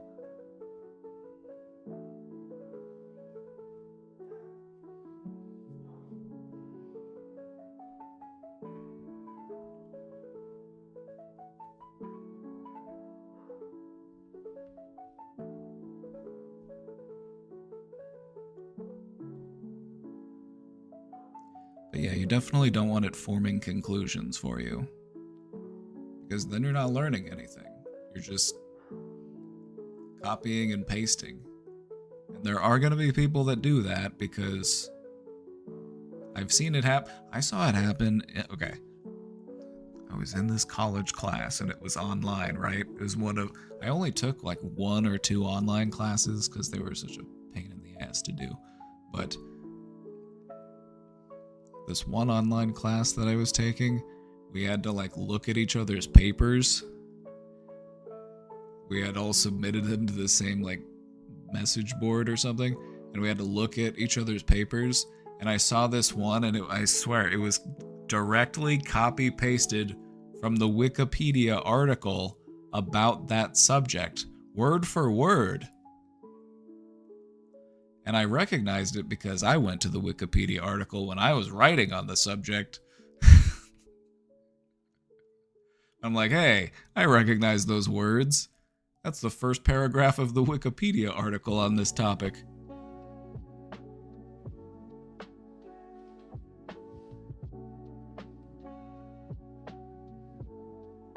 I completely agree it can be used responsibly. I mean, it's a very powerful tool, and it's way too easy to just get lazy with it and just have it create stuff for you.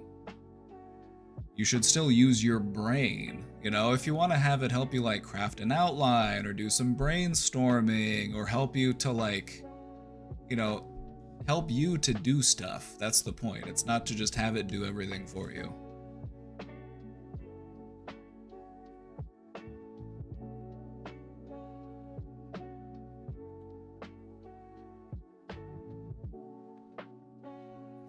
Anyway, let's get back into this question.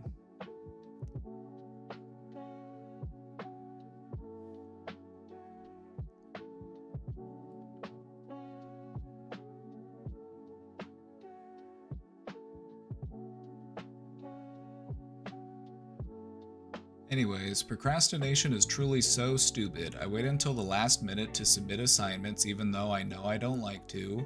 I learn more when I don't procrastinate, and I feel a fuck ton better when I don't procrastinate. Then I also feel weak-willed by procrastinating, which just feeds, it just propels the cycle. It feels like it's propelling the cycle. I feel lonely when I'm studying, and sometimes I just want to distract myself. I also get frustrated that I might not understand something, even though the question feels so obvious, so I overthink too much. Oh yeah, good old overthinking. And it takes me so much time, but when I procrastinate, I force myself to work fast, get the work done because the deadline is close, and then it alleviates this feeling? I don't know, thanks. You know what might be going on here? You might be relying on the adrenaline that you get, because if you were to have an assignment due, you've got a paper due, and it's due in 2 months. And if you're to, you know, you work on it a little bit here, a little bit there, and you kind of just take your time in building it, and then by the time it's due, it's just, oh yeah, it's done. Okay. It doesn't feel right. Something feels off. Even though you did things the way that you're technically, you know, better off doing, it doesn't feel right because, wait, where was the rush? Where was the adrenaline? You know, the fact that if you are a procrastinator, you start to associate that adrenaline with getting stuff done, and so until that adrenaline kicks in, you're just like, guess I don't need to do anything yet. The panic monkey hasn't shown up yet.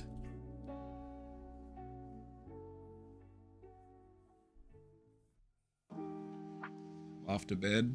Nighty night.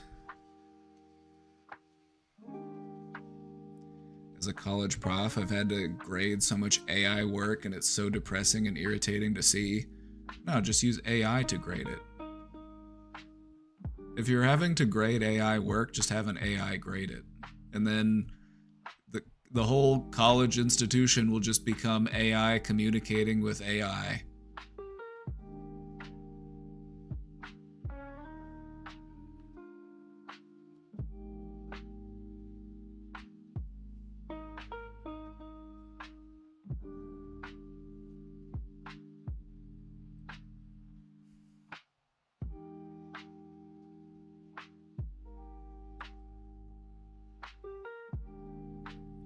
I think what we're gonna need is if AI is going to stay around, what we need to do is start teaching people at a younger age the correct ways of utilizing it, because as it is, it's too unregulated and people have no idea what they're in for. We've literally got people, driving themselves into psychosis communicating with these machines.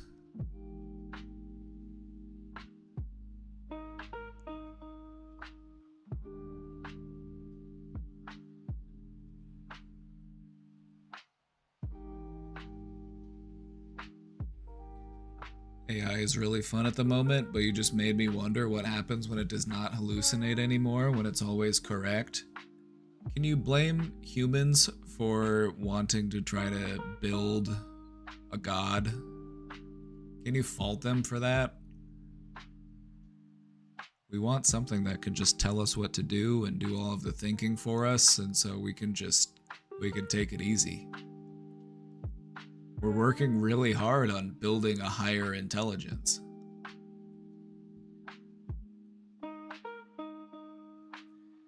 This thinking make my brain hurty, and I just want to eat a banana and lounge, watch the sunset.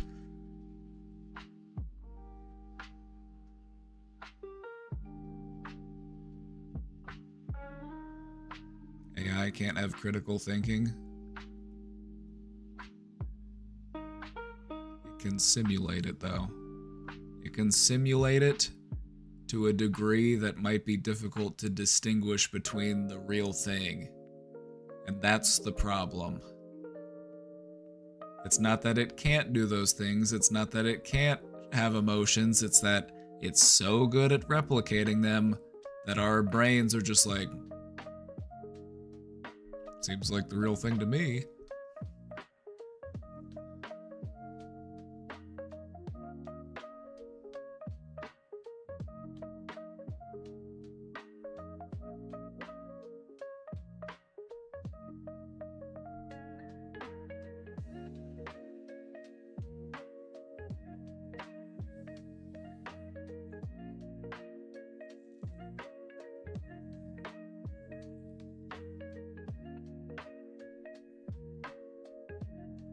It's cool. It is cool. And a lot of people treat it like Google.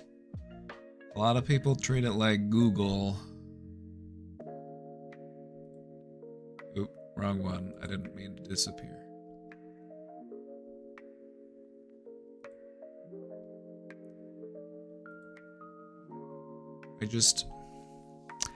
I feel like we have a compulsion to just try to find ways to be lazier. And it's not any fault of ours as an individual. I think this is just, it's a mammalian instinct. We want to conserve energy because it increases the likelihood of our survival. That's it.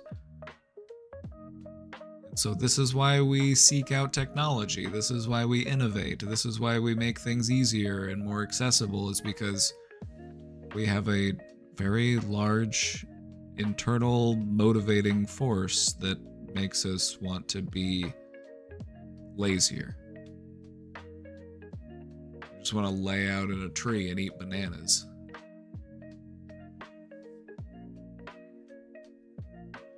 Which sounds pretty nice. But eventually you're gonna get bored. You're gonna get bored of trees and bananas. And you're gonna start venturing out, following the herds around as they migrate.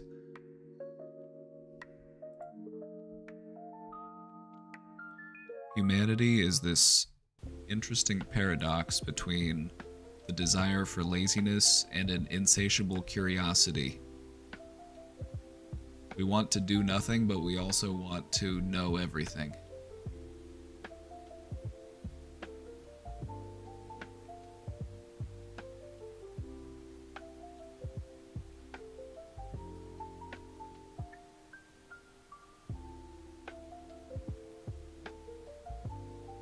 I think it's because I ate a banana today. That's why I'm having these banana thoughts. I ate a banana today and it gave me monkey brain. I hate to break it to you, but I've got a terminal case of monkey brain.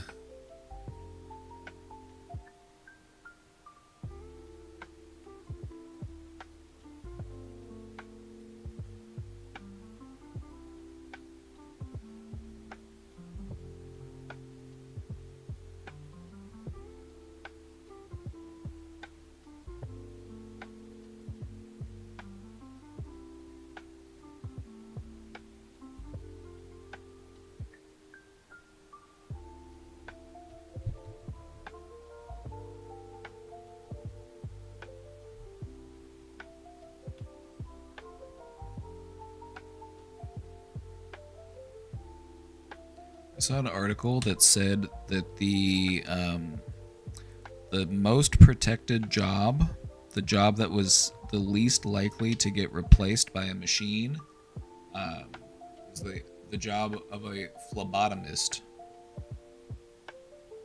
I guess people are in no hurry. They're in no hurry to allow machines to take blood samples from them. We still prefer a human touch.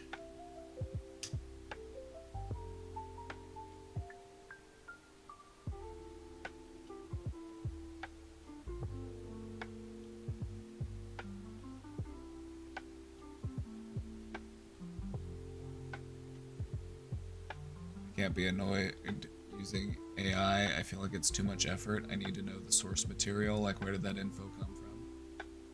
It used to not be able to do that, but now it can do that.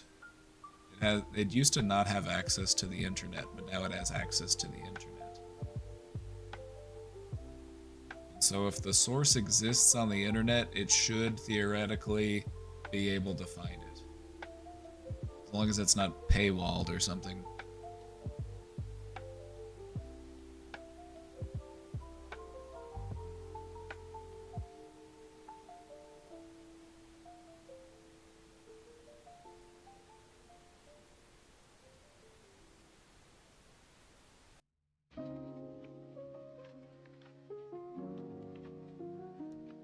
It's coming from Reddit. Oh yeah, you never know.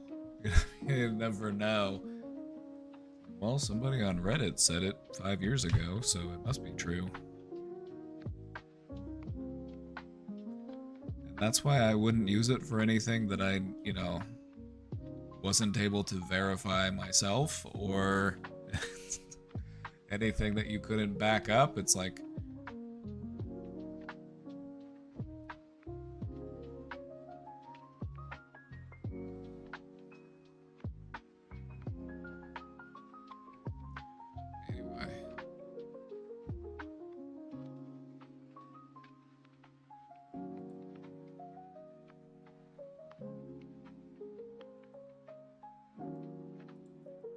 do you stroke your beard when thinking? Yes.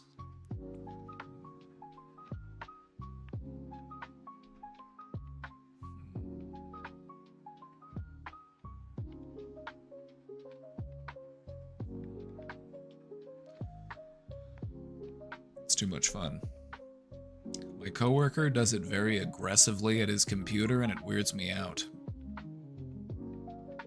Oh, don't mind him. He's just trying to regulate his nervous system. It's kind of like it's one of the ways that we'll regulate ourselves.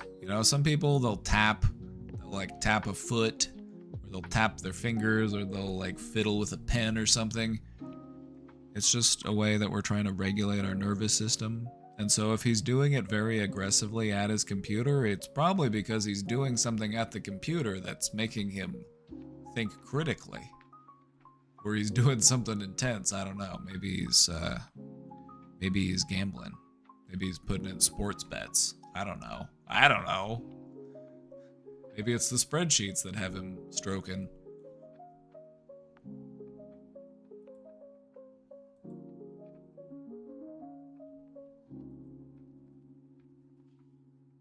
How aggressive are we talking? I don't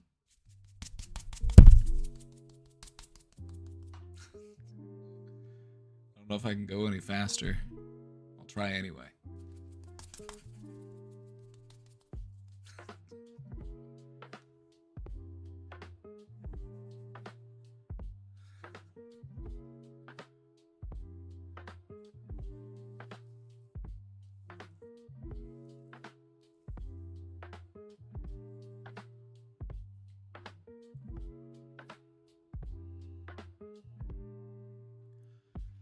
Streak thing is new. It's true. It's true. They added this watch streak thing, and you know what they've also done is that they've added something where it'll notify me, and it's like, hey, you're about to break some watch streaks. You need to put out more content. You need to upload a story. You need to, or like feature a clip or something. I'm like,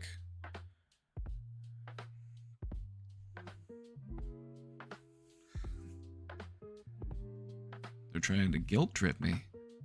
They're like, you got to think about it. You're going to ruin their watch streak.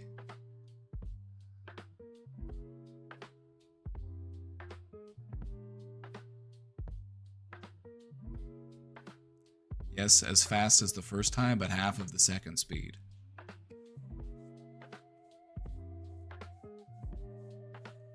Okay. Let's think about it. If I'm stroking my beard at this pace, what am I doing?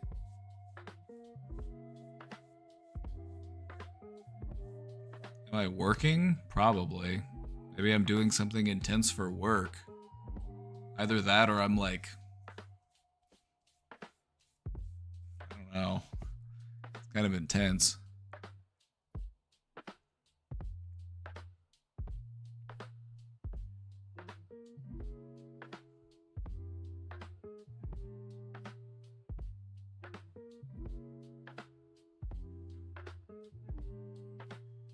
If it's concerning to you, then you could always just say, hey, easy, Tiger.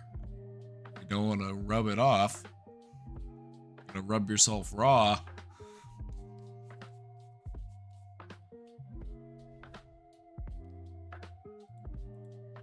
Can you imagine? Imagine he did. Imagine he rubbed his beard completely off. There was just a big streak. Just missing hair just right here. Just couldn't stop. I was up all night stroking.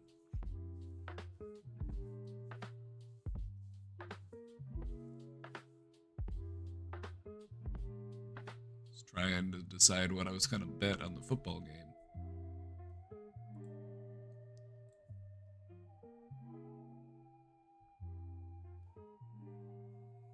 That's where goatees come from, I guess. I don't think I could ever do a goatee because I would feel like an alternate dimension of myself. I would feel like the alternate evil version of myself. Like, uh-oh.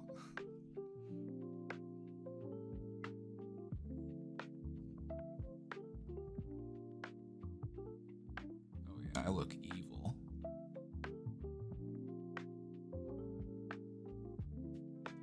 Oh yeah.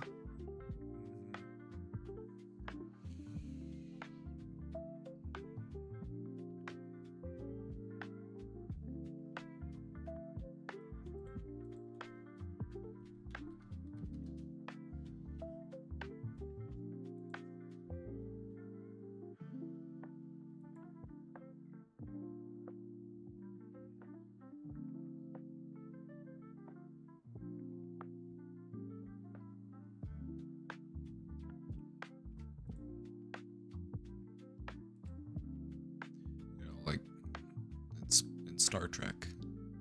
They go to the mirror dimension.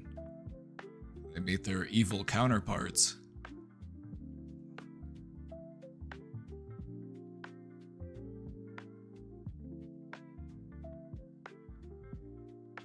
I don't know what it is, but I find the goatee to be the least trustworthy of facial hair. I don't know what it is. This is just me going purely on vibes. I'm not trying to discriminate against any goatee havers. I just want to let you know that your choice in facial hair has made me at least marginally skeptical.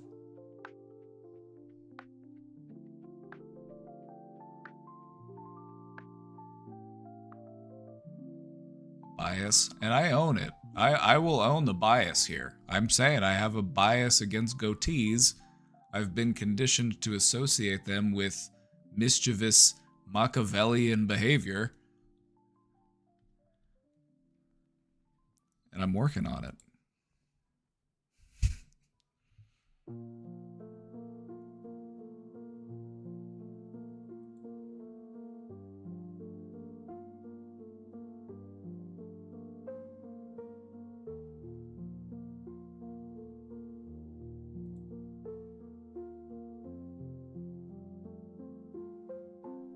Also, if you have a big curly mustache. If you have a big curly mustache, I'm like, I don't know. You know what it probably is? It's probably all of these pictures of the devil having one. Or like, yeah.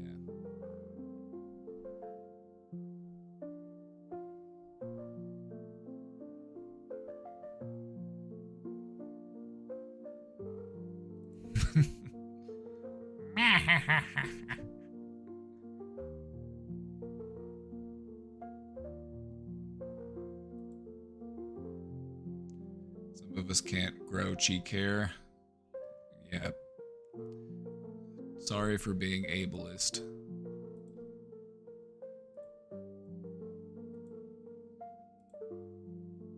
I didn't mean to discriminate against those who cannot grow hair on their full face.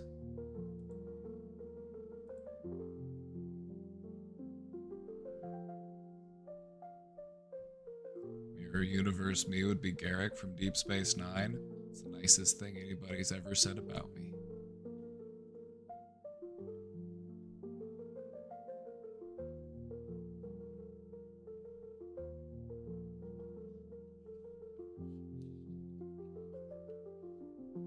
Can I diagnose Peter Thiel? Oh. Peter Thiel. God, these bizarre, obsessive.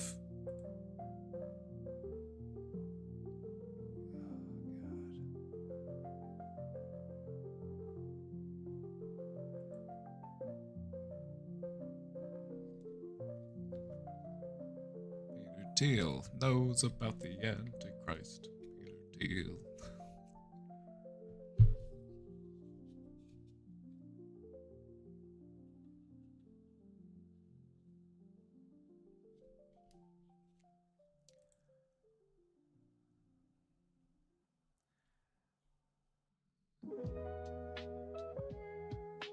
Are you sure we weren't talking about the cross-country skier?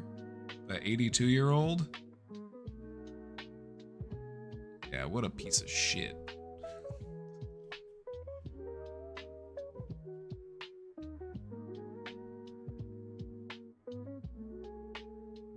He's been described as perhaps America's leading public intellectual today, or intellectual architect of Silicon Valley's contemporary ethos.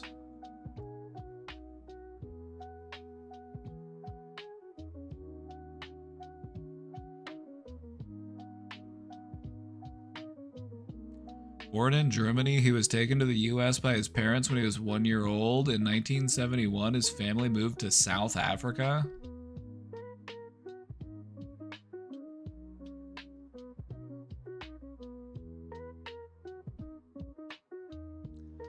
Huh, a bunch of Germans moving to South Africa? I wonder what's going on there. Oh, that reminds me a lot of somebody else I know, one of the other richest men on the planet. Huh. Kind of makes you wonder.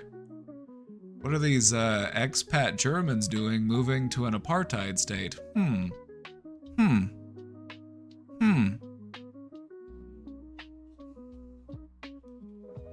The USA was too woke. It's true. They had to leave. They're like, oh no, not USA in the 70s.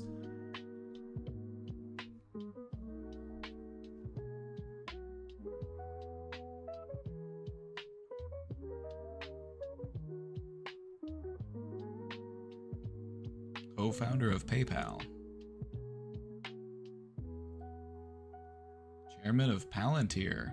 Oh, good. Why are they naming all of their stuff? Why are the fascists naming all of their stuff after Lord of the Rings shit? It's like, you do realize that the do you even know the Lord of the Rings? Do you not even know that the Palantir are what corrupted mankind?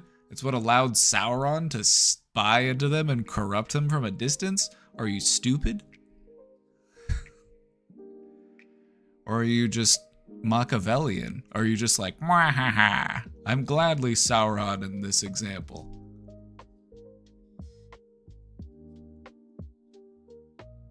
They embrace it, I bet. These people are...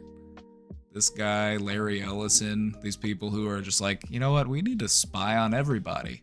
We need to know what's going on in everybody's house.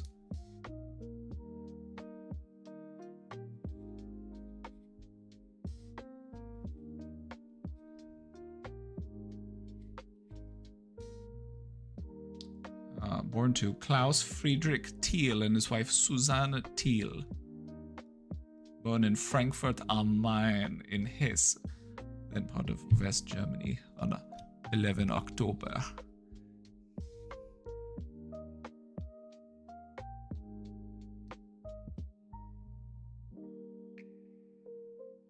Changed elementary schools 7 times? Okay. He said that this experience instilled a distaste for uniformity and regimentation. Libertarianism. The German community in Swakopmund was known at the time for its continued glorification of Nazism.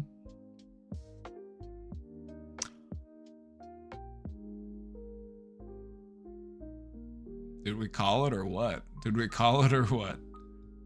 Like, what are these people doing fleeing Germany to move to South Africa?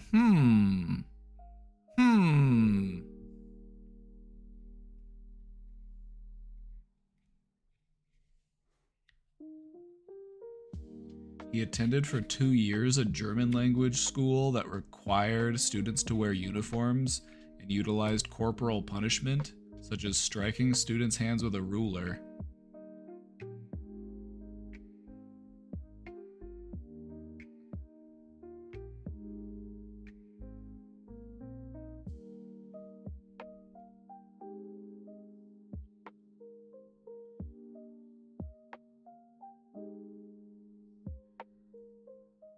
What you see with Peter Thiel is an example of somebody who is very intelligent, and they are sociopathic.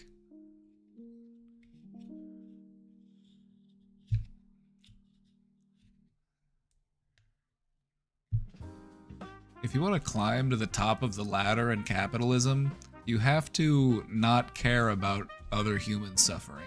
That's the only way up. The only way up to the top is to step on other people's necks. And so if you're somebody that's at the top of the pile, you got there by stepping on other people's necks. So Peter Thiel is a neck stepper.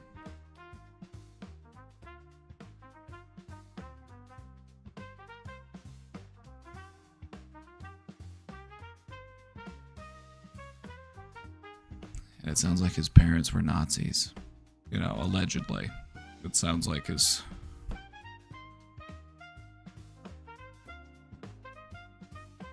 You know, all I'm gonna say is that his parents left Germany, moved to an apartheid state, and enrolled him in a Nazi school. That's all I'm gonna say. So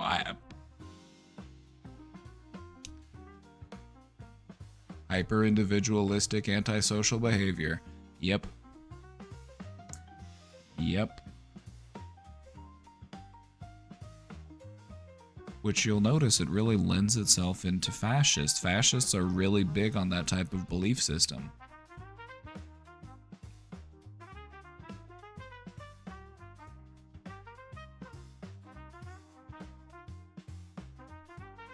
He also funded Hulk Hogan when he got sued.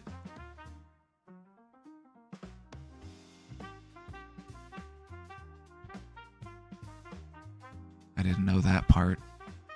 Whenever Hulk Hogan sued Gawker magazine, or their website or whatever, apparently it was Peter Thiel that funded him.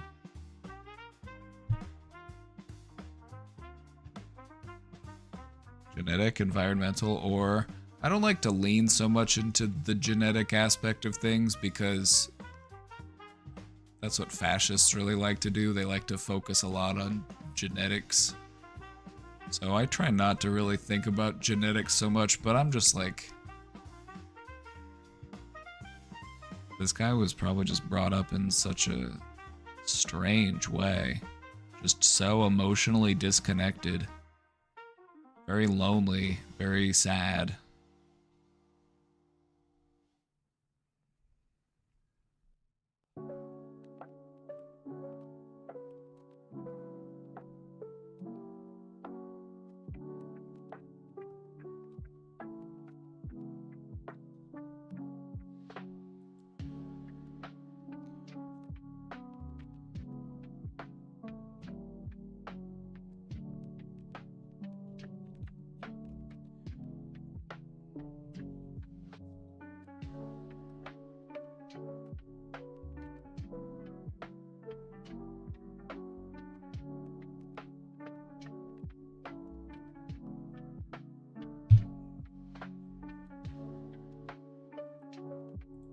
Also, he's taking all of the Lord of the Rings names and making them evil, so just unforgivable.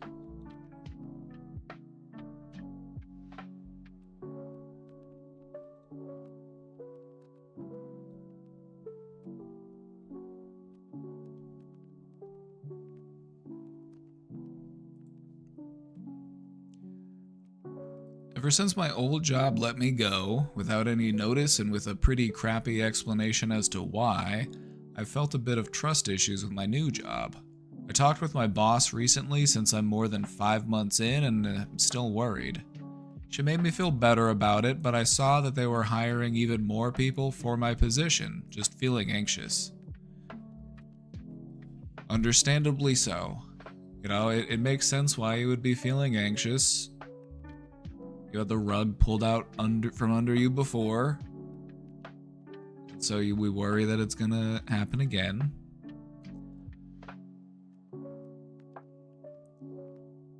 What we want to watch out for is creating a self-fulfilling prophecy.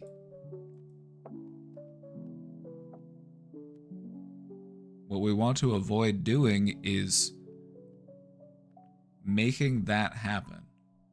I'll give you an example. If you're worried that you're gonna lose your job, it affects your performance at the job.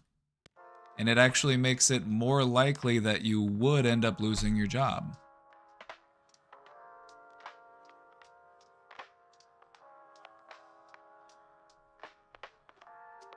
Look for other jobs as a backup.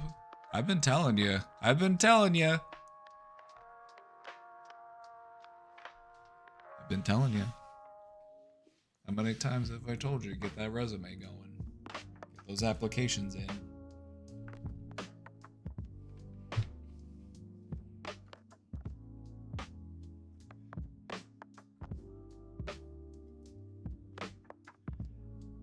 We want to be mindful of self-fulfilling prophecies.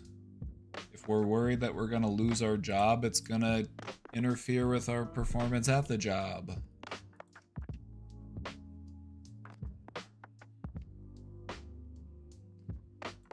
Let's break it down real quick, because this kind of operates in a cycle. It starts with a belief.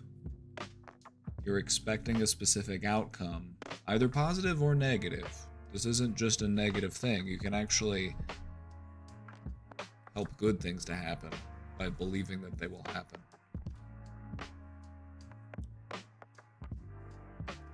The belief you have influences the behaviors that you manifest.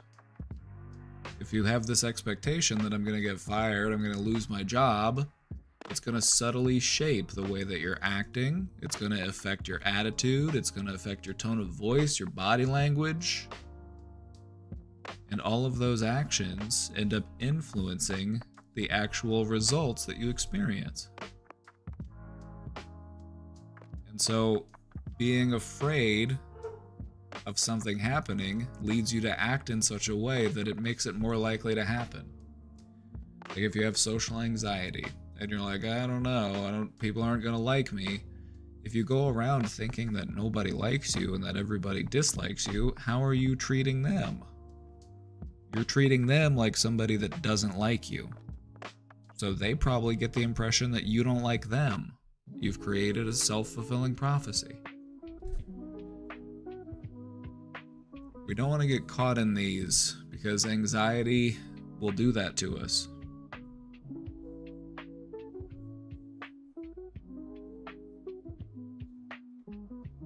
it can become a reinforcing cycle. If it ends up happening, then it makes the fear worse and the cycle just continues. It gets stronger.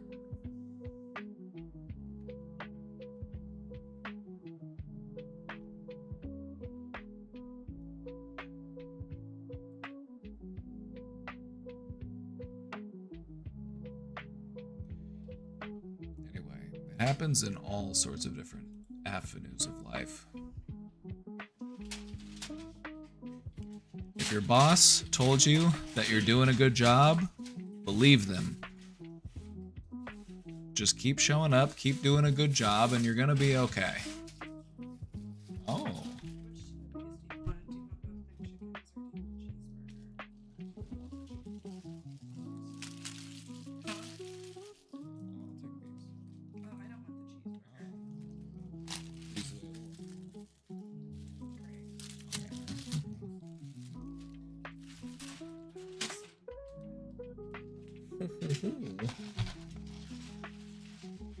Need to separate perception from emotions? Extremely difficult.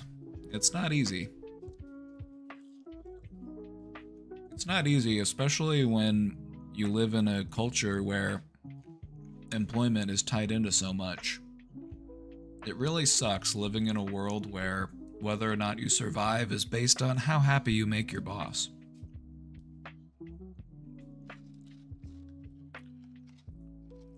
If your boss said you did a good job, then I would believe them.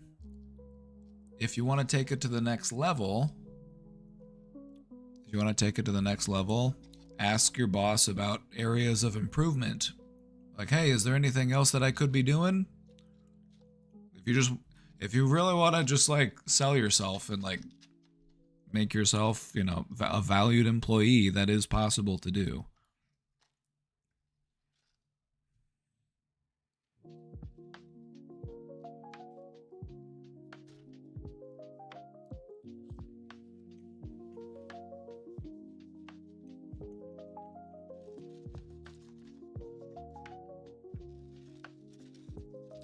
Anyway, I would just focus on showing up, doing your job, and trying your best. That's all you can do. Just try not to let that fear run the show. Try not to let that fear run the show.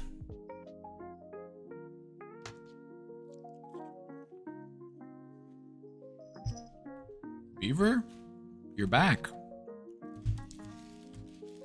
Beaver, you're back. You're moving stuff around. What are you doing?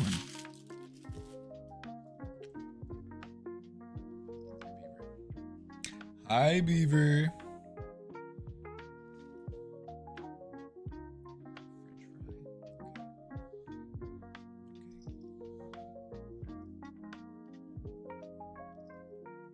Gonna try it.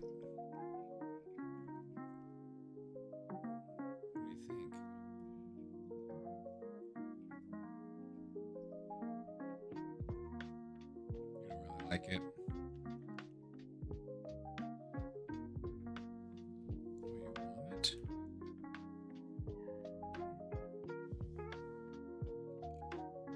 Give you a little piece.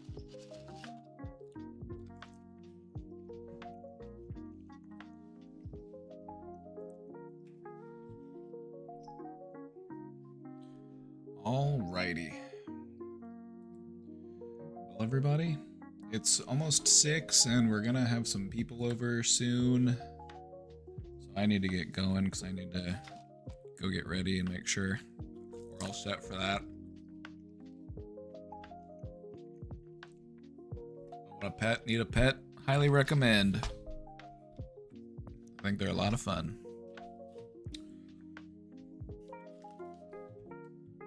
Let's see who's streaming. Beaver, I need you to move your butt.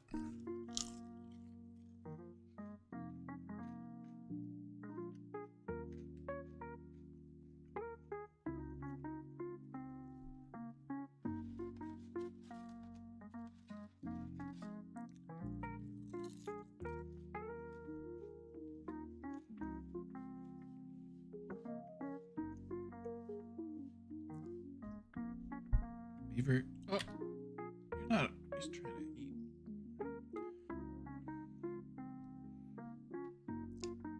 everybody. That's gonna be it for me today. I hope you all have a great night. It's gonna be excellent.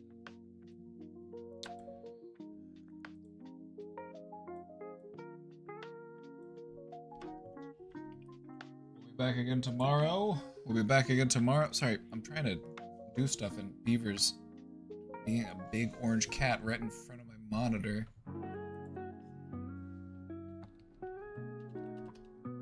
Will you let me type?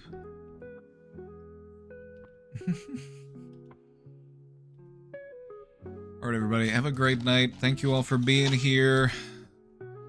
Hope you have a great night. I've said that already. Stay safe out there. We'll be back again tomorrow. We'll do movie night tomorrow in the Discord. Have a great night, everybody. Try to have some fun, and we'll see you all next time. Bye-bye.